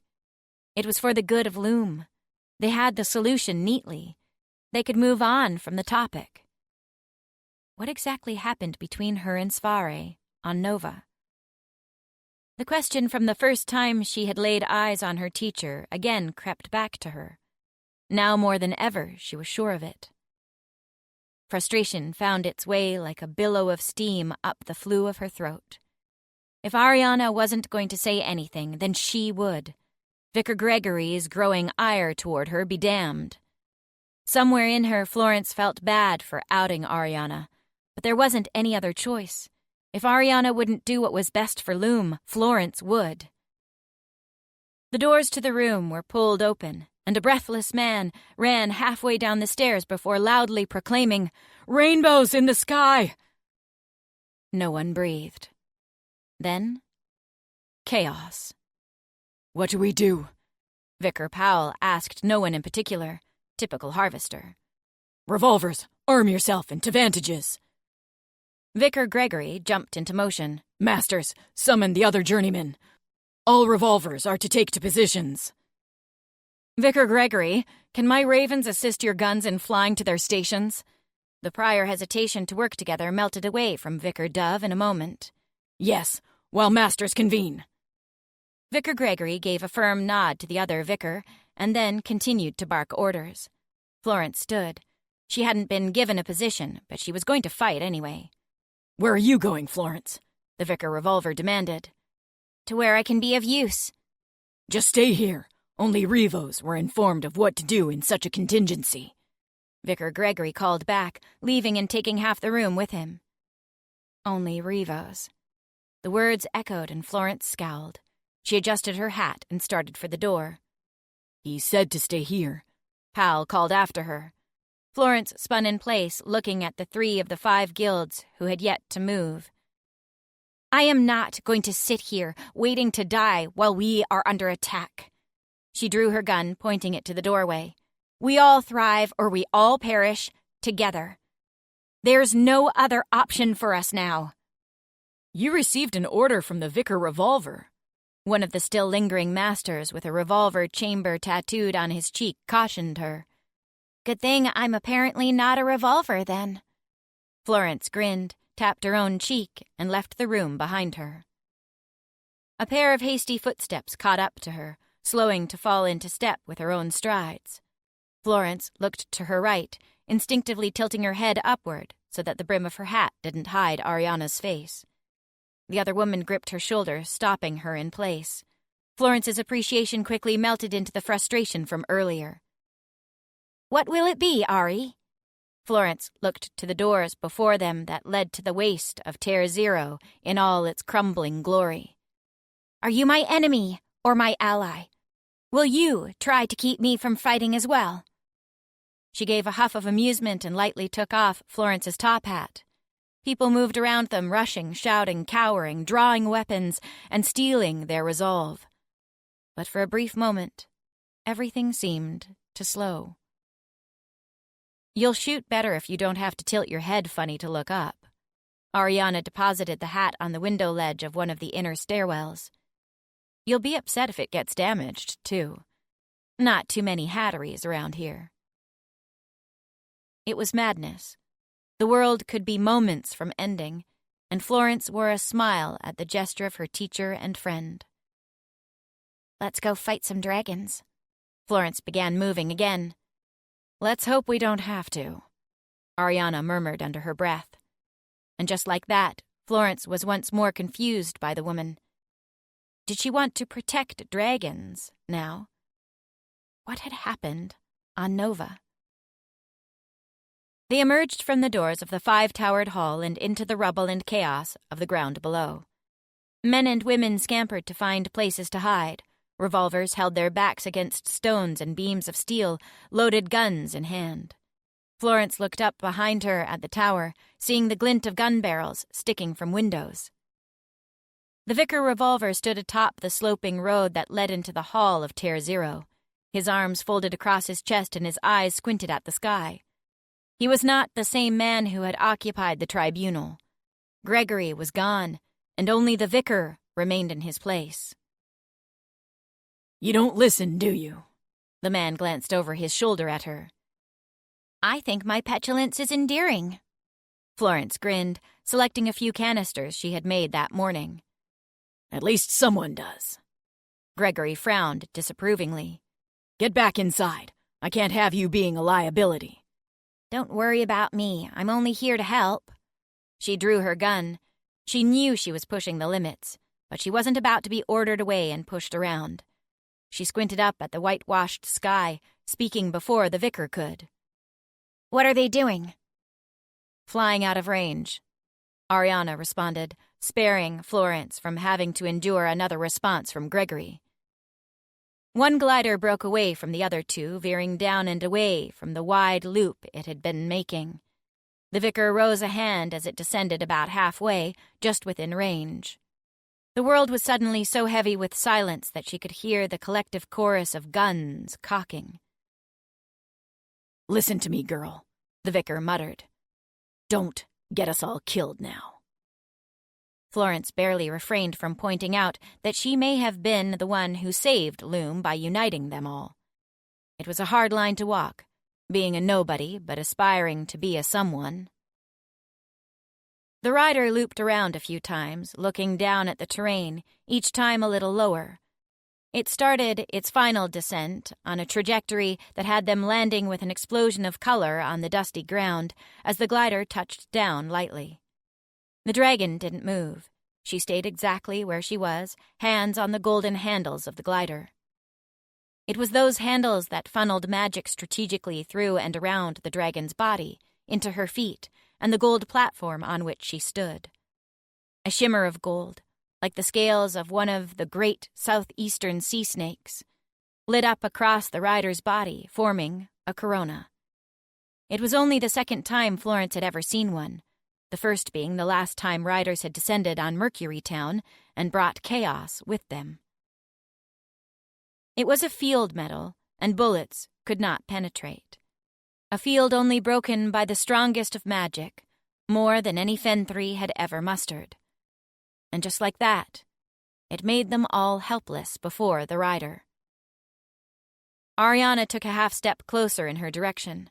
Florence watched with equal parts fascination and discomfort as claws grew from her fingertips. The skin of the dragon hands she had acquired on Nova was so pale that it could almost be mistaken for gray, and there was a sort of willing blindness Florence had mustered toward them. She couldn't determine if the blue was identical to Svare's color or not. "Ariana," the rider finally said. The dragon did not call for a vicar or the leader. She called for Ariana. "Our king wishes to speak with you." "Yevon is here?" Ariana's voice was nothing more than a whisper that could well be the voice of death. "Yevon Dono, knave." "He is not our king." Florence raised her gun.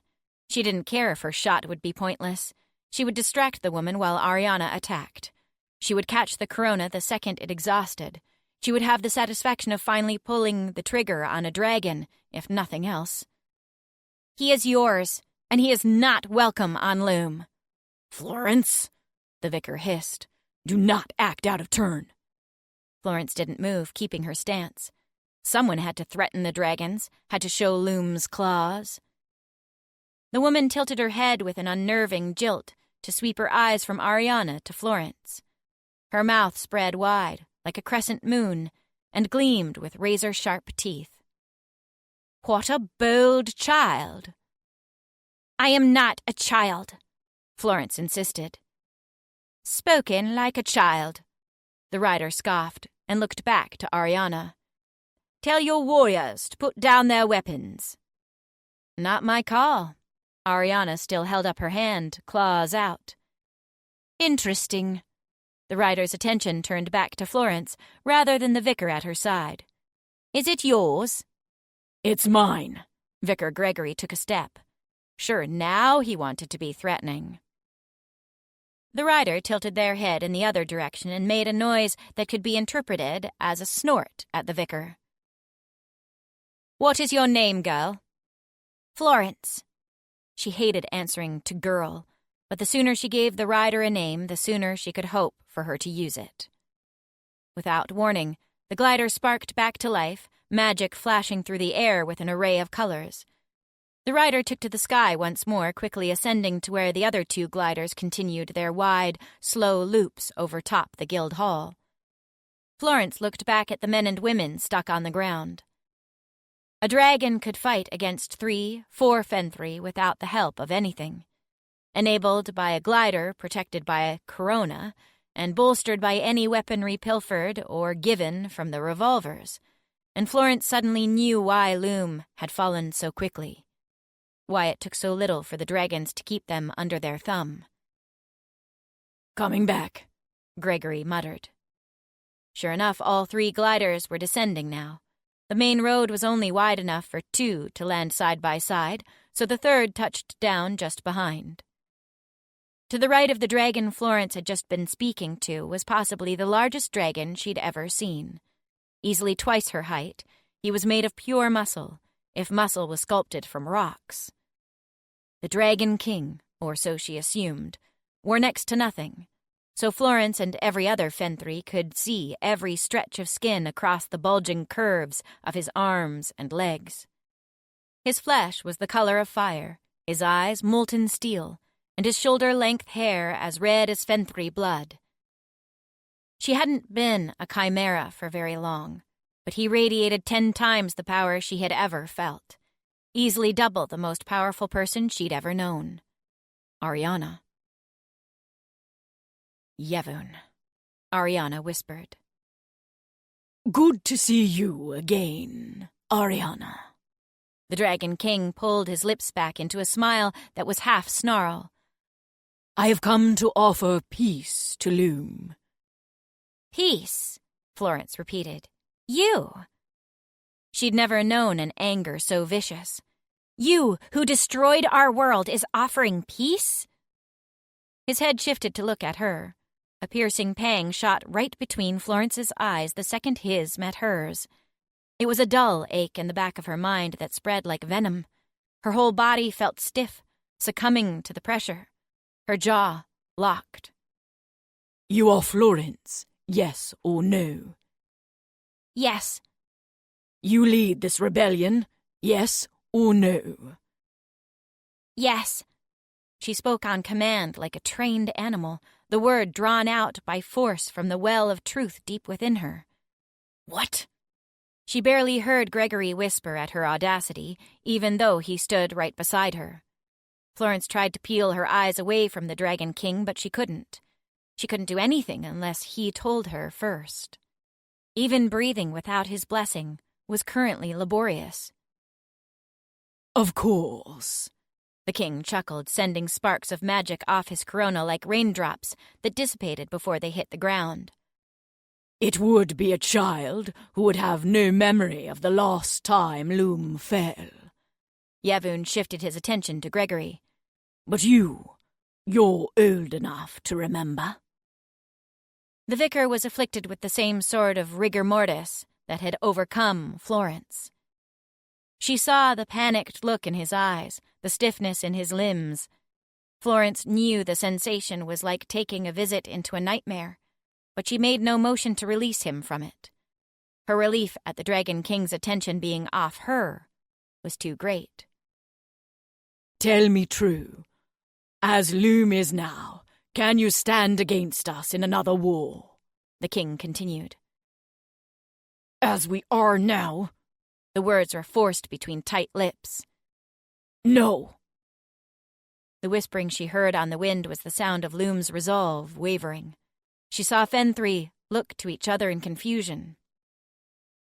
What happened the last time a resistance stood against me, Ariana? The king turned his attention off Gregory. Ariana looked off to the horizon. She remained still and easy, her breathing even. Eyes, Florence realized. Yevon had magic in his eyes, mind control as long as eye contact was maintained. She put it together faster than Gregory, who was once more under the king's thrall. You tell us, then. What happened the last time a resistance stood against me? They were destroyed, completely, the vicar responded automatically. Gun barrels began to waver. A man stood to get a better view, giving up his vantage and his fighting position. Florence looked over the field of lost Fenthree, desperate for a home, longing for the logical order they all craved. They had been broken by the man before them, and for some reason, they looked to that same hand now to fix their world.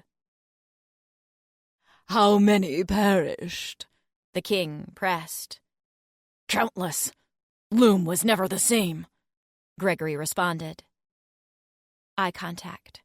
She had to break the eye contact or the vicar would undo the threads of Loom's resolve himself. Without warning, she gave the vicar a strong shove. The man was much larger than her in all directions, but he was unbraced and stumbled before falling. "Don't look him in the eye," she offered by way of explanation at the vicar's scowl. Foolish girl. The truth should be heard.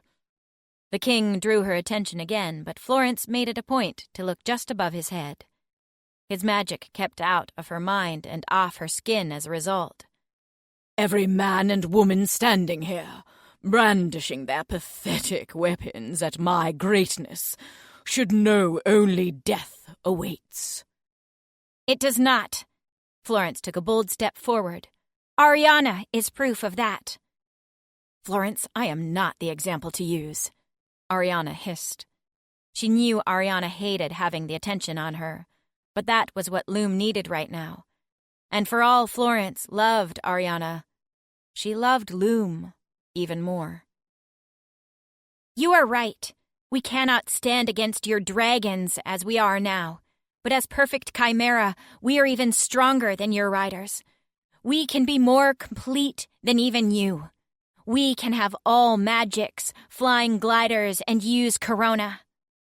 Florence took another step forward, raising her gun once more at the giant of a man. She could see in her periphery his muscles twitch with rage. Was it too much to hope she could goad him enough? To cause him to release the glider, relinquish his corona and lunge for her? even if she died the most horrible death, someone would get the shot on his head. And there are a lot more of us than there are of you, she continued. We outnumber you. It's why you relegated our breeding. Killed us off. Foolish Fenthry. You relegated your own breeding long before I did, he snarled. I was saving you by relegating your ridiculous expenditures of resources. The harvesters would have seen that soon enough. Florence had every faith as long as men like Powell were in the guild. Plus, it wasn't as if she could be proven wrong. No one could ever know what would have happened to Loom had the dragons not intervened. And then, when you caught wind of a perfect chimera of the philosopher's box being made, you tried to steal her work and kill them all. But she survived. Florence pulled back the hammer of her gun. And no matter how many times you try to kill her, you just can't seem to land the final blow. She spoke as loud as she could. She hoped everyone would hear her words, because it was well possible that she was about to die.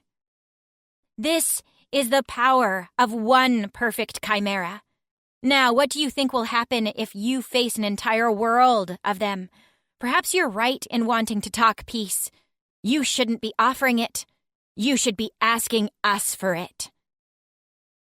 His mouth twitched, his snarl widened, and for one brief second Florence thought she had him. But the Dragon King hadn't lorded over them for so long by being clumsy. He eased back on his glider, hands still firmly on the handles. Shoot me, child. Let it be known to the world that it was your gun that heralded Loom's ultimate demise. He was bluffing. He had to be. Florence locked her elbow to make sure her hand didn't shake. The revolver felt heavier than it ever had. All I have to do is squeeze the trigger, repeated over and over in her head like a mantra. It wound up strength that flowed into her forearm, then her hand, then her fingers. She didn't know what she thought she would really accomplish. At the very least, she'd show everyone that she did not back down, that Fenthry no longer cowered before dragons. Don't shoot, Florence. All her focus was broken, and Florence whipped her head around to stare down Ariana. You offered us peace? Ariana addressed the Dragon King. No, Florence breathed. What was Ariana doing? Would she even think of handing over Loom to the dragons? Take heed, Fen. Even the woman you deem perfect wishes to talk before war. Florence felt the weight of Yevon's stare as he spoke, but her eyes were on Ariana. She didn't look anywhere else.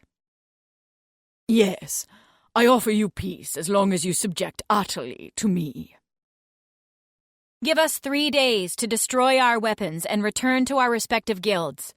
When you return, you will see us ready to serve you. This was not the Ariana Florence knew. Rage shot through her mind like a cannonball.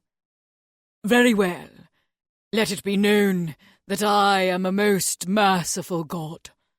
You have 3 days, and should I not find all of you back where you belong, ready to serve, I will burn your world to the ground. I will give no quarter. You will all perish. From behind, she heard the glider take to the sky again. Florence was aware the Dragon King had left as keenly as she was aware that she would forever regret not taking the shot, not trying everything possible to kill him at the one opportunity she may ever have.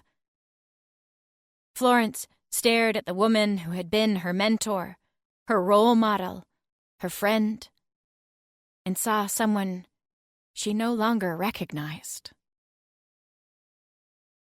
17. Ariana. Her whole body felt heavy. Phantom pains ached in her joints at the mere sight of Yevon. Her mind echoed with the sounds of her flesh tearing under his claws, and howls of rage at the man she wanted dead more than she wanted to draw breath, more than she wanted to tinker and invent. Ariana was too eager to turn away from the space the Dragon King had just occupied. No one impeded her short progress back to the guild hall. Part of her wanted to collapse under the weight of all her memories, every misfortune in her life that the Dragon King had orchestrated. Part of her wanted to personally wait where she had just stood for 3 days until she could tear apart the Dragon King limb by limb. If she even could. Doubt tightened around her throat in the shape of Yevun's claws, and Ariana didn't know how to dislodge it from her neck, where it was slowly suffocating her. Ariana!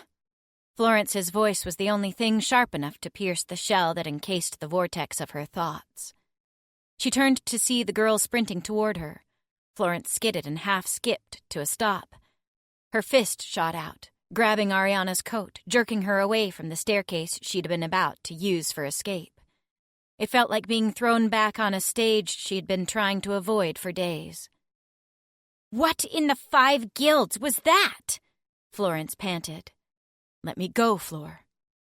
The machine of her mind was cranking loudly. Too many wrenches had been thrown in it from different directions. Ariana couldn't be sure what the output would be if she continued to be pushed.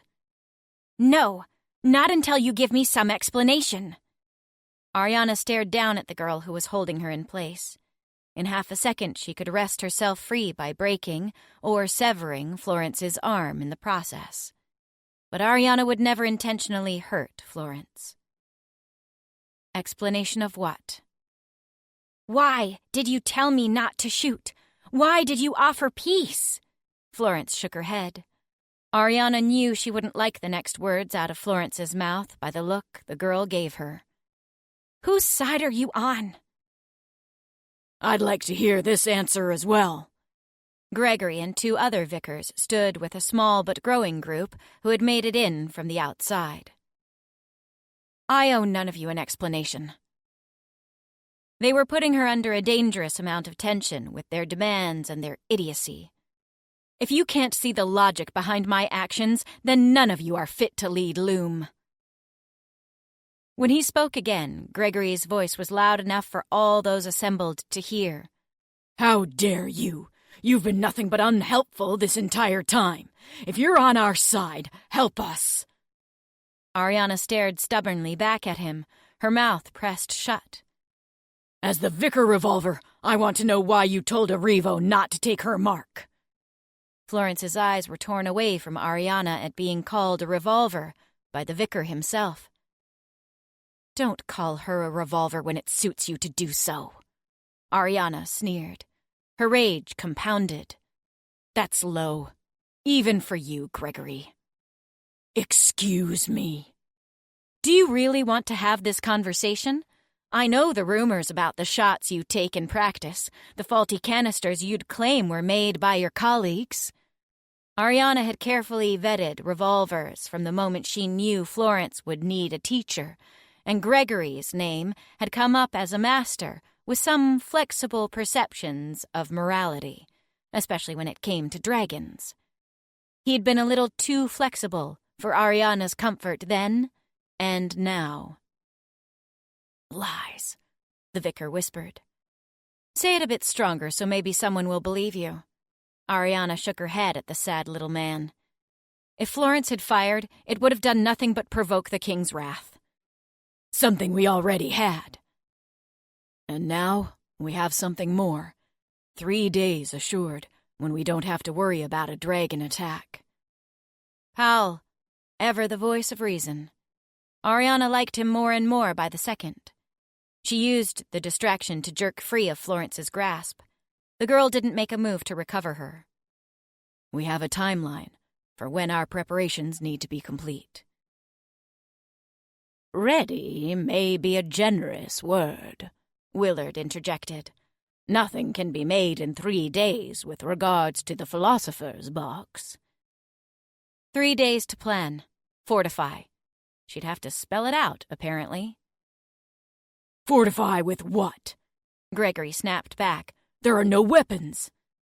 Ariana sighed at the lot of them, acting like children. Let us resume the tribunal, Florence announced suddenly. She looked around at the crowd that had filled the hall, journeymen and initiates, watching the vicars bicker like children. Ariana took a step away, and Florence caught her as she was about to turn. You too. Ariana was picking her battles, and she chose not to fight the girl on the matter. Once more, the doors closed on the meeting hall, but the room was significantly less full. Only the vicars, who all stood, and a handful of masters clustered around the lowest floor. Ariana sat herself on the edge of one of the higher rows by the door, more than ready to make her escape at the first possible opportunity. The vicars continued to squabble. Ethel withdrew from the conversation entirely, whispering to the other alchemists.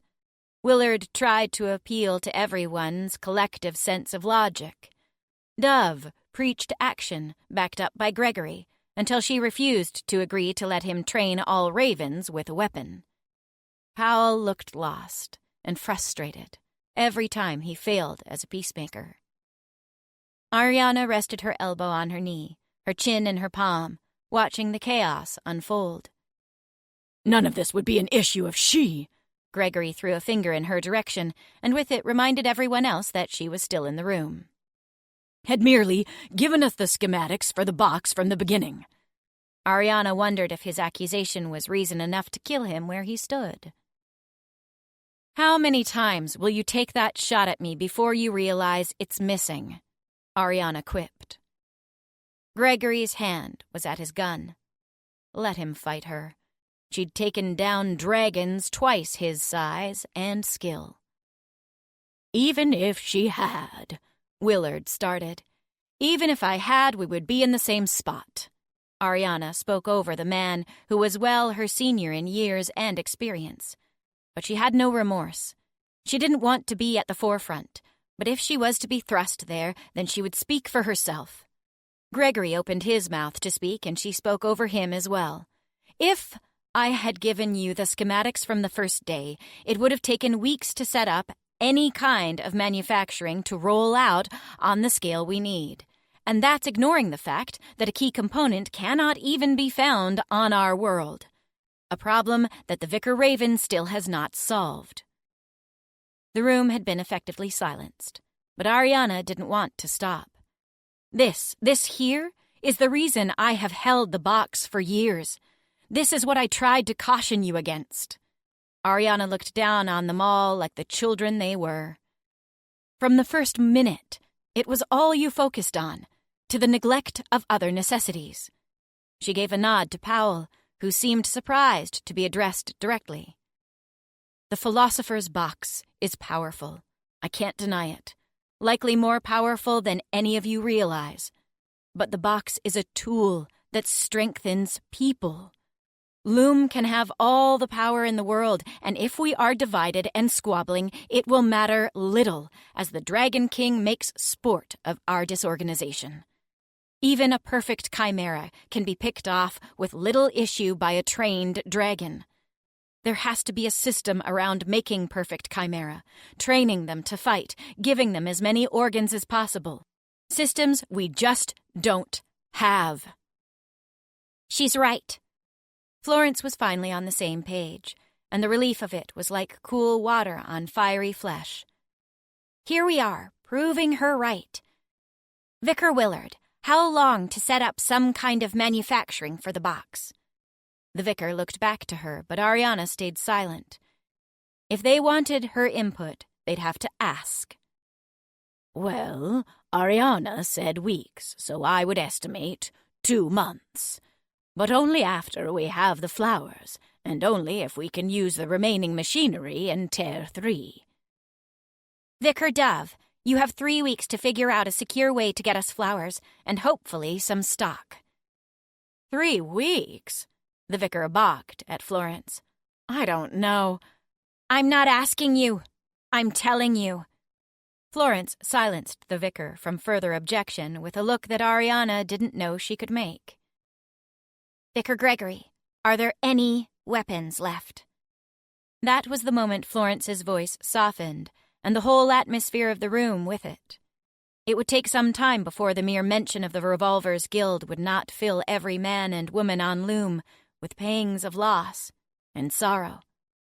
No, not beyond what every revolver carries on their person or had stashed in some alternative location. Even the vicar lost some of his anger in reporting the fact.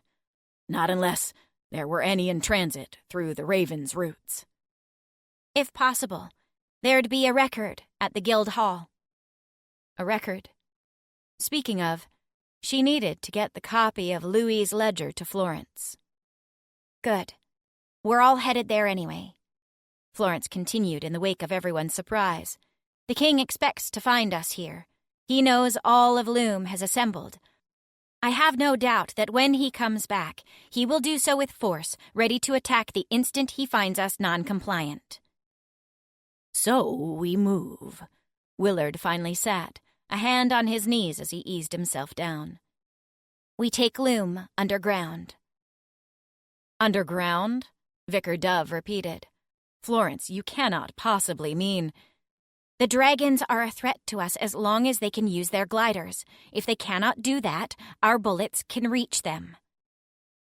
Ariana thought back to Leona's glider crashing into the entry to the underground they had escaped into months ago. It was solid logic, grounded in proof, even if no one else knew it. That's assuming the dragons even know the entry point. Vicar Dove murmured. The Raven's folly. You can't possibly expect us to go there. Willard wiped sweat from the back of his neck. I don't expect you to. You will go down to Tier 3 and begin to set up manufacturing for the box. It will be faster to use whatever remains at the Rivets Guild than start from scratch. And we can use the existing train lines for transport. They should mostly be intact. Alchemists will be the first to go. Vicar Ethel turned away from the masters she had been whispering with. Train us to implant the box, and we can complete the organs for each chimera, should we have enough of a farm to harvest from. Can you harvest from perfect chimera? Vicar Powell asked. Ariana grimaced at the idea, but answered anyway. You can. My organs regrow as a dragon's would. That's convenient. Vicars Ethel and Powell said at nearly the same time. Ariana was no longer going to allow herself to be in a room alone with either of them. Who are you to order us? Vicar Gregory's tone had lost some bite, but the question was still pointed enough. Do you have a better idea? Florence held out her hands, as if to receive some great insight from the vicar. If so, I'd love to hear it. Gregory looked to the other vicars and masters. None came to his defense. It would be easier to fortify the underground with less, Gregory finally murmured. Even if we'll be fighting on two flanks. Don't know what I want to tangle with less. Whatever could come from above or below. The other vicars voiced their agreement, each one deferring to Florence. Ariana leaned forward again, inspecting the woman who stood in the center of the room. There it was, that same aura she'd sensed before. The one that showed the shaking girl she'd pulled from the underground was no more. And if that role was no longer needed in Florence's life, what did that make them? As if sensing her stare and thoughts, Florence turned. They shared a long look full of questions that neither of them could answer. You will head to Tier 3 with Vicar Willard. Ariana knew it was coming because it was logical, and because logic could be used more effectively than the sharpest dagger. She wanted to object, to tell Florence that under no circumstances was she going to let the girl out of her sight again. She had gone to the world above and fell back to Loom below just for Florence. Go home, and make sure you know whose side you're on. Florence turned back to Ariana and focused on the vicars once more. We begin now. There's no time to waste. None spoke for her, and none objected. Ariana didn't really expect them to. One of them saw her as a weapon, foremost, another a traitor, and now two more saw her as their new harvesting experiment. Ariana stood and excused herself without a word. She wondered if she was the only one who had just witnessed the true leader of the rebellion rise. 18. Coletta. The grey room was progressing nicely. Coletta ran her hand along the back shelf, where all manner of wicked-looking tools had been laid out in careful order. A knife was one of the most beautiful creations that had ever come from a forge. It could kill, it could save. It was both famine and feast. She picked up the item, inspected it by the firelight of one of the two braziers. "Will all this do?" she finally asked, turning to the man who stood next to Ulia. "It should be enough, yes?" The Fenthri, Thomas, blended in with the room around him, rock-colored and bland. "What else will you need to conduct the surgery?" The man brought his eyes upward from their respectful downward cast. He took one more long look at the shelf in quiet, though. "Nothing more comes to mind. But again, I've never done this before." "So you repeat to the point of disgust." If she didn't desperately need this little man, she would do away with him on the spot. Coletta had only interacted with him a handful of times, but it was already too many. "I want my queen to be aware that it is possible there will be failures before we see success," he said. Coletta could appreciate one thing about the Fenthri. Their logical minds didn't allow things like emotions to cloud their resolve, usually. Thomas didn't so much as blink when he said the word failures, when what he really meant was deaths. "You will not see success," Coletta said softly. "Any success is mine." "Forgive me for speaking out of turn, my queen." Gold glinted threateningly from around the man's neck, but the collar was tempered to Yevun, not her. Nevertheless, Colette could kill him in a second if she so desired. "I merely do not wish to disappoint you." "Well, that is wise. You shall have some room for trial and error." Coletta set the knife down. She didn't want to give him that leeway, but even she could recognize it was unreasonable to expect otherwise. The alchemist Coletta had brought from Loom years ago was indeed deceased. Topan had done well finding a suitable substitute.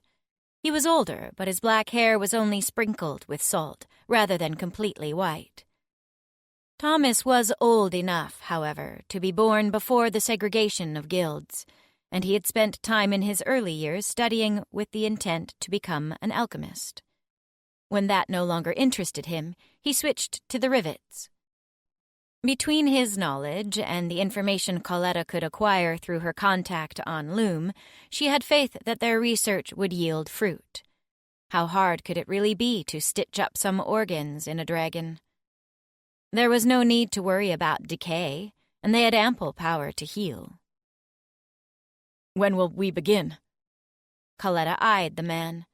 The question was awfully bold, almost bold enough for her to give him a warning shot. But she permitted it because she believed it mere curiosity, rather than an indication of the false notion he could schedule his own timetable of events. "Soon." Coletta waved him and her flower away. "Ulia, take him to his room." "My room?" Thomas repeated, looking between them. "Yes, I have prepared a room for you." Coletta enjoyed the look of shock on his face. My own room?" "Indeed, Ulia will show you there." His mouth gaped open, and he looked between them many times over, as if waiting for one of them to correct the statement and inform him that he wasn't getting his own quarters after all, and it was back to the squalor he had known his whole life. "Of course, my queen." Ulia bowed and escorted the man. Coletta's flower avoided touching him, for which Coletta didn't blame her. The Fenthri were dirty, rotten creatures that smelled and looked of death. Plus, if he tried to run, any dragon would be twice as fast and kill him 3 times more horribly than he could ever imagine. By working with them, he now had his own room away from the cramped quarters Nova's Fenthri were confined within. Any dragon would look at his accommodations and think them barbaric, but after spending most of his life in the darkness of the Fen barracks, Coletta suspected Thomas would find them palatial. With her business concluded, Coletta stared back through the estates to her gardens. She looked out the windows as she passed them, her eyes scanning the skies for traces of rainbow. Yevun had left early that morning, and now the sun was halfway through the sky, with still no sign of him. She didn't want to think of the Fenthri as being able to slay her mate. But with numbers alone, they had him. One mistake, and that would be the end of it. The garden was catharsis. Her flowers and their many concoctions kept her hands busy through the afternoon and into the evening, when the sun hung low and the sky began to fade into Lord Shin's hour of death. Coletta knew the moment the gliders approached, rainbows arcing through the air with a flash of brilliance. She finished her careful slices of the plant bulb and wiped her hands on the appropriate rag. 1 of 4 set out. Her laboratory was such a dangerous place that even a gesture as small as this, done carelessly, could cause a reaction that might kill her. One of the many reasons why she had been so diligent over the years with poisoning herself and building her immunities. Coletta tapped on the golden panel embedded in the wall that made up one side of her outdoor laboratory. Not so far away, a discharge point flashed. Soon enough, Yian appeared on command. You summoned? She gave a deep bow. Yes, the donor has only just returned. Tell the chefs to stop preparing dinner for him. He will need his space before he is ready to eat. They should resume when all light has left the sky. It is possible he will insist he is not hungry. Should he do so, I would like for you to deliver the food personally and inform him it is at my request. Understood. Yian turned on her heel, quickly departing to execute Coletta's orders. Yevun would no doubt go to his tiny, claw-scratched room and pace for a while. He would act the child and refuse food, thinking this a reasonable way to avoid his failures. She would give him space and a peace offering, to show that they still stood together, even if his effort to bring Loom neatly under their rule did not go as well as he'd planned. Coletta continued to clean and tuck away her laboratory. Everything had its place, and everything stayed in pristine order.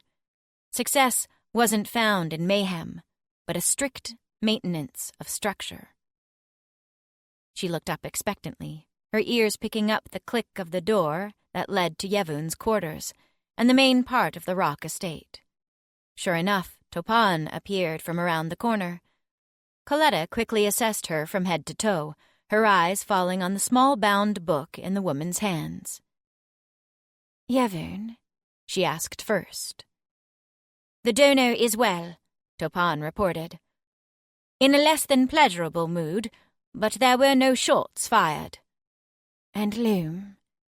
He gave them 3 days to decide if they will agree to peace, or if it will be war, at which point he will wage his first attack. Coletta sighed.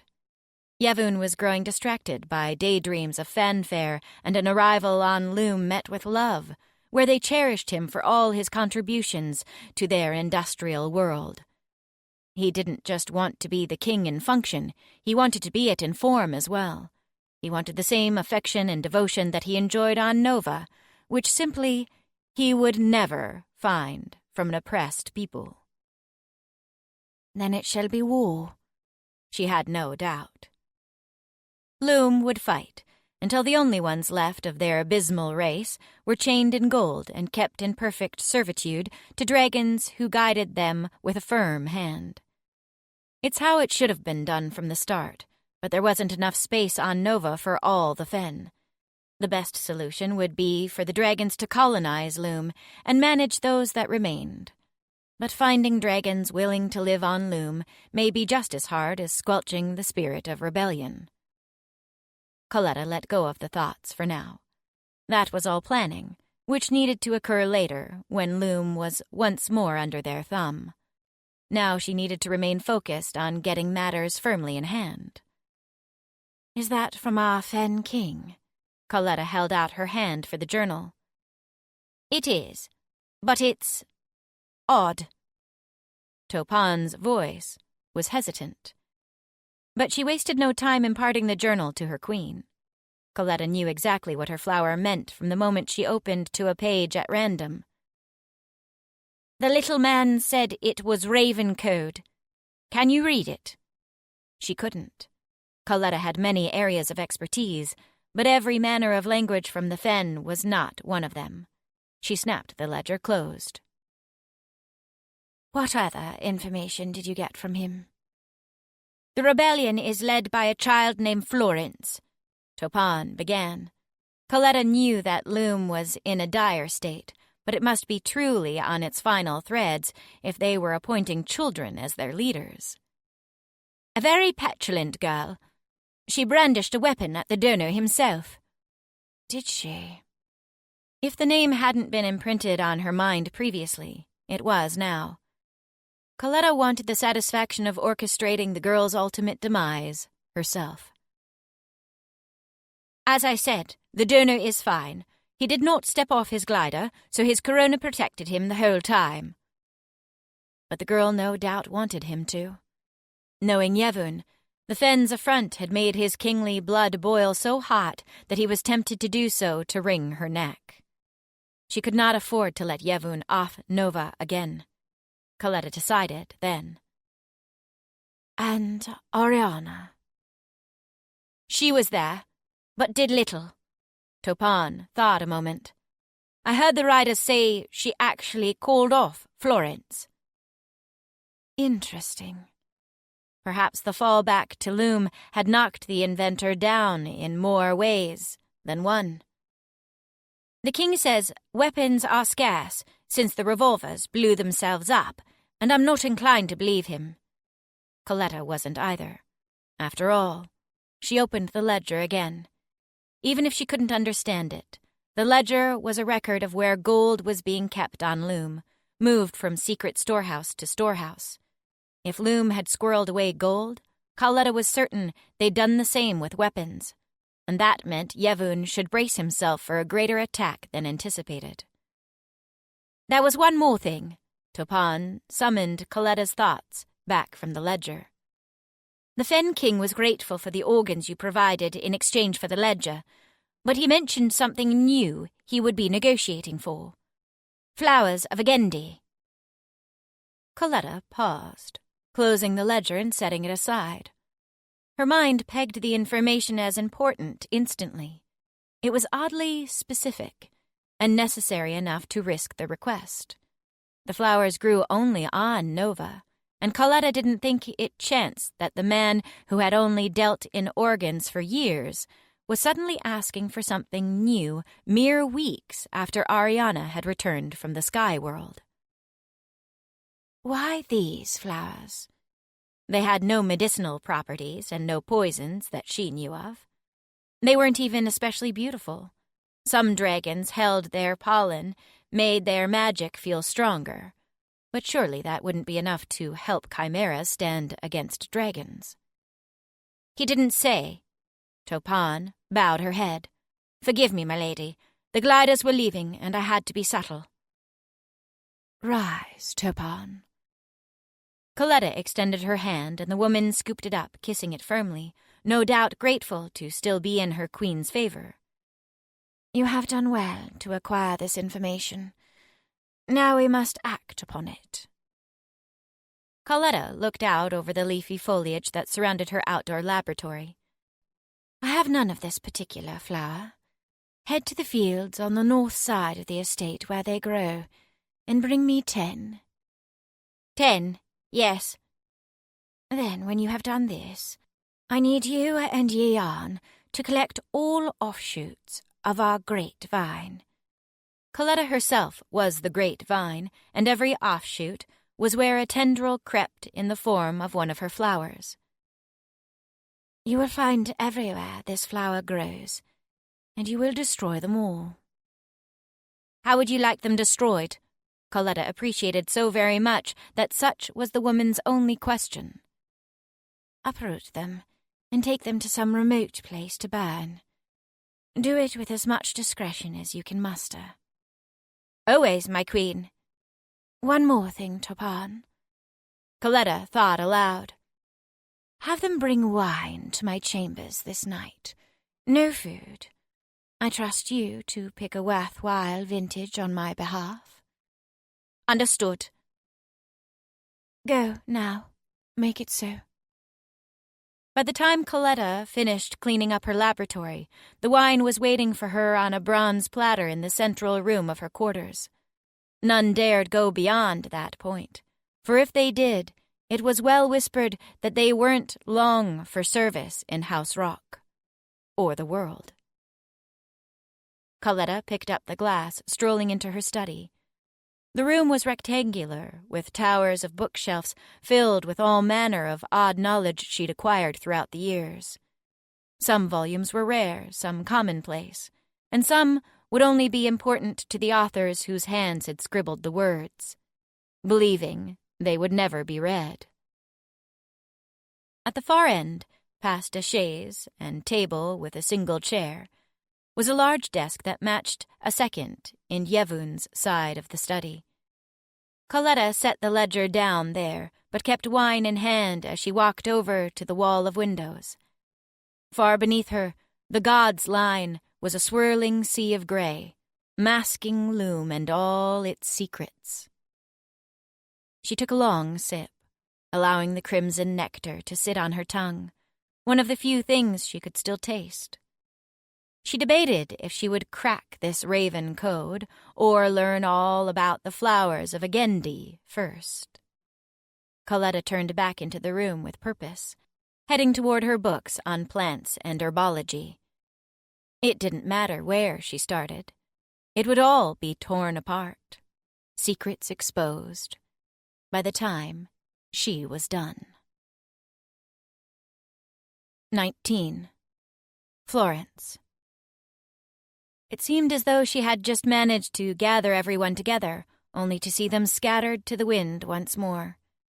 At least everyone was moving as a unified force rather than blowing in one rogue tumbleweed at a time.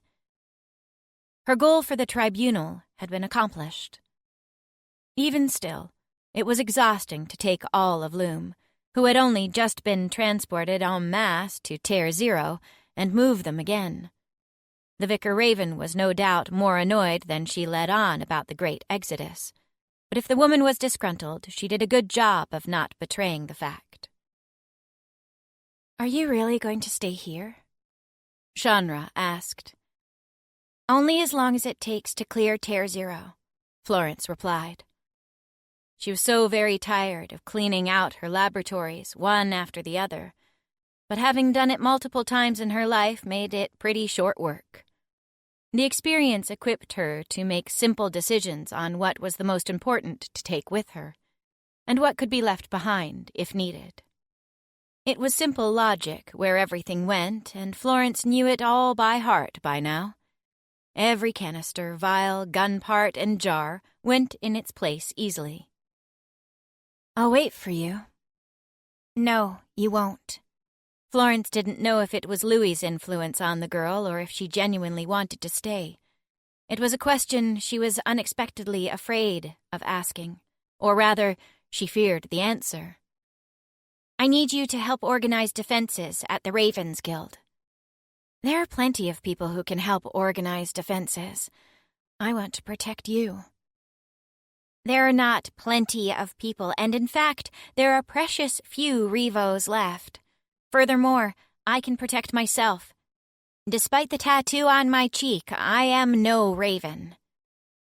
I know that better than anyone, but it doesn't mean you couldn't use someone's help. The dragons won't attack for 3 days. By that point, I will be long on my way to Tier 4. I'll be nothing more than a speck on the map. No dragon will find me, and no Fen-3 would attack me. Florence was fairly confident that at this point she had solidified her reputation as one of the deadliest people on all of Loom. How many others could challenge the Dragon King himself at gunpoint? Of course, that was a decision Florence had yet to fully unpack now that the initial fight-or-flight response had left her. Her hands had a tremble since the Vicar Tribunal. Florence, why won't you let me help you? Shanra rounded the table. She rested a gentle hand on Florence's shoulder. She moved away subtly from the offending touch, using the opportunity to stretch for a high jar and shake Shanra's hand free. But her distractions were growing limited, and soon she would be forced to focus on the other woman in the room. Do you want to help me? Or do you want to help me because Louis asked you to? Well, there it was. The question was out, and there was no taking it back. What kind of a question is that? Shanra almost seemed offended. She walked around the table to position herself between Florence and a narrow set of shelves she had been clearing. Do you think I've been at your side this whole time because of Louis? Florence thought about it for a long moment. Was this woman nothing more than a pawn in the greater scheme? And if she was, why did it matter to Florence? Have you not been? 5 guilds. That's all you think of me, isn't it? She seemed torn between laughter and anger. It was a combination that fit her, light and dark, happiness and sorrow, anger and joy. Shanra was all of it wrapped into one. I don't know what to think of you.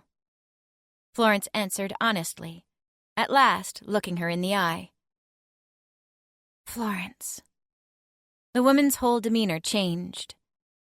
Yes, Louis asked me to come here. I told you that from the beginning. I've never left my affiliation with him a secret. Shanra shook her head, and I have no doubt that he asked me specifically because he knew I could be of help to you, because he knew you would want to learn from me. But Louis has been here for weeks now, and I spend more time at your side than with him or any of his other employees. It doesn't matter how I came to you. It matters what we do going forward. She wanted to believe it was all true. Shanra's silver eyes shone brightly in the fading light of the day. Florence wanted to believe they hid no secrets, that there was nothing within them that could even be the seed of a lie. But she wasn't sure. Couldn't be sure. Maybe ever. Still, arguing with the woman would do her no good. If her suspicions were founded, Shanra would never admit to them. If they were unfounded, she only risked alienating a friend. Was it better to risk having a false companion than having no companion at all? Even still. Florence sighed softly and let go of the argument. Her focus had to be on other places, her energy devoted to more important things than unpacking the true depths of her feelings for the Silver Beauty. You are far more useful to me getting a head start on fortifying the Ravens Guild and the Underground than offering protection I won't use and don't actually need. I will not be long behind you. All of Tier 0 will be on the move in 2 days' time, and I will be out with the last of them. All this is for only a day's difference. It seemed like Shanra was going to put up one more fight, and Florence braced herself for whatever the argument may be. The truth was, neither of them owed the other anything. Do me one favor. Shanra paused and reached for Florence a second time. This time she didn't move away. Okay, 2 favors. 1, don't store this powder on the edge of the box. Rattle it too much and it could go. Really? But I thought that was why we cut it with sulfur. We did. We cut it enough to prevent it from being a danger when mixed with other chemicals for canisters. But the whole thing in a jar? It's a rather pointless risk. Chandra took the jar and nestled it between some of the others toward the center of the box. For good measure, she even wedged in some leftover rags around the various vessels. Okay. And this other favor? Seek me out when you arrive at Tier 4. Chandra gave a small, delicate smile. If she was being honest with herself, Florence had planned to do so immediately anyway. I think I can manage that. I'll take this ahead for you. Chandra started for the door with the box still in her arms, speaking over her shoulder. Think of it as collateral, to make sure you come looking for me. Collateral? It looks a lot like theft. Florence leaned against the table. Well, as you so aptly pointed out, I am on Louis's payroll. Who really knows when I may decide to jump up and steal something? Chandra gave a small wink and left the room with a satisfied swing of her hips. It was one odd relationship to the next. The halls were washed in shadows, and every footstep she took toward Ariana's room was elongated by a quiet echo.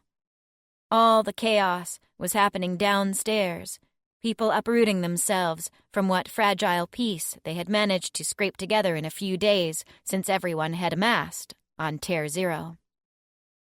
But up here, there was only silence. Silence and Florence's thoughts. She wondered if she should feel guilty for how she had treated Ariana. Because she didn't. Florence wanted answers. The uncertain world that surrounded her owed her nothing. She feared that if she did not take the chances that presented themselves as they presented themselves, they would be lost forever. All of life's events, loaded into the chamber of a gun, and it all came down to having the courage to squeeze the trigger before the shot was lost. She would not lose this opportunity to speak with her mentor one more time. She would not be relegated to silence, like when Ariana had up and left for Nova, giving Florence no other choice but to swallow her curiosity and hope not to choke on it. But Ariana was not in her room, leaving Florence to wander the tower in search of her wayward mentor. As expected, Florence eventually found Ariana in the remnants of one of the Rivet's workshops. Unlike her own workshop, this one was filled to the brim, all manner of gears and tools lining the walls. The tang of metal was sharp on her nose, cut with the warmer scents of grease and oil. Ariana looked up promptly when she arrived, her dragon ears no doubt anticipating her arrival for some time now, which explained the lack of surprise on her mentor's face. Florence leaned in the doorframe, folded her arms over her chest, and waited. Ariana stared back, and neither said anything. Time stretched on, and as much as Florence didn't want to be the first one to speak, she wanted to waste her time a lot less. Ari, we should talk, she said with a sigh. Do you really think I am not loyal to Loom? Another sigh. No. May I come in? Ariana motioned to the stool across from her, and Florence accepted it. She didn't touch any of the various tools and parts scattered across the table, keeping her hands folded in her lap instead. Why did you tell me not to shoot? You know the answer to that. I want to hear it, Florence demanded. There will be people, at times, you cannot demand answers from. Ariana was hesitant, but acquiesced to her demand anyway. Because a shot would have done nothing against his corona. You don't think I know that? I was trying to coerce him off the glider. If I had, with that many guns on him, we could have taken him down, and then... Then what? Ariana pressed when Florence's thought trailed off. Then we would win? The war is ended before it begins? Freedom reigns on Loom and we celebrate? Ariana put her gearbox down, which was open to reveal the guts within. No, Flor. I told you about the dragon houses when I first arrived. If you had killed the king, there is another who would inherit his throne. If you killed her, there is another after that, and another, and another. All of dragon society is based around the idea of someone always being in power. One man or one woman always being on top. It's a pyramid you can't topple. The words were a bitter potion of truth, and they turned Florence's thoughts sour. Then, what are we supposed to do? Roll over and accept them as our masters and oppressors? We must work with them. Florence's stomach churned at the idea, but she forced herself to think logically. She'd been rash since the moment she'd seen the king. Calmed down, she could see that it was Ariana's composure that had kept things from splintering too soon, that had given them time to organize and flee. Again it came down to Ariana. She still had much to learn from the snow-haired woman. You mean Svare and his sister? Ariana nodded. His family, the Shin, is fighting against the Dragon King as best they can. But like Loom, they aren't strong enough. Why? Florence wasn't keen yet on the idea of allying with another faction getting crushed by the king. They needed strength. There are 3 dragon families, Ariana began, and Florence settled into her stool, listening intently. Everything Ariana said sounded vaguely familiar, but Florence listened as though she was hearing for the first time. Tam, Rock, and Shin. Rock has remained the leader for hundreds, thousands of years. Tam seems to be in the middle, their mantra favoring balance over upset. So, long as the Rock family doesn't do anything too heinous, they work to maintain the status quo and do little else. Florence instantly knew she would not get along with a Tam dragon. And Shin. House Shin and Rock seem to be constantly fighting over who will be on top. The Tam de facto in the middle. One of them is always in power, with the other in the weakest position on Nova. The weakest position. Poor things, Florence remarked sarcastically. None of them really see us as anything worth fighting over, Ariana admitted. So why would we ally with them? Svare had seemed good enough, but if his family didn't see the value in Loom, then she would no longer see the value in him, even if it was his blood in her veins. Because they don't care about us. Svare's sister and the leader of House Shin only cares about ruling over Nova. If we help her get to that point, then she'll let Loom be free? Killing the Dragon King means nothing. It's like severing a dragon's hand. It will grow back, time and time again. Not only must we sever the hand, but we must replace it with something that suits us better. Only then will Loom be truly free. Florence let the information soak in. She took off her top hat, brushed off the dust that had settled on the brim while she was cleaning out her laboratory, and returned it to her head.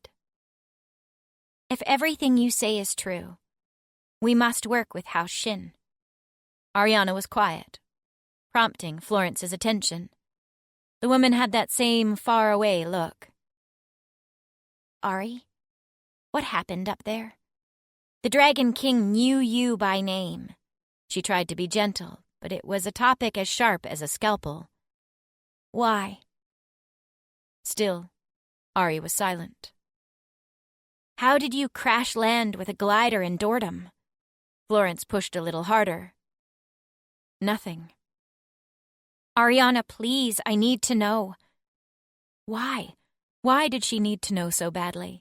Why did it keep her up at night and draw her patience thin to think Ariana was keeping yet another secret? Yevun captured me. I escaped on a glider. I crashed. It was the most unsatisfying explanation ever. Yevun, the Dragon King, captured you. Ariana picked up her gearbox again. Florence was on her feet, reaching across the table to put her hand between Ariana's tool and the box. The woman brought her violet eyes to Florence's. Why didn't you fight? You don't think I did? Ariana scowled. You don't think that, succession be damned, I wouldn't have killed him if given the chance? What did he do to you? She whispered.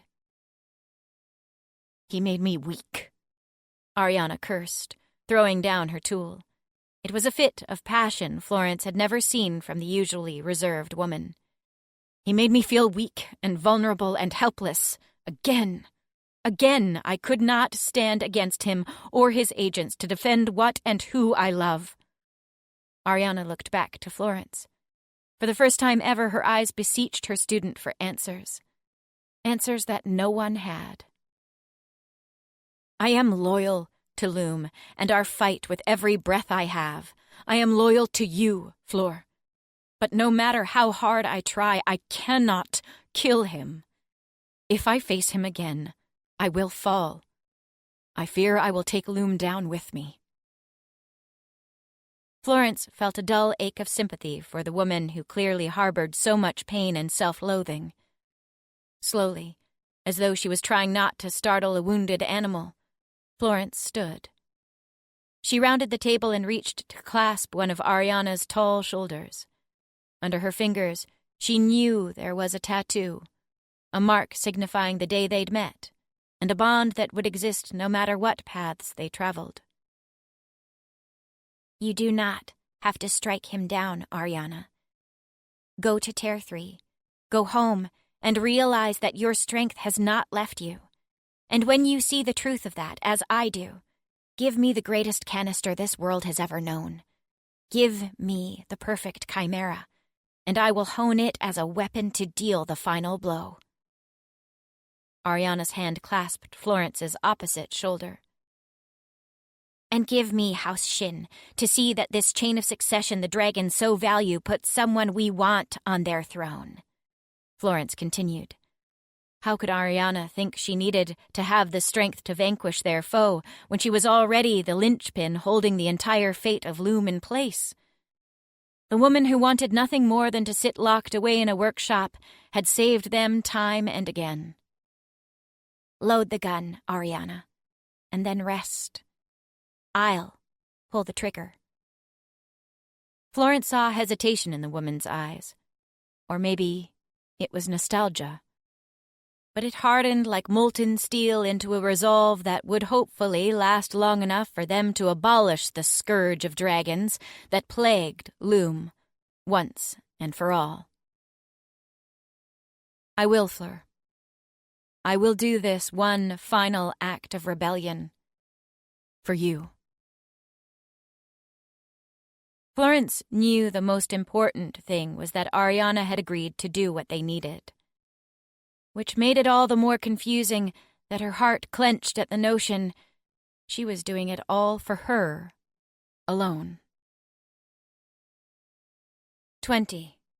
Ariana. Ariana leaned back against the upper deck windows on Louis's airship. Checking the magic discharge was unnecessary now, but it gave her an excuse to be away from everyone. Up here, there was nothing more than a gray sky, the wind, and the earth slowly changing below. The last time Ariana had traveled this route, it had been by train.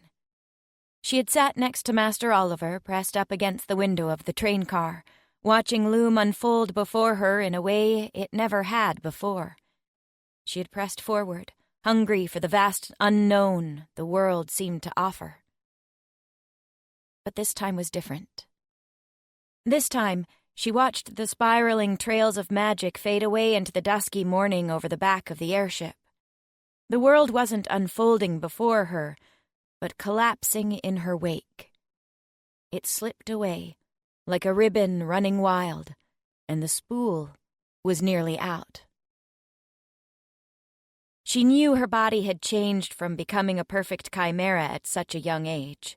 It was obvious before any others had pointed it out. She could run faster, endure more injuries. Her bones were thicker, and her height dwarfed most Fenthry. After being on Nova, she knew she was built more like a dragon than one of her own gray-skinned race. Ariana looked at the line that ran around her wrist where the soft blue skin of her hands met her natural steel-colored flesh. These hands had tried to dismantle her world. She would use those same hands to be that man's downfall, to annihilate all who sought to oppress Loom. The door to the deck opened. "Am I taking your spot?" Will asked from where he hovered on the threshold. Yes. Ariana turned her eyes forward, pointedly ignoring the child. "Sorry about that." He clearly wasn't sorry. He sat down next to her. Will drew his heavy coat tighter around him, pulling up the collar to shield his face from the wind that whipped around them. "How are you not freezing to death out here?" "If it's too cold for you, perhaps you should return indoors." "I just may." Victory, Ariana thought. "I'll just wait long enough to lose him." Will peered over the window ledge and looking into the upper deck house before ducking down again. "Okay, I'll bite." Wasn't as if she had anything else to do. Lose who? Vicar Willard. The old man just won't shut up about how to make the engine run more efficiently. Ariana laughed. Oh, to be young and stupid. Hey! And not capitalize on the opportunity to learn from a vicar. Ariana adjusted her goggles. Granted, she had some mixed feelings about Vicar Willard, but she was allowed. They had history. At first I did. Will was instantly defensive, but he corrected everything. That's because everything in this rig is wrong. No, it's not. It runs just fine, thank you, the boy insisted. It could be better, and you know it. He made it too easy for her to push right on his soft spots. You've been away from the Ravens Guild proper for a while. Getting sloppy, Will? Sloppy? You're one to talk. Will breathed on his hands, looking out at the magic discharge. Thought you were supposed to be some great white wraith, master thief, super sneaky. Ariana arched her eyebrows, not even dignifying him with a response. I overheard you and Florence. I know what you gave her. I don't know what you're talking about. Ariana looked him in the eye, challenging him to call her on her bluff. To her frustration, he did. Sure. Well, then I heard some other Ariana through a crack in a wall talking to some other Florence about some other copy of a ledger she made of something she stole on Tier 3 before leaving the 5-tiered hall. You were sent to spy on me? Ariana mentally cursed herself for not inspecting more carefully the rooms surrounding her laboratory. Louis likes to know what's going on. That he does, she agreed, training her expression to be void of emotion. Too bad any reports he gets would be from a bored raven with an overactive imagination. Be careful, Ari. I wasn't the first, and won't be the last. The irony of you telling me that. She'd been in dangerous situations longer than he'd been alive. Fine. Ignore me. Will shrugged. Just saying that if it had been anyone else in Louis's crew, you would have been outed. Anyone else? Including Helen? Ariana wondered if she was hearing between his words correctly. Helen has her eyes on inheriting all of Louis's operations. She'll do anything to suck up to him. Will had the tone of a friend who'd been chapped by some rather cold treatment. Why are you telling me this? Helen and Will were a matched set. In no world could she imagine Will doing anything that would separate them. Because when she does inherit Louis's kingdom, we'll need a champion. I hear he has a plenty good one he's been working with. Don't want to see Helen burn any bridges we may need to drive over. Ariana snorted with laughter at the idea of taking orders from either of the children. But still, fair was fair. The warning he gave her was valuable, almost adult-like, and she appreciated it. Play your cards right, and maybe you'll be so lucky. If you can pay. The business is pretty lucrative. Will glanced through the window into the deck cabin. Have you heard anything else? Ariana asked when they both confirmed no one was observing their clandestine meeting. Anything else? She didn't know if he was being coy or just stupid. Why did Louis want the ledger in the first place? Will's mouth turned into a frown. I don't really know, but I know he speaks to someone on Nova with the red-eared one, Adam. Red ears. Ariana's instincts went off again, as they had the first time, apprehensive at anything that resembled rock. Do you know who? That's all I know, for now. For now? Like I said, I want to work with you. Will shrugged again. Ariana didn't know what she'd done to endear herself to the boy, but she wasn't going to challenge it. The fact that he hadn't gone to Louis, or at least claimed he hadn't, was good faith enough. Except, can we please do this in the future where it's not freezing? I think I'll brave the vicar and his corrections over losing my fingers. It's not that cold. Ari, my fingers are turning blue. Before she could even comment on where, when, why, and how he thought it was acceptable to refer to her as Ari, Will had pulled open the heavy door to the top deck cabin and disappeared within. She looked back down at her own hands and realized she wouldn't be able to tell if her fingers turned blue. Even out of his element, Louis could still be a problem. She needed to tread carefully and learn what game he was really playing. It was, in total, a 2-day ride from Tier 0 to Tier 3, thanks to Ariana's contributions with magic, Will and Willard working together on improving the engine, and Helen's keen insights on charting their course. Thick palm fronds branched out over top each other. Stronger trees that preferred drier climates quickly disappeared as the land became more marshy and wet. The bogs in the forest to the south of Gare held dark waters, caged by tree roots. Gare itself was known as the Clockwork City. Tethered by her cabling and winch box to the heavy door behind her, Ariana crouched atop the cabin roof for the best vantage the airship could offer. She dug her knees and fingers into the metal grooves for stability, but the wind threatened to rip her away. The city of her childhood grew from a speck in the distance to the towering mechanical marvel that rivaled any in the world. The capital of the Rivets was entirely the Guild Hall. There were no other elements to the city itself. There were no visitors without specific business for the Rivets. Even late in the year, humidity crept beneath her coat and made her hair cling to her neck. It was an omnipresent citizen of Gare, rising up from the marshes under the city's stilts. A mechanical haven, built atop water, destined to fight an endless war against rust and corrosion. It was the worst place possible for the Rivets to have attempted to build, and it was all the more perfect for the fact. The airship banked and began its descent. Closer up, the movements of the guild could be seen. Slowly, rotating upper walkways ticked around cores like odd-faced clocks, counting down to something unknown. Steam billowed in jets, piped from the depths of the all-metal guild hall.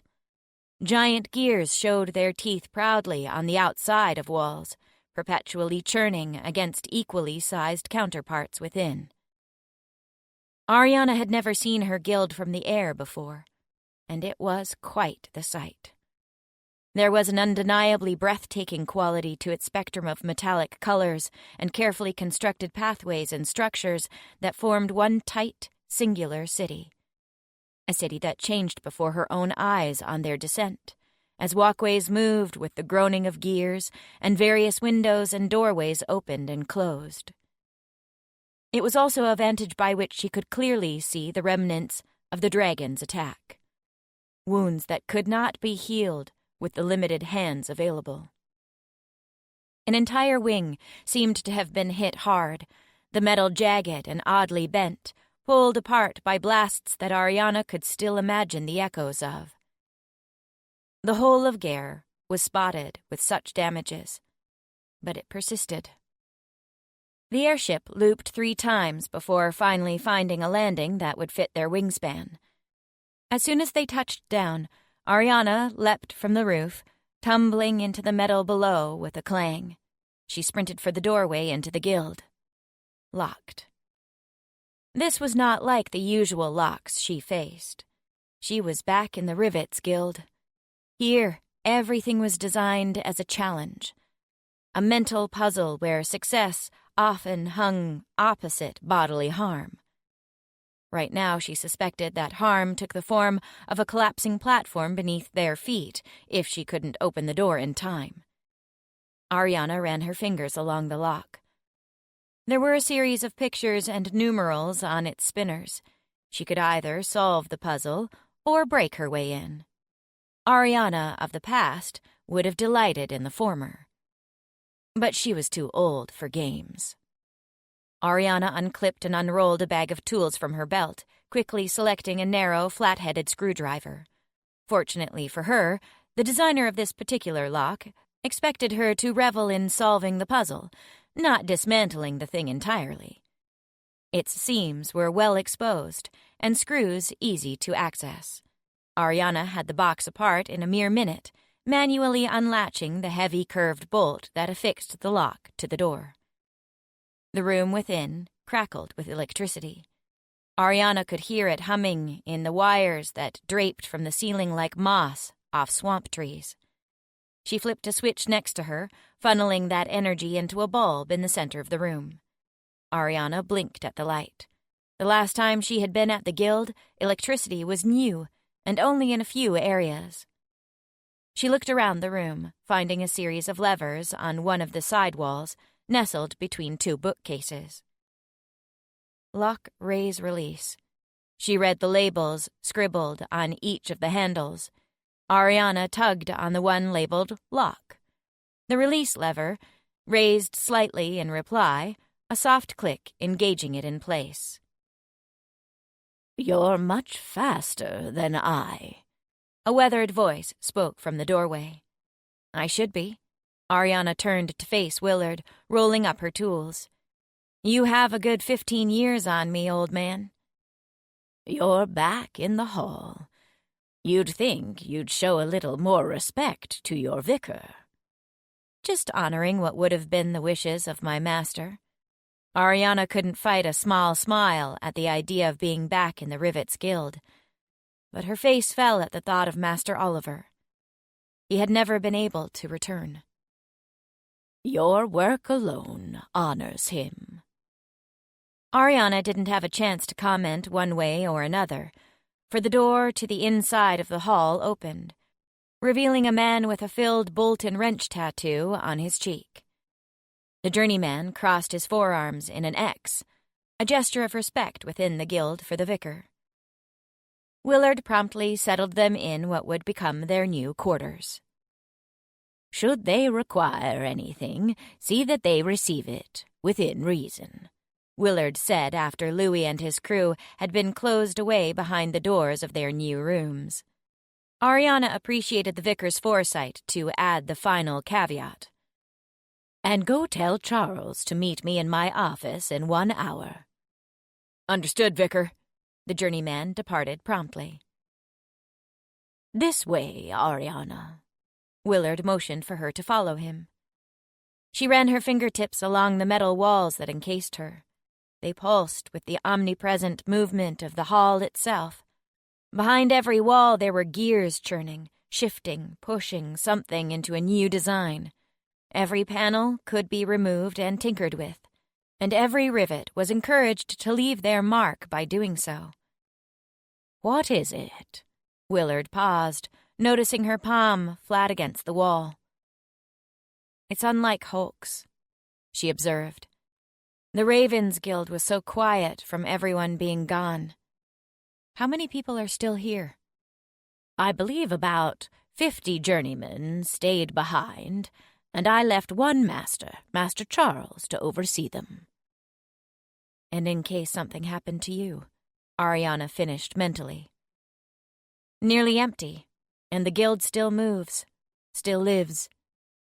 Vicar Willard outstretched his gnarled and age-spotted hand, placing it next to hers.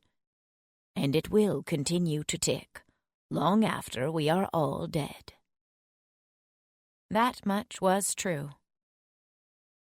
As they continued, the paths became more and more familiar. It was like an old toolkit, where every wrench and screwdriver was remembered the moment it was seen once more. Ghosts were their only company in the empty halls.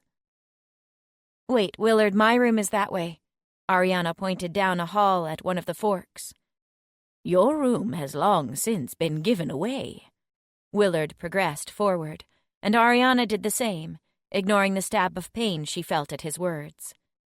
She knew there hadn't been a home for her to come back to for some time, but to hear it articulated so clearly wasn't easy. "And even if it hadn't been, you no longer belong in that wing." Instead, Willard led her into a great hall. Square skylights dotted the ceiling, letting in natural light to blend with the electric sconces that dotted every column of the main stretch. Between the columns, down the center of the room, were sturdy wing-backed chairs, high tables, impromptu meeting areas, and spaces to sit and think. On the perimeter, between the columns and the outer walls, doorways adorned with nameplates lined the room. Ariana adjusted her harness, which suddenly felt too tight, and tightening with every step. The vicar rivet led her back to the far corner. Her feet weaved her among the couches and chairs, familiar with the path rutted into the plush carpeting. This was the Hall of Masters, a place she had visited frequently to consult with a man whose door she now faced. "You kept it." Her voice was stunted, and she couldn't quite figure out why. Her eyes fixated on the plaque that read, "Master Oliver." "In a way." Oddly sentimental for a bunch of rivets. Ariana buried her hands into her pockets and told herself that Oliver's untouched old quarters meant nothing. Sentimentality only had little to do with it. Willard tapped one of the 2 door locks. Every master's door had its own lock fused with the metal door, but Oliver had conceived a second edition that he welded into the doorframe himself. It was the most complicated lock Ariana had ever had the privilege of seeing crafted, with multiple tumblers and no clear seams or screws. "You can't open it," she grinned knowingly. "Why not break the door down?" Perhaps that was the sentimentality, violating a master's workshop like that. But now... "You want me to open it?" Ariana arched her eyebrows. "Well, of course. You know the combination, don't you?" "I do." Ariana thought briefly about concealing the fact, but she'd have much more fun watching Willard squirm as he pined for access into the physical manifestation of his rival's mind. A long moment stretched on. "Well?" "I'll have to think if I want to open it or not." "This is going to be your chambers now." He stopped her with a sentence as she turned away. "Everything within is yours." The words buzzed between her ears louder than the electricity that hummed throughout the guild. "It's not mine to have," she whispered without facing the vicar. "It is." Willard patted her shoulder, passing by her and heading for the exit. He did not give it to me. She wasn't good enough for it. Ariana knew she was 10 times more brilliant than most other rivets, and she was still only half as smart as Oliver was. I think in his way, he did. "Don't you want to see what's inside?" she called across the room. Oh, more than anything. The old man stopped. I've wondered what things Oliver was working on behind that door for years. I've fantasized over his brilliance. But he imparted his master status to you. He gave you the key to that door. He gave you his tutelage. Whatever is in there is meant for you, not me. The conversation shifted before Ariana could formulate a reply. In an hour, I will meet with Master Charles to discuss outfitting a line for your boxes. I'll need you in attendance. I trust you still remember the way to the vicar's quarters. She remembered it well, as if she hadn't left the guild at all. I do. I will see you then. Willard nodded and departed, leaving Ariana alone with what suddenly felt like the most important decision she would ever make. 21. Coletta. Coletta was an excellent judge of others' pain. She had seen men and women die in combat countless times. She had seen Yevun inflict agony with the grace of a dancer. She had watched hordes of nameless, worthless test subjects die under the influence of her experimental poisons. So she knew, from the moment she walked into the grey room, that Yian was not faring well. "He has poisoned me." Yian pointed a long finger in the direction of a cowering Fen. "He has cut me open, and he has poisoned me." "I highly doubt he would be the one poisoning you." Coletta couldn't resist the bit of levity. Who could blame her? The agony of others put her in such a good mood. I did not poison her, the Fen insisted. "Then why is she in such pain?" Coletta approached Yian. The woman was nearly doubled over, clutching her stomach. I don't quite know. Coletta ignored the incompetence and pulled Yian's hands from where they clutched her gut. Sure enough, there was a long, angry line down her abdomen. The red skin was oozing gold, a pale, almost pus-like color, from where the skin was visibly ripping with not quite right magic. The body not quite able to mend itself. "Why isn't it healing?" I don't know that, either.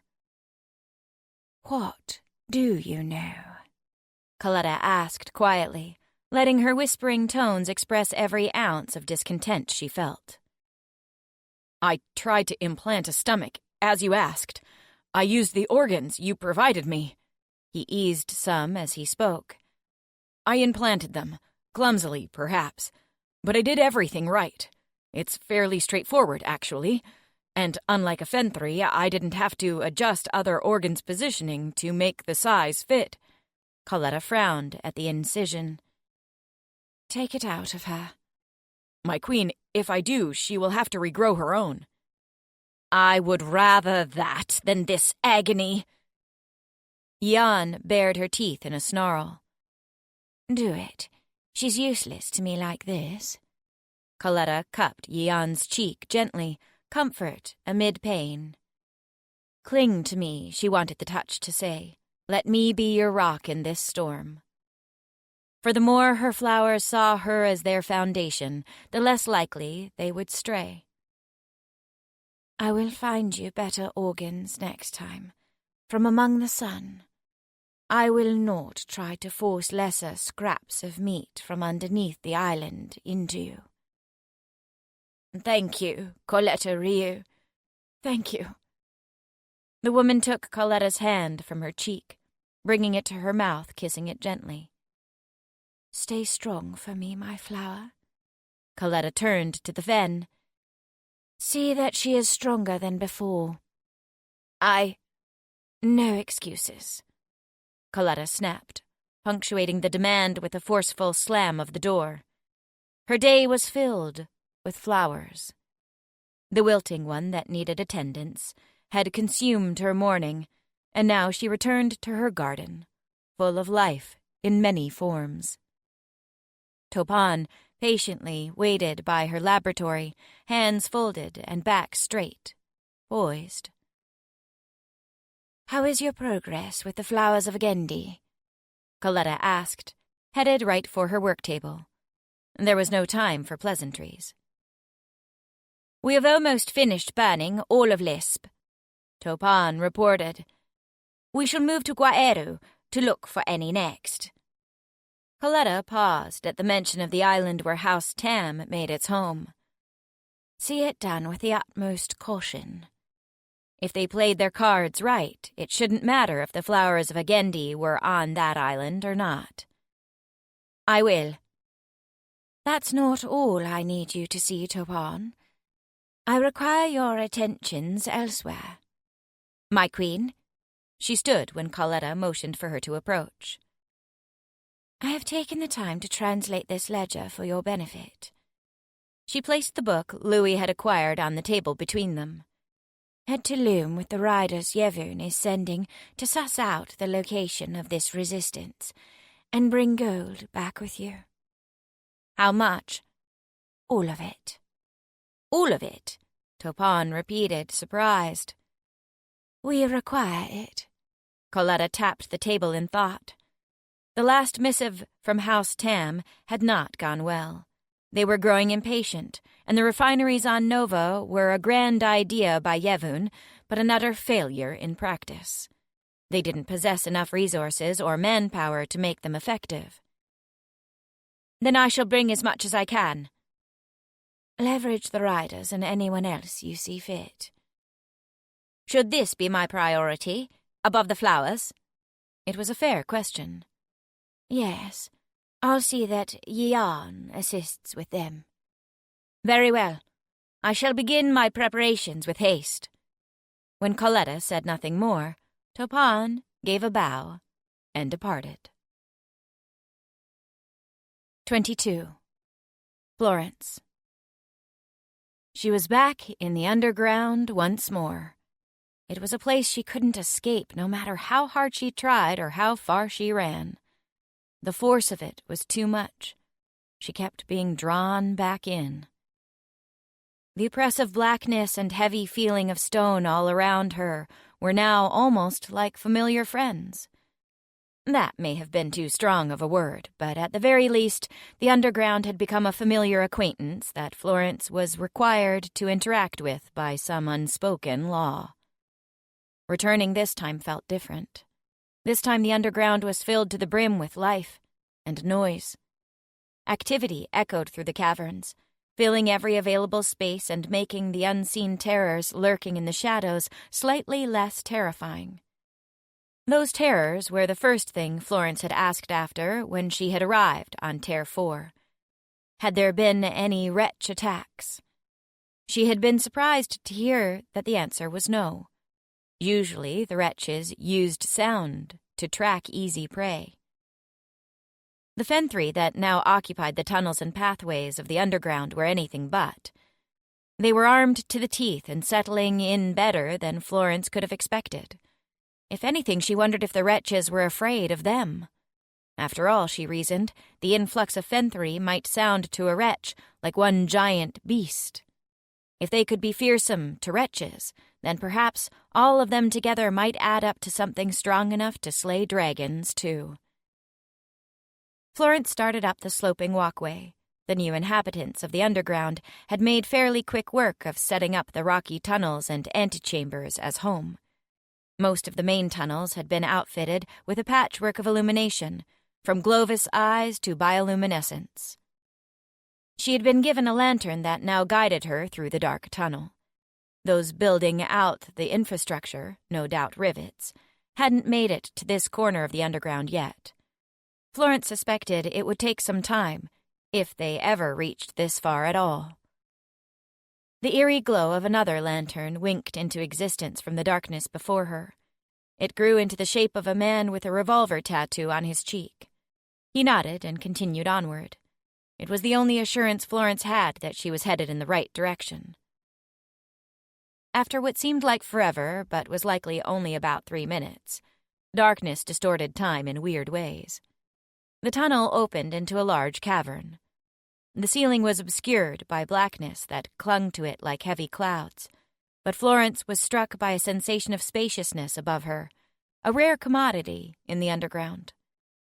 In the center of the room there was a giant metal basket, within which countless glowing orbs rested. Florence tried to make sense of what the basket contained. Not Glovis eyes, nor typical bioluminescence. Whatever it was gave off enough light to bathe most of the cavern in a pale, bluish-green glow. Light and shadow carved out silhouettes of people hunched over faintly glinting gun parts. Some lay out on bedrolls, perhaps sleeping, or just willing away the boredom that accompanied waiting for an attack from above or below. A few took notice of her, but none seemed to recognize her. If they did, they didn't seem to care.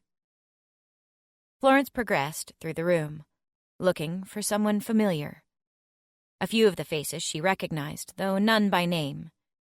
In that moment, Florence made the decision to move in with the rest of the Revolver journeymen, rather than the more comfortable accommodations above she'd been offered by the vicars. While it was true that her status was unofficial, the vicar Revolver had called her one of the guild. Even if he'd only done so to manipulate Ariana, she'd twist it to her advantage. In the far corner, separate from everyone else, torchlight painted a head of white hair, a soft blue color. Shanra had set out her own lantern, hunching over it to work on her weapons.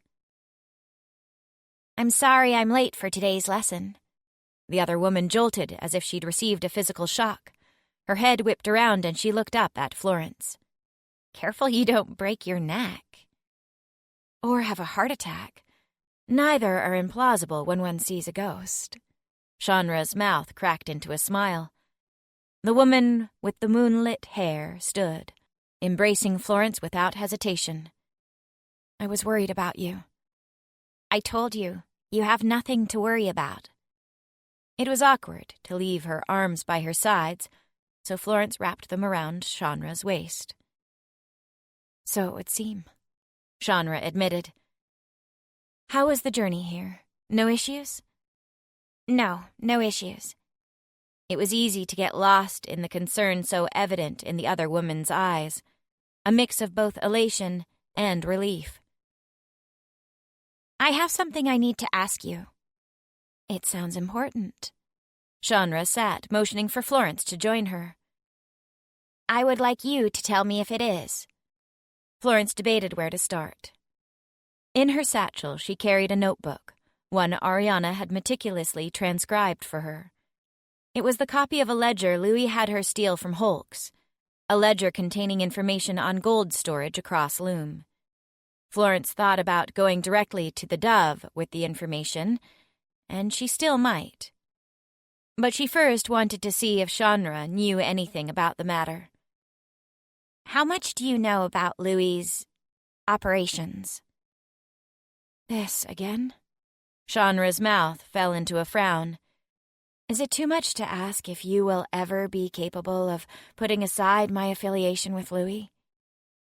For now, yes. Florence answered honestly. But how much you can help me can only quicken that process. Shanra sighed. Very well. What is it? Louis wanted something stolen in Holk's, and I want to know why. Louis steals lots of things. I can't claim to know the reasoning behind every one. Shanra ran a hand through her wild white hair. Maybe if you're more specific? He took the most current ledger from the Ravens Guild that contains information about all the gold storage locations across Loom. Florence studied Shanra's face. Her surprise seemed genuine. Do you know why he would want this information?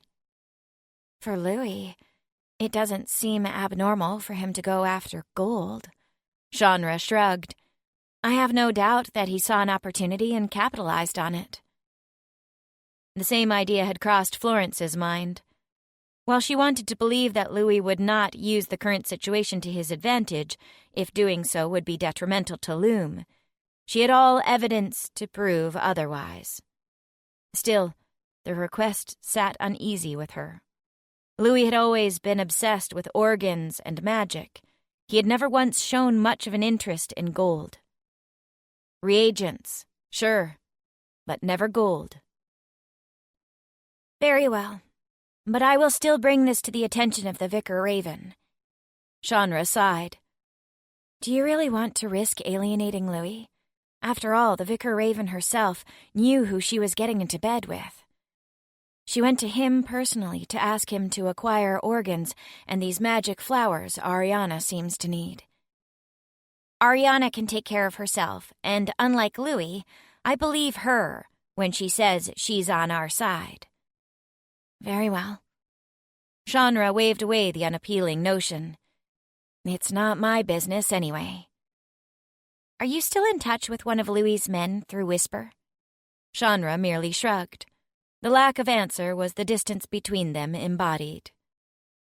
I'll take that as a yes. She didn't know what she expected from Shanra, but apparently she harbored more optimism than she cared to admit. One more thing, Florence said as she stood. She needed to go somewhere else to cool down. By the time you report to Louis, I will have already informed the vicar of his actions against her guild, so you may want to use whatever means of communication you have at your disposal to let him know. That way you can try to remain in his good standing. It's not like that, you know, she muttered. I'm not constantly looking for an opportunity to betray you to him. Florence arched her eyebrows. I'm not, the other woman insisted. Why does he have your loyalty at all? Why are you involved with him? Not that it mattered. Whatever her reasons, the fact remained that Shanra was one of Louis's, and that meant Florence should stay well away. You wouldn't understand. Try me, Florence pressed. I was frustrated with the limitations the Revolvers Guild put on their students. Her voice had dropped to a whisper. I had all these ideas for projects, but none of them would get approved. They were all deemed too radical, too dangerous. So you found someone who would fund your ideas? It wasn't a question, but Shanra nodded anyway. By the time I fully realized how he was using my work, it was too late. He had enough information on you to get you thrown out of the guild. Under dragon law, being exiled from your guild meant death. Florence finished the story in her mind, a simple cautionary tale central to the Revolvers Guild itself. Just because one could didn't mean one should. It doesn't really matter now. The vicar knows of my involvement with Louis because of all this. I suspect the only reason he hasn't kicked me out yet is because Loom is so short on manpower, especially the revolvers. So why stay with Louis then? Florence crouched down again, so that way she could speak in the quietest voice possible. He doesn't have anything on you anymore. And even if you do get kicked out, the guilds are reverting back to what they were before the dragons. There are no more death sentences. There's nothing keeping you to a single guild or location. Yes, that may be true, but if I'm kicked out, I have nowhere else to go. Shanra picked up her gun parts, slowly assembling her weapon once more. And if that's the case, I would rather stay in the company of someone who will actually appreciate my work. Florence had always thought of Louis's lackeys as greedy bottom feeders, hungry for the payout that his jobs brought. Or people with such wretched histories that they had no other option than to associate themselves with the gremlin of a man. But Shanra's story was relatively benign. If anything, it made her association with Louis borderline normal. For a moment, Florence wondered if, under a different set of circumstances, she would have ended up in Louis's service too. For all that she'd thought those on Louis's payroll were loyal because of the money, she realized now it was because he offered something far more valuable. A place for wayward souls to call home. I appreciate your work, Florence grabbed Shanra's hand. And many others will too. Shanra stared at the initiated contact and gave a small smile. You have no idea how good it feels to hear someone say that. Florence did. In that moment, she was Vecca away from the dark cavern and back in her and Ari's flat in Old Dordom. She heard Ariana's first praise of her work keenly, felt her chest swell with phantom pride. I do, actually, Florence whispered. It feels good to hear you say that. Shanra turned her head, their noses almost touching. I want to always be there to appreciate your work, Florence. It's not your appreciation I want, Florence realized suddenly. She was shaken to her core by the revelation, but in the same instant, so was Loom's fragile reprieve. Gunshots echoed from some faraway location. Florence was on her feet already. The dragons had made their first attack. 23. Ariana. She had an hour all to herself.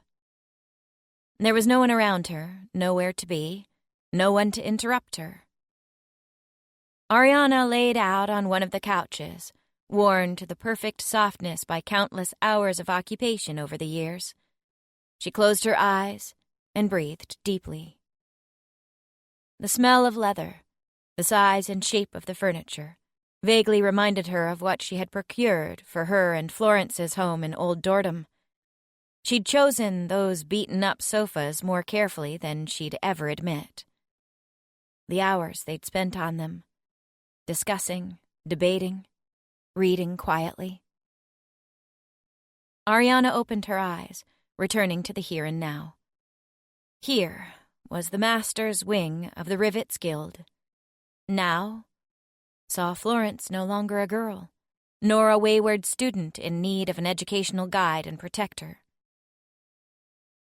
Sitting, Ariana looked back to the corner where she could still read Master Oliver's name clearly on the door. He, too, had taken in a girl curious about the world and educated her. But Ariana hadn't been ready to give up his tutelage. She would still accept it now, if she could. After the events on Terre Zero, she had little doubt Florence did not quite feel the same. A door down the hall opened unexpectedly. Ariana's feet were on the floor, a hand on her dagger hilt, before the echo of squealing hinges faded from her ears. She coaxed her hand to relax, reminding herself that she was once more around friends and allies. After spending so much of her life in secret, it was an odd feeling. Oh, hello. The coalskin man seemed as startled to see her as she was to see him. Hello, Master Charles. The name plaque on the door confirmed her suspicion, but it was an easy deduction. Willard had said there was only one other master in the guild presently. And you are? His body was still tense. His light gray eyes scanned her face, no doubt making note of her lack of guild mark. Ariana. Ariana, he repeated, bringing his fingers to hook his chin in thought. Master Ariana. The title was odd on her tongue, unfamiliar. I was Oliver's pupil. Oh. Comprehension lit up the man's eyes, and he crossed the room to her. His hair was cut short and shone like an oil slick in the light. I've heard about you. Whatever you've heard, I'm sure it's greatly exaggerated. Ariana leaned back into the sofa. It is fairly fantastical to think I'm in the presence of someone who supposedly created the Philosopher's Box. I did create it. I believe that's what's to be discussed with Vicar Willard soon. Ariana didn't miss how his instinct was still to refer to Willard as master rather than vicar. I believe so. He produced a watch from his pocket, clicking it open. It's early yet, but I doubt the vicar has many other priorities right now. Would you care to walk with me?" She stood and fell into step behind him as they wandered through the guild hall toward the vicar's wing. "So what's been all the rave at Gare while I was gone?" "Automations along the line," Charles responded easily. "Sounds interesting." "It is." Rivets and their get-to-the-point nature weren't exactly known for small talk. "And what happened to Master Oliver?" "I killed him." Few statements could stop a conversation as abruptly. Vicar Willard was in the lavish workshop attached to his private residence. His hands were occupied when they arrived, focusing on making space on the long central table. "You're early," he observed. "Well, since you're here, help me clean this off." Ariana and Charles set to work moving the various parts and tools back to their supposed places around the room. Taking over someone else's workshop was like slipping into someone else's shoes. Nothing fit right about it. "So, I was thinking we would start with building a working model of the philosopher's box that we can use to design the line from mass production," Willard started. "It really is true." "Yes, she has supplied." Ariana grabbed one of her daggers and drew it across her palm, showing Charles the same stream of gold she'd displayed to the vicar tribunal. Showing was always better than telling. "Proof enough?" Charles's eyes darted from her palm to her face several times. "Yes." "As you build, Charles can sketch schematics, and I can take notes," Willard instructed as they finished clearing the table. "That'll make it easier to pass on the information to the initiates and journeymen who will be working on and overseeing the line." Ariana could only nod. The idea of making the philosopher's box again put a lump in her throat. "Let's begin, then." If she allowed herself to think about how her hands were moving, she risked error. Ariana pushed all else from her mind beyond the numbers that gave structure to her creations. It had been a long time since she had last made the box, and there were parts that came more slowly to her than others. Still, she worked through them logically. After all, the only other option was allowing Willard to take the only other prototype in existence and build a model based off reverse engineering. Ari wasn't about to let that happen. They worked well into the night, tinkering until the box had mostly taken shape, minus one or two essential parts that could be manufactured with ease. Ariana looked at her work, a nearly identical replica of what sat in her chest and kept her alive. "So now what?" Charles asked. "It's implanted in place of the heart." "This is just a glorified pump. How does it create a perfect chimera?" he asked skeptically. "It's unfinished until it's tempered." Ariana leaned against the table, ignoring what she had just produced. Her eyes swept over the detailed notes and skillful schematics the man had drawn. The greatest thing she had ever done, reduced to a few sheets of paper. "Tempered." Charles's confusion reminded her that he hadn't been privy to the tribunal, and that Willard hadn't had time enough to fill him in. "There's a special flower from Nova that has magic properties. It cleans blood of rot."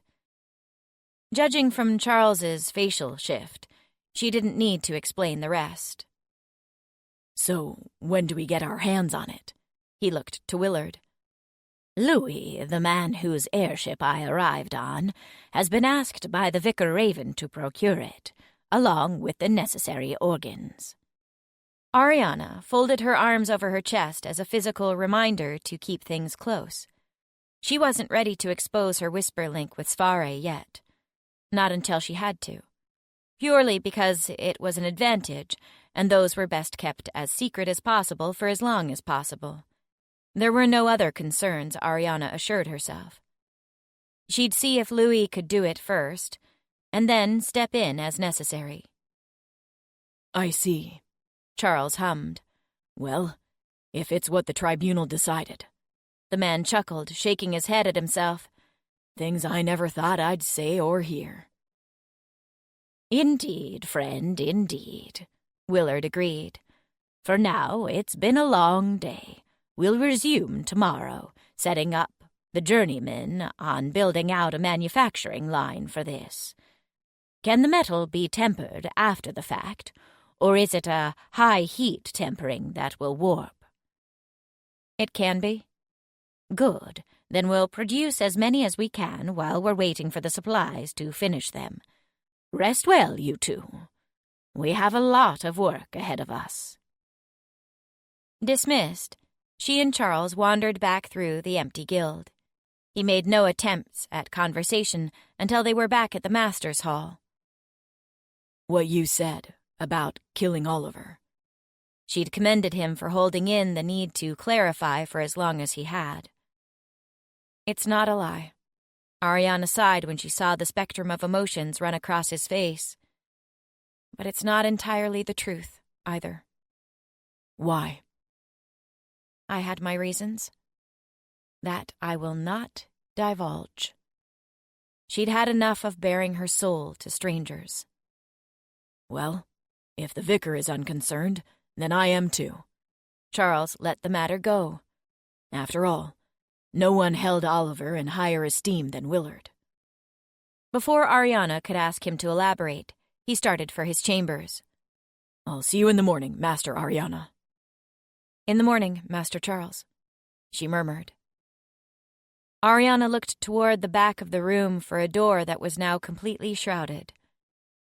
She wondered if in that darkness, the ghost of her former master still lingered, watching, waiting. She started for the door. "I'm here, Master," she whispered. Her fingers hovered over Oliver's lock. "Sorry I'm so late." Without a second thought, she spun the dials on Oliver's lock in a succession that required a series of clockwise and counterclockwise rotations, pulling on the different dials and unlatching small parts of the lock itself to reveal secondary push buttons. After a long minute, the lock eventually gave with a click. It was a code he hadn't decided to tell her until she made the philosopher's box. Now Ariana wondered if the man had somehow foreseen their betrayal by Finner. How much had he accounted for? Inside, the musty air of the room hit her like the first yawn of a long slumbering beast. It smelled of oil and grease, metal, aging paper, cracked leather, and the faint tinge of a floral note that was in Oliver's blood, one that Ariana could never quite place. Nostalgia attacked her from every corner.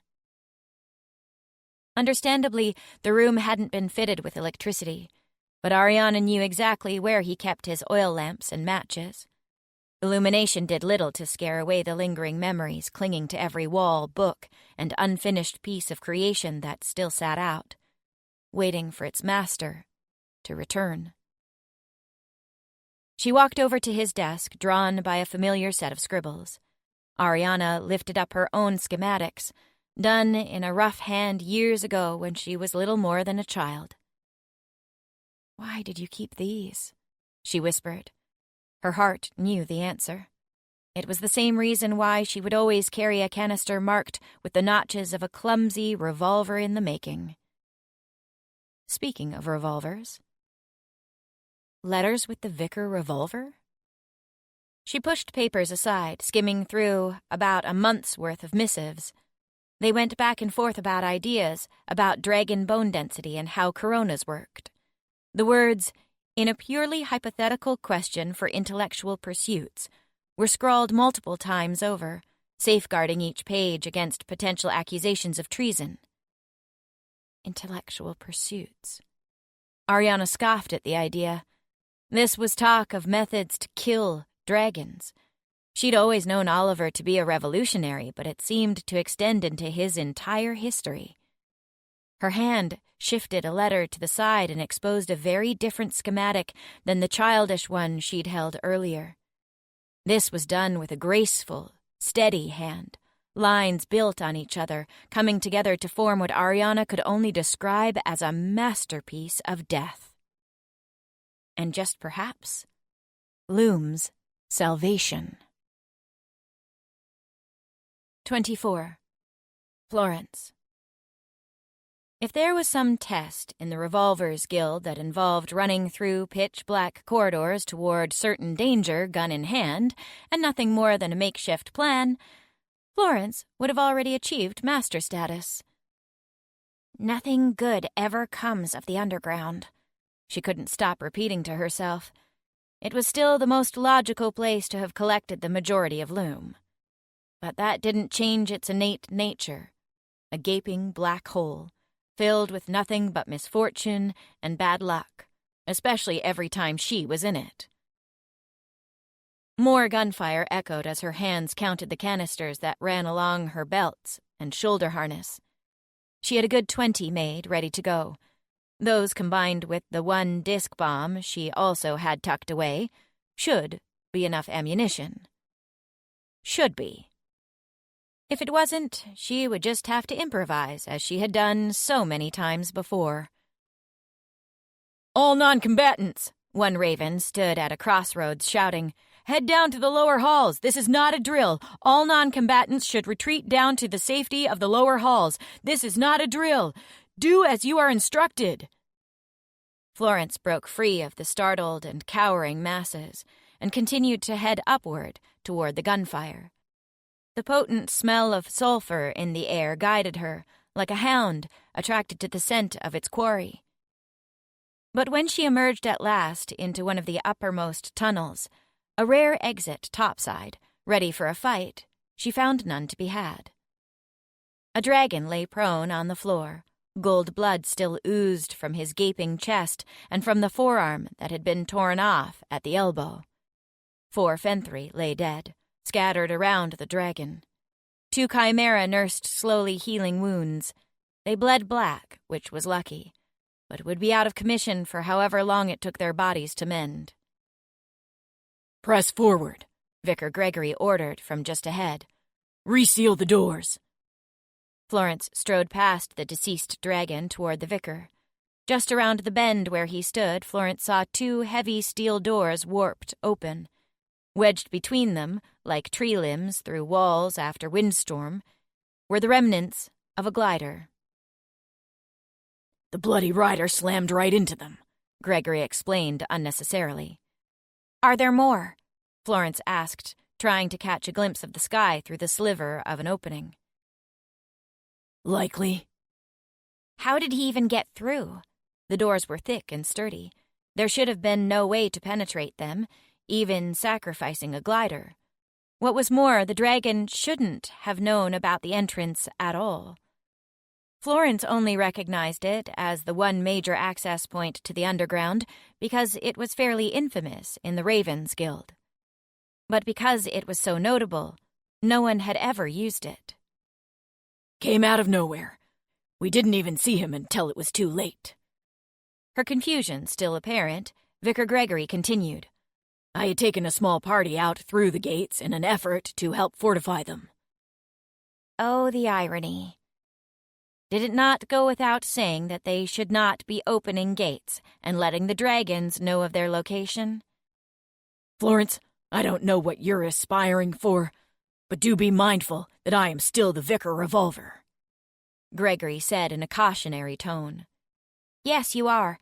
And I am grateful that you hold yourself to the highest standard in order to prevent oversight that leads to accidents like this. Her remarks earned some looks from the other revolvers, but Florence held her ground. Let them see. She wasn't in the wrong here. "You only just arrived, so I realize you have not yet been informed that the vicars have agreed to collapse tunnels to protect from below and fortify the entrances above." Vicar Gregory ground his teeth. "I think you should head back into the depths of the caverns for safety, with the other non-combatants." "I don't think that's necessary. After all, you said yourself, I'm a revolver, right?" Florence had no inclination to be dismissed and was ready, at last, to use Gregory's words against him. She looked back to the dragon, then returned her eyes to the sky. There were no rainbow trails, and the sensation of magic did not prickle against her skin. Plus, I think he was just a scout. Why would the dragons merely send a scout? They made it perfectly clear their attack would come in 3 days. 3 days were up 2 days ago. I'm sure the attack came, but they went to Tier 0 first, expecting to find us waiting and insolent. Scouts, Gregory repeated. They're sending scouts to see where we ran off to. That would be my guess, and we can only hope that this rider was the first. And why is that? Florence wanted to think his aim was a lot more accurate than his intellect. Because when this rider doesn't make it back to Nova, it will be fairly logical for the Dragon King to assume he was killed, and the death of this rider will lead the Dragon King and his agents directly to us. And why would we want that? Florence forced herself to sigh mentally, rather than heaving it outward in frustration. Because we are relatively protected here, and as long as we don't go showing our faces or getting careless, the dragons will know where we are, but not how to get to us. The Rivets Guild, on the other hand, is not so fortunate. We must get a message to them. Gregory had finally caught up with her logic. I believe Vicar Dove has a means to communicate. Florence sincerely hoped so, because if they didn't, there was a real possibility that Gare could still fall. 25. Ariana. Ariana didn't know what to do with herself when nothing was going catastrophically wrong. The peace was nearly unnerving. Whenever it became too much for her, she retreated to Master Oliver's quarters and tinkered with the various projects, the original intentions of which she could only guess. She had yet to figure out how to contact Florence unnoticed about the gun schematics Oliver had been working on. Her solo attempts to complete his renderings only yielded uncertain results. A revolver's insight on the mechanics of weaponry would be imperative to finishing her late master's great work. Still, she continued to hope against hope that she would find some way to communicate with Florence privately, rather than involving all the vicars and half the remaining revolvers. Ariana wiped soot from her hands from the charcoal pencil she preferred for drafting schematics. It was a pointless gesture, as she was just about to head down to the factory floor that had occupied most of her time in the past week. The factory bustled along with all the impressive noise of a fully operating manufacturing line, but any rivet who looked upon it would know that it was anything but.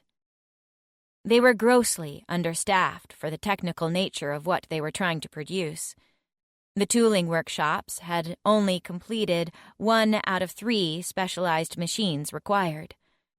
And while she had heard from Vicar Willard that more rivets were on the way, Ariana didn't want to sit on her hands and wait. So every day she went down to the factory floor to meet the other journeymen and initiates who had stayed when everyone else had departed for Tier 0. When she was younger, every initiate of the Rivets Guild was required to spend a certain amount of time on the factory floor each week. Young rivets were taught the basics of their trade and learned that essential quality of a tinkerer: humility. Working the floor inspired respect for how things can come together with elegant sophistication.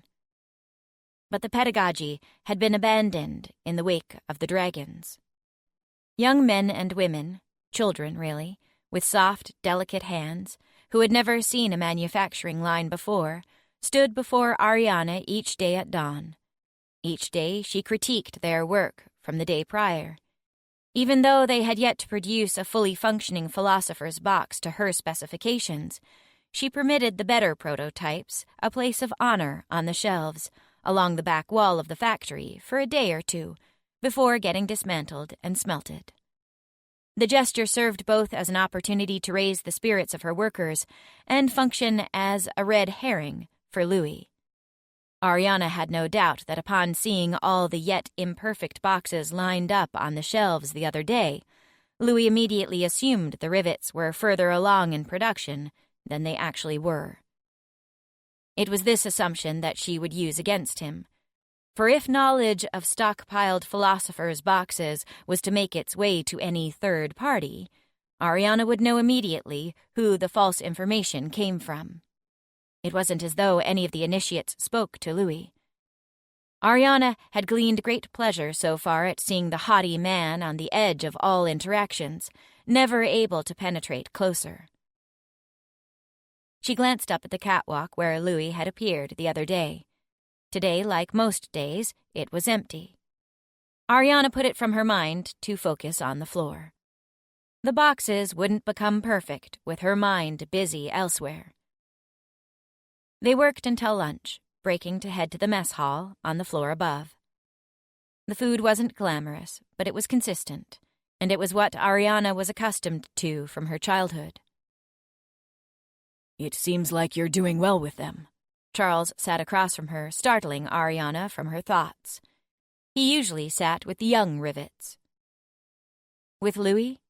Ariana couldn't imagine what about her relationship with Louis looked remotely positive, let alone qualified as doing well. It was a sort of peaceful tolerance on the exterior, at best. No. Charles shook his head as if remembering for the first time in days that the skeletal man and his ragtag followers even existed. I mean with the initiates. They're doing well learning the line. It's something that many were resistant to, but now they're all taking a liking for it. Ariana scoffed softly and refrained from making a comment about how, in her day, all initiates were required to spend time on the line. Instead, she capitalized on the fact that she had someone familiar with what had evolved in the Rivets Guild while she was away.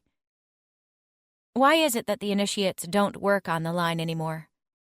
That was a change the dragons imposed about 6 years ago.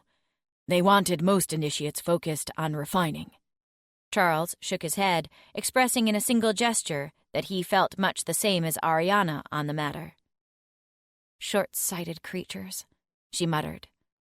The dragons had the most use for gold, and they put high value on the difficult-to-craft resource. Converting all manpower to its creation made sense.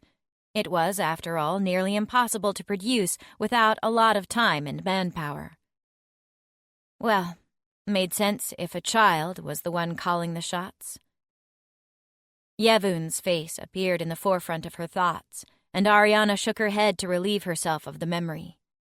The Dragon King may be formidable, and may even have had smart insights for Loom, at least regarding the harvesters. But it seemed he would have driven the true value of the rivets into dust if he had remained in control much longer. So a child in only some ways, perhaps. A giant dais protruding from the ceiling of the cafeteria turned with an audible click that silenced the entire room. Everyone looked up at the transformed signal, interpreting it at the same time. Down the tracks not far from Gare, an engine had triggered the pressure switch. Just as Vicar Willard had promised, more rivets were on their way. Well, I suppose lunch is going to be cut short for us. Charles stood, taking note of how little Ariana had eaten. Have you had enough? I can always greet the newcomers with Vicar Willard alone. You are not required. I don't need that much food. Ariana stood as well. There are a few benefits to being the perfect chimera, after all. A few? I think I could name several. And I have only known you for 2 weeks. The train station for Gare was slightly north of the main guild hall. Steam engines were quite particular about the ground they ran on, and the soft, marshy earth beneath Gare did not do for a train station. The Rivets and Ravens compromised to create a station just beyond the guild hall proper. It was accessible via a short light rail that gently sloped downward to the station. On the way out, the small ferrying rail was powered mostly by gravity and momentum. On the way back in, when it was mostly uphill, the trains were powered by steam or magic. Ariana looked with interest toward the large engine that bellowed down the winding track leading from the Northern Territory. On it would be extra manpower to set up her manufacturing line, and hopefully new ways to communicate with the rebellion locked beneath the ground of Tier 4, and in particular, one raven-tattooed revolver. They arrived just before the train did, and the 3 present leaders of the Rivets Guild stood alone on the long platform as the engine slowed to a stop. Amid the steam billowing over the platform, the shadows of men and women emerged. They all immediately headed for the light rail without hesitation. All of them were Rivets, knew where to go, what to do. Ariana scanned their cheeks for some sign of any other guilds, but there were none. "We may want to address our own protection sometime soon with the other vicars," Ariana said to Willard. "Weaponry is quite tight right now," the old man replied. As if she didn't already know that. "Yes, and I realize that the majority of it must be used to fortify the underground and the majority of Loom. But there will be no Loom should we fail to produce the Philosopher's Box. I doubt it will take long for the Dragon King to check all the other guilds when he returns to Tier 0 and finds no one." Willard stroked his chin in thought. "You do raise a fair point. I will whisper to the Vicar Raven this night. Perhaps we can see some revolvers on the next train." Ariana sincerely hoped they would see a next train, period. A young man jumped from the engine, a filled raven on his cheek. He looked utterly exhausted but still determined. "Vicar Rivet?" His eyes scanned the 3 of them, waiting to see who responded, as though he wasn't entirely sure who he was looking for. "I have a message." "Let me see it." Willard held out his hand. "It came by whisper a few days after we left Holk's." The man produced a hastily scribbled letter, depositing it in Willard's palm. "That's all there was." "Thank you." Most of the platform had cleared, and when it was apparent that the train held no more, Charles started to make his way toward the rail as well. "What does it say?" Ariana wasn't sure if she wanted to know, but when the vicar's face fell, she knew she had to ask. "What is it, Vicar?" Charles pressed gently, stopping. Willard looked up from the letter, his attention darting between his companions. Ariana knew she would not like the outcome when his eyes settled on her. "The dragons have attacked Tier 4. 26. Savare. His knees ached, and his feet had gone numb. Savare knelt before the statue of Lord Agendi in the Temple of Shin. The statue was a spitting image of the mischievous, happy lord. He held his silver box outstretched, cracked halfway, but his crown of flowers was hidden under a stone veil, the edges of the petals barely protruding from beneath the sculpted fabric. The temple was the only quiet place he could retreat to now, the only place he could sit and think without his family's questioning eyes, Faye's unyielding presence, or Finner in general. But Savare's peace was abruptly interrupted when another worshipper knelt beside him. "Savare Ryu," the man said with a bow of his head. Judging from the man's sky-colored skin and lack of tattoo, he was Shin, though Savare didn't recognize him. "I thought that was you. What an honor to kneel before my patron with a Shin Ryu." Savare did not have the heart to correct the man. "Simply terrible, isn't it?" "What is?" Savare asked cautiously. "The flowers. I made it out here today myself. Sure enough, it's as they say, almost half the island gone." "Flowers?" Something resembling horror dressed in the trimmings of panic threw its arms around Savare's shoulders. The flowers of Agendi were the one thing Ariana needed from him in his world, the one thing that could offer Shin the future they so desperately needed. "Is that not why you're praying? So that the dying lord may find peace?" "Please explain. I have not heard this news," Savare demanded quickly. "Oh, no? I suppose not. I imagine the manor is still in mourning. It was just rumors at first, that all the flowers of Agendi had disappeared from the Isle of Lisp. Sure enough, there were whispers that Gueru was the same. I don't know what to think, but Agendi is my patron. Perhaps I didn't worship at his temple enough." Gone? Savare tried to keep the man on track as his heart began to race. What do you mean, gone? I didn't want to believe it myself either. Thought it was just gossip with a supernatural twist in the parlours at Napoli. But I went out to the Lord's temple today, and sure enough, half the flowers on the island were missing. Savare jumped to his feet. His knees had turned to gelatin from kneeling for so long, and his toes started prickling up to his shins, but he ignored the discomfort. The man blinked up at him, surprised by Savare's sudden movement. Your house needs you. Go to the Shin Manor and tell Kane Shinkin to meet me on the Isle.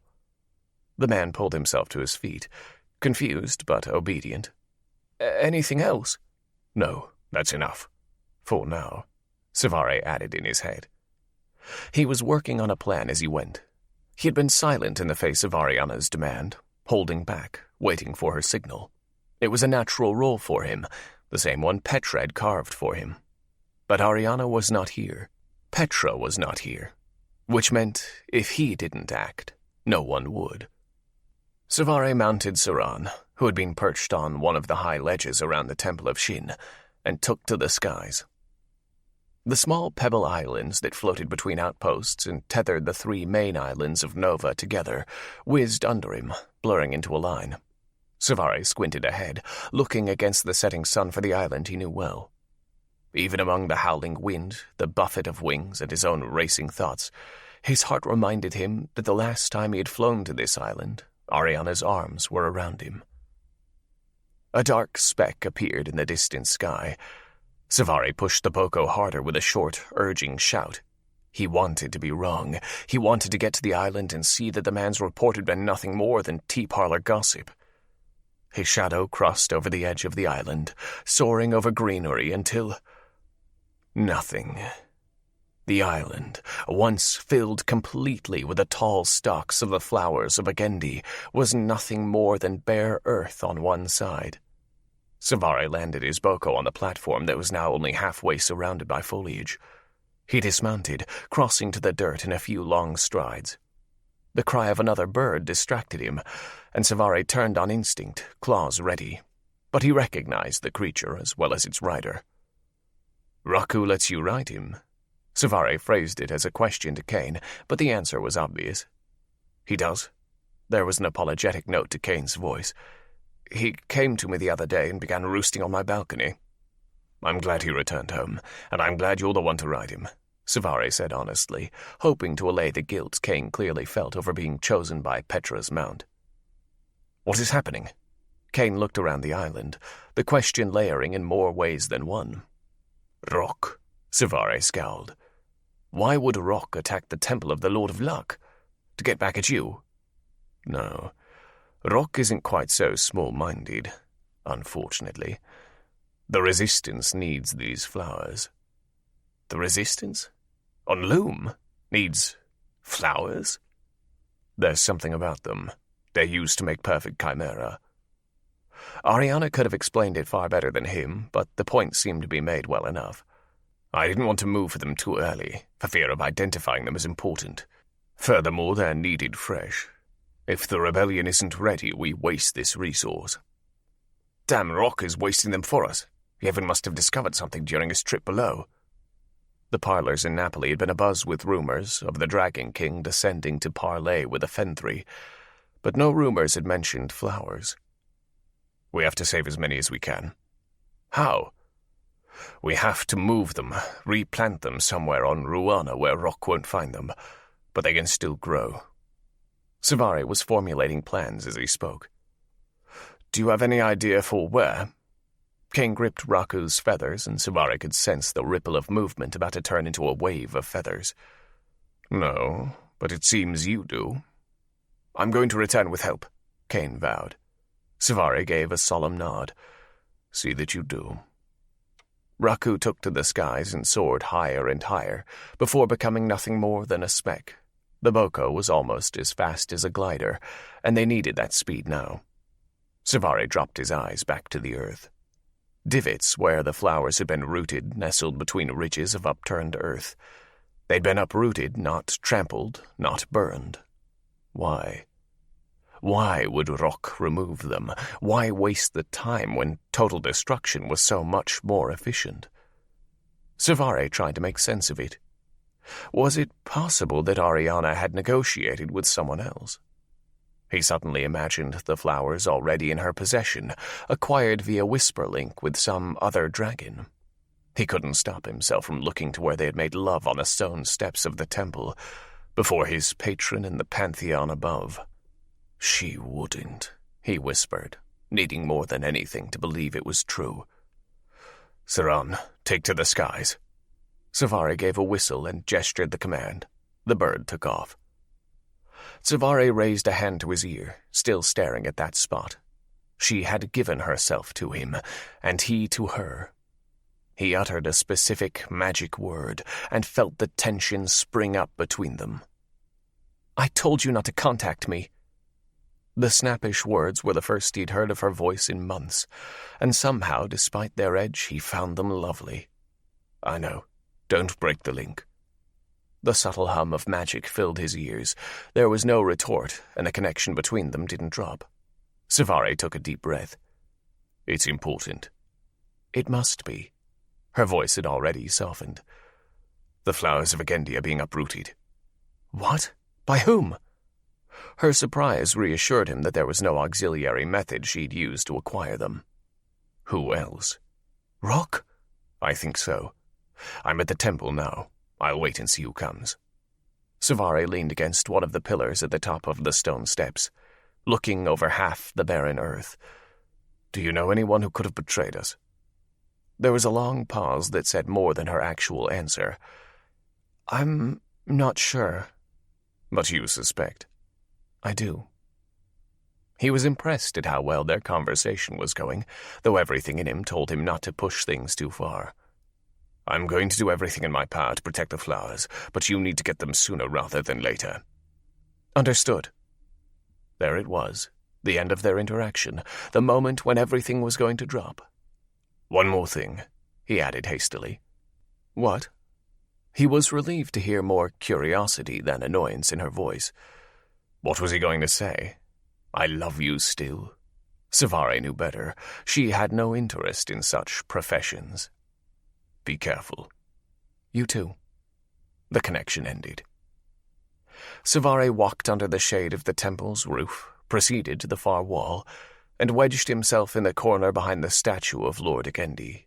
He would wait there to discover what force was disrupting the flowers that were so special to them both. 27. Ariana. He contacted her. She had asked him not to. She had told him that if he valued anything about them, he would not. She had excused herself from the manufacturing line when she felt his whisper and now stood in a small side room adjacent to the floor. Ariana stared at the line through the window. It was beginning to run well.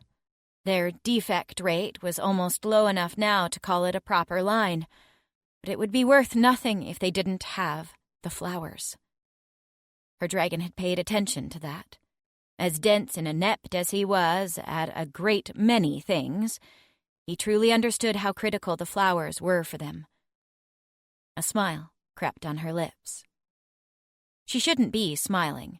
It betrayed all reason. After all, he'd done what she'd explicitly asked him not to, and the flowers they needed were being destroyed. Not to mention, there was still the matter of the dragon attacks and the schematics she needed to send to Florence. But her heart was pounding. Her mind was alert and ready. Even as Ariana the Rivet, she experienced the acute sensations normally reserved for Ariana the White Wraith, those that meant something big was coming. "Charles?" she called, storming back toward the line. "Charles!" Yes, here. A hand waved from the far end of the line, and Ariana sprinted to the other master. She gripped his elbow and pulled him to the side. Over all the noise of gears churning and machines whirring, they could barely hear one another, let alone be overheard by anyone else. "Charles, where do the Rivets keep gliders?" Excuse me? "I know you keep them here." There's a hangar just outside of Gare proper. His voice trailed off, and he gave her a look likely intended to be probing. When she remained silent, he came outright with it. What do you need it for? Tell Willard I've gone to get him the flowers we need. From Nova? The same. We have enough boxes ready. We can begin stage 2. Ariana paused, thinking of the gun she'd been working on for weeks. I'm going to leave out some gun schematics in the Master's Hall. See that they are sent to Florence. To Florence, not the Vicar revolver? Charles seemed confused. The demand was unorthodox. Yes, to Florence. Only Florence, she affirmed without hesitation. When will you be back? He glanced nervously at the line. When I can, she said. You're fine. You understand the box. The code to the hangar is red 32-5 orange. Heard. Ariana quickly stepped away, betraying the urgency of the situation. He caught her elbow. And be careful. Truly, Ariana, be careful. Charles gripped her arm tightly a moment before letting go. The world needs you alive right now. The words right now stuck in her mind as she ran up through the halls back to Master Oliver's room. They echoed like a quiet promise as she grabbed the gun prototype and laid out the schematics for Charles to find later. They continued to replay as she sought out one of the gliders in the far hangar with as much speed as she could manage. Right now, the world needed her as Ariana, the inventor and crafter of the Philosopher's Box. But when the fighting was over, when the rebellion succeeded, she could retire back to obscurity. She could be whomever she wanted and answer to no one, as she'd done all her life in the years leading up to this rebellion. But before she could slip back between the cracks of time and memory, she needed to see Loom's victory secured. And that meant going back to Nova. 28. Savare. He had been waiting for an hour that felt like eternity when Kane arrived. His friend and a female rider unknown to Savare landed, dismounted, and started down the path toward the temple. Savare stood, emerging from the late hour's shadow into the remaining sunlight. "Send away your boko," he called to them. "What?" "Send away your boko," Savare repeated, softer now that they were near. "Why?"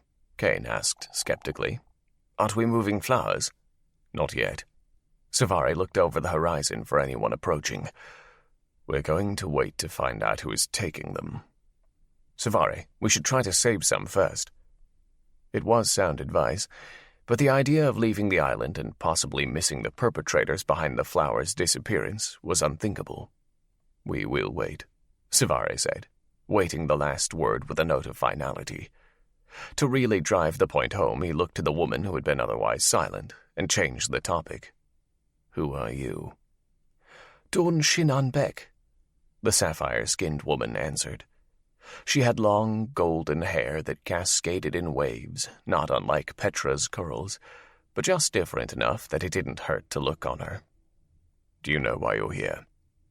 "Kane told me to preserve some of the flowers of Agendi before they all go missing." She kept her eyes down out of respect, but her voice was strong. "Look at me." Dawn obliged. Her irises were the color of honey poured into water, yellow on the edge and blue around the iris. "How long have you been in the service of the Shinmena?" "All my life." "How old are you?" 35. She was quite young, but not a child. "If you are involved in these affairs, I cannot promise your safety." "Can you promise my safety at the manor?" Savare didn't have an answer for her, so he remained silent, and she continued instead. "No, you can't really. Not anymore." Dawn looked to Kane, then back to him. "I don't know everything, but I know that Rock killed our Oji and is poisoning our halls, as they poisoned our wine. I'm not afraid to die, Savare Oji." There was that title again, chasing him like a beast he didn't want to admit was gaining ground behind him. This time he didn't outright refute the notion. "Come, let's talk while we sit." Savare wanted to get them out of view. He didn't want the thieves to know that anyone was waiting for them until they landed, until it was too late. The two followed him in, sitting along the back wall. Why you? Why did I ask for Dawn's help? Kane sought clarification, and Savari nodded. Because she's as loyal to Shin as anyone could ask, and her family owns a winery on the west coast of Ruana. Her mention of the poisoned wine made a lot more sense. Savari met the woman's unusually colored eyes.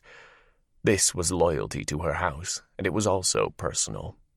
He didn't need to ask if her family's vintage was some of the wine that had been tampered with. There are plots of land at the vineyard where the flowers will thrive, Dawn explained. My family will see to them personally, with the utmost discretion. Savari hoped she was right. The conversation kept on with relative ease until it naturally died out. Both the tension and impatience of waiting consumed their focus. Savari could hear and feel Kane beginning to stir, but he kept himself still. He would wait days if he had to, and they would wait with him. When the moon was high in the sky and wispy clouds cast the world in on and off twilight, boko cries cut through the stillness. Savari crouched forward, ready to spring into action. Kane and Dawn did the same. Don't move until I do. Keep your magic pulled in tight. Even in the pale moonlight, the approaching riders' red skin shone brightly, as if by their own light. 3 women dismounted their boko. 2 went for the flowers, but one stopped mid-step. She held out a ruby-colored hand. "Come out." She squinted into the temple. Savari stood, and with him Dawn and Kane. He walked forward, stepping into the moonlight and stopping on the top stair of the temple. Savari Shin, you seem to have a habit of being where you shouldn't be, and meddling in rock affairs. I don't know what you're talking about, he deadpanned. Why bother trying to mask a lie everyone already knew was false? Yevon Dono would be delighted to have proof of your treachery. Yevon Dono cannot bar me from worshipping at my patron's temple. He can do whatever he pleases. The woman narrowed her eyes. Now, by his order, leave. Savari didn't move. The smart thing to do was to leave. Doing so would be consistent with the role Petra had carved for him. Keep his head down, acquire information, be forgotten, be underestimated. She would be the one to plan and execute the attack later. But she was gone, and he had to fight for himself, for Shin. By his order, or Coletta Ryu's. Savari didn't expect Dawn to speak, but now that she had, he wanted to hear the answer as well. I don't know what you're talking about. The woman's lips curled back, exposing her teeth. If you do not leave, it will be a refusal of an order from the Dono. We are permitted to kill anyone who demonstrates such impudence. Are you? Savari assessed them. You have no beads, so you're not riders. I've never heard of anyone but the king's riders operating with enough authority to duel and kill on his behalf. Go, wayward Shin, and you will live out the rest of your god's hour. You go, and leave the flowers. Tension rippled through his muscles, or I will be forced to defend them on behalf of my patron. He didn't know if it was excuse enough for a duel, but it was all he had, and the women before him seemed even less concerned than him with the idea of keeping things respectable. You, the weakest of the Shin children, fight us with your pets. The woman laughed. Leave, Savari. He didn't need to endure any more disrespect. Savari lunged.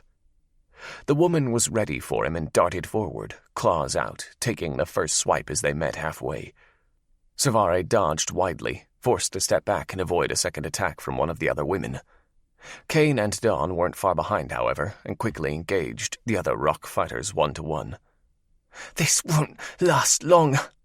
The woman before him thrust a clawed hand out. Savari sidestepped and quickly pushed off his other foot. A woman's scream rang out nearby. Savari turned, expecting to see Dawn in need of assistance. You wretched girl! The rock dragon was on the ground, hand covering a shoulder pouring with blood. Dawn spat flesh from her mouth. Look out! Savari turned back in time to dodge the point of a hairpin slicing downward in a vicious arc. Don't let it touch you, Dawn shouted, even though they were not very far apart. They're Coletta's women. Expect poison. Coletta Ryu, Shin scum! The woman Dawn was fighting regained her footing and lunged. Savare lost track of Dawn and Kane, focusing on the fury of attacks at his front. The woman was good, better than she had any right to be. She fought as Savare would expect a rider to, every attack precise and fearless. Her long claws gleamed in the moonlight as Savare laced his fingers with hers, gripping her hands in place. "What do you want with the flowers of Agendi?" he demanded. "Wouldn't you like to know?" She kicked out her feet, tumbling backward and pulling Savare with her. Her claws dug into his skin as they rolled, swiping at his face and neck, seeking a blow that would incapacitate him long enough to go for his heart. He twisted, scrambling, and a claw came out of seemingly nowhere, shooting straight through his jugular. "I will kill you," she snarled, leaning in toward his face. Savare looked at the woman over him, gurgling blood onto the earth as her knees pinned him. He sank under her weight as though the soft, upturned ground itself was going to engulf him whole. Savare saw one imperfection in the moonlight's outline of her hair as she pulled back. "I will watch you die, just like I watched your sister die." Petra. Blood spewed from his neck as he mustered a roar that gave voice at last to the rage he felt boiling inside. He pushed into the ground until he found something firm enough to brace against and pressed upward. She may have the advantage, but she was off balance with his sudden movement, and he had height on her. His arm, barely long enough, whipped upward. Her hand caught his wrist, knowing what he had been going for. Savare fought against her. Magic pumped through his veins and fueled his muscles with an energy he shouldn't possess. But she had leverage still, and he used it to keep the poisoned hairpin at bay. Just when he thought the bones in his wrist were about to snap from the woman's grip, it slackened, and her head whipped skyward. Everything on the island seemed to still as a glider landed, and a large, strawberry-colored dragon stepped off. "Yevon Dono has requested your return," the rider announced. There was something undeniably familiar about her accent. "Who are you?" The woman had yet to ease off Savare. "Lesserna kin. I know of no such person." "Perhaps you are not worthy of such information," the rock rider shrugged. "Leave, now." Finally the woman eased away. Her claw extracted itself from Savare's jugular, but it didn't recess entirely. He felt his tendons beginning to knit. But did he dare attack in the presence of another rider? Looking around, it seemed Kane and Dawn had the same hesitation. "I will not be leaving, imposter!" Savare's attacker lunged. The rider moved with a rustle of clothes she didn't appear to be wearing. Seemingly from nowhere, a gun unlike Savare had ever seen materialized. The strangeness of the thing, combined with its presence in a dragon's hand, and on Nova nonetheless, made Savare's brain stutter to find context. Die. He knew the newcomer instantly the moment he heard the whispered word. The gun fired, but the discharge exploded by the grip rather than the barrel. What had been a rock rider moments before was now a Fenthri woman, clutching the side of her face, doubling over. But she used that motion to grab for the daggers at the small of her back. Savare lunged to action. He sprinted for the rock woman and the Fenthri. No, the perfect chimera, in her sights. She was several steps ahead of him, but his legs had never stepped so wide, his muscles never felt so strong, as they did in when he was working to get to her. Whoever the rock woman was, she was not a rider because she made a critical error. Savare sprang for her, tumbling head over heels. In the process, the hairpin she'd forgotten he still held found its way into her neck. Savare quickly let go, watching as the woman's yelp was cut short by her eyes rolling back in her head. She shuddered violently, collapsing open-mouthed and wide-eyed. Savare watched in horror as foam bubbled from between her lips. He tore his eyes to the Fenthri in their midst. The earth seemed quiet.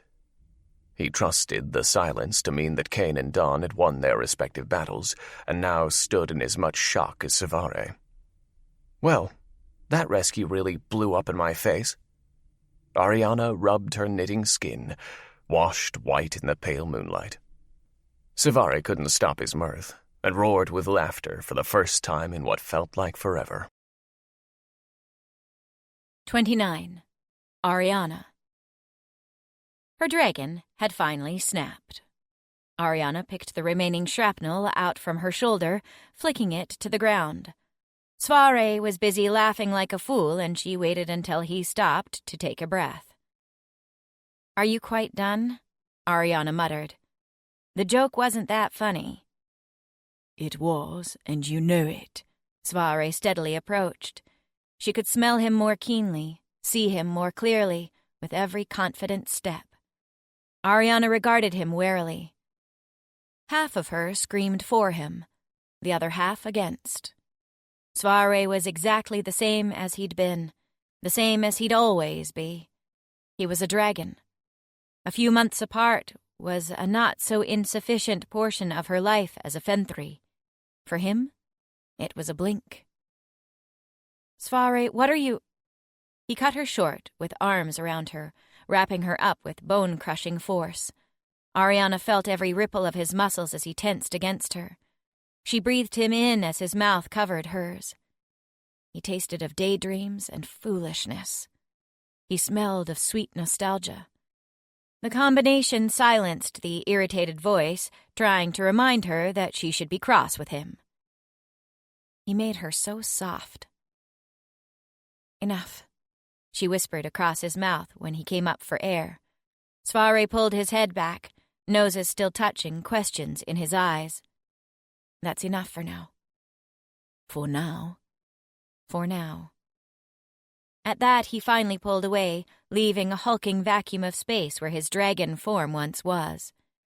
Ariana instantly recognized the two other dragons in their midst. It had been some time since she'd last seen Dawn, but she remembered the woman's name keenly from her first affair on Nova. Cain,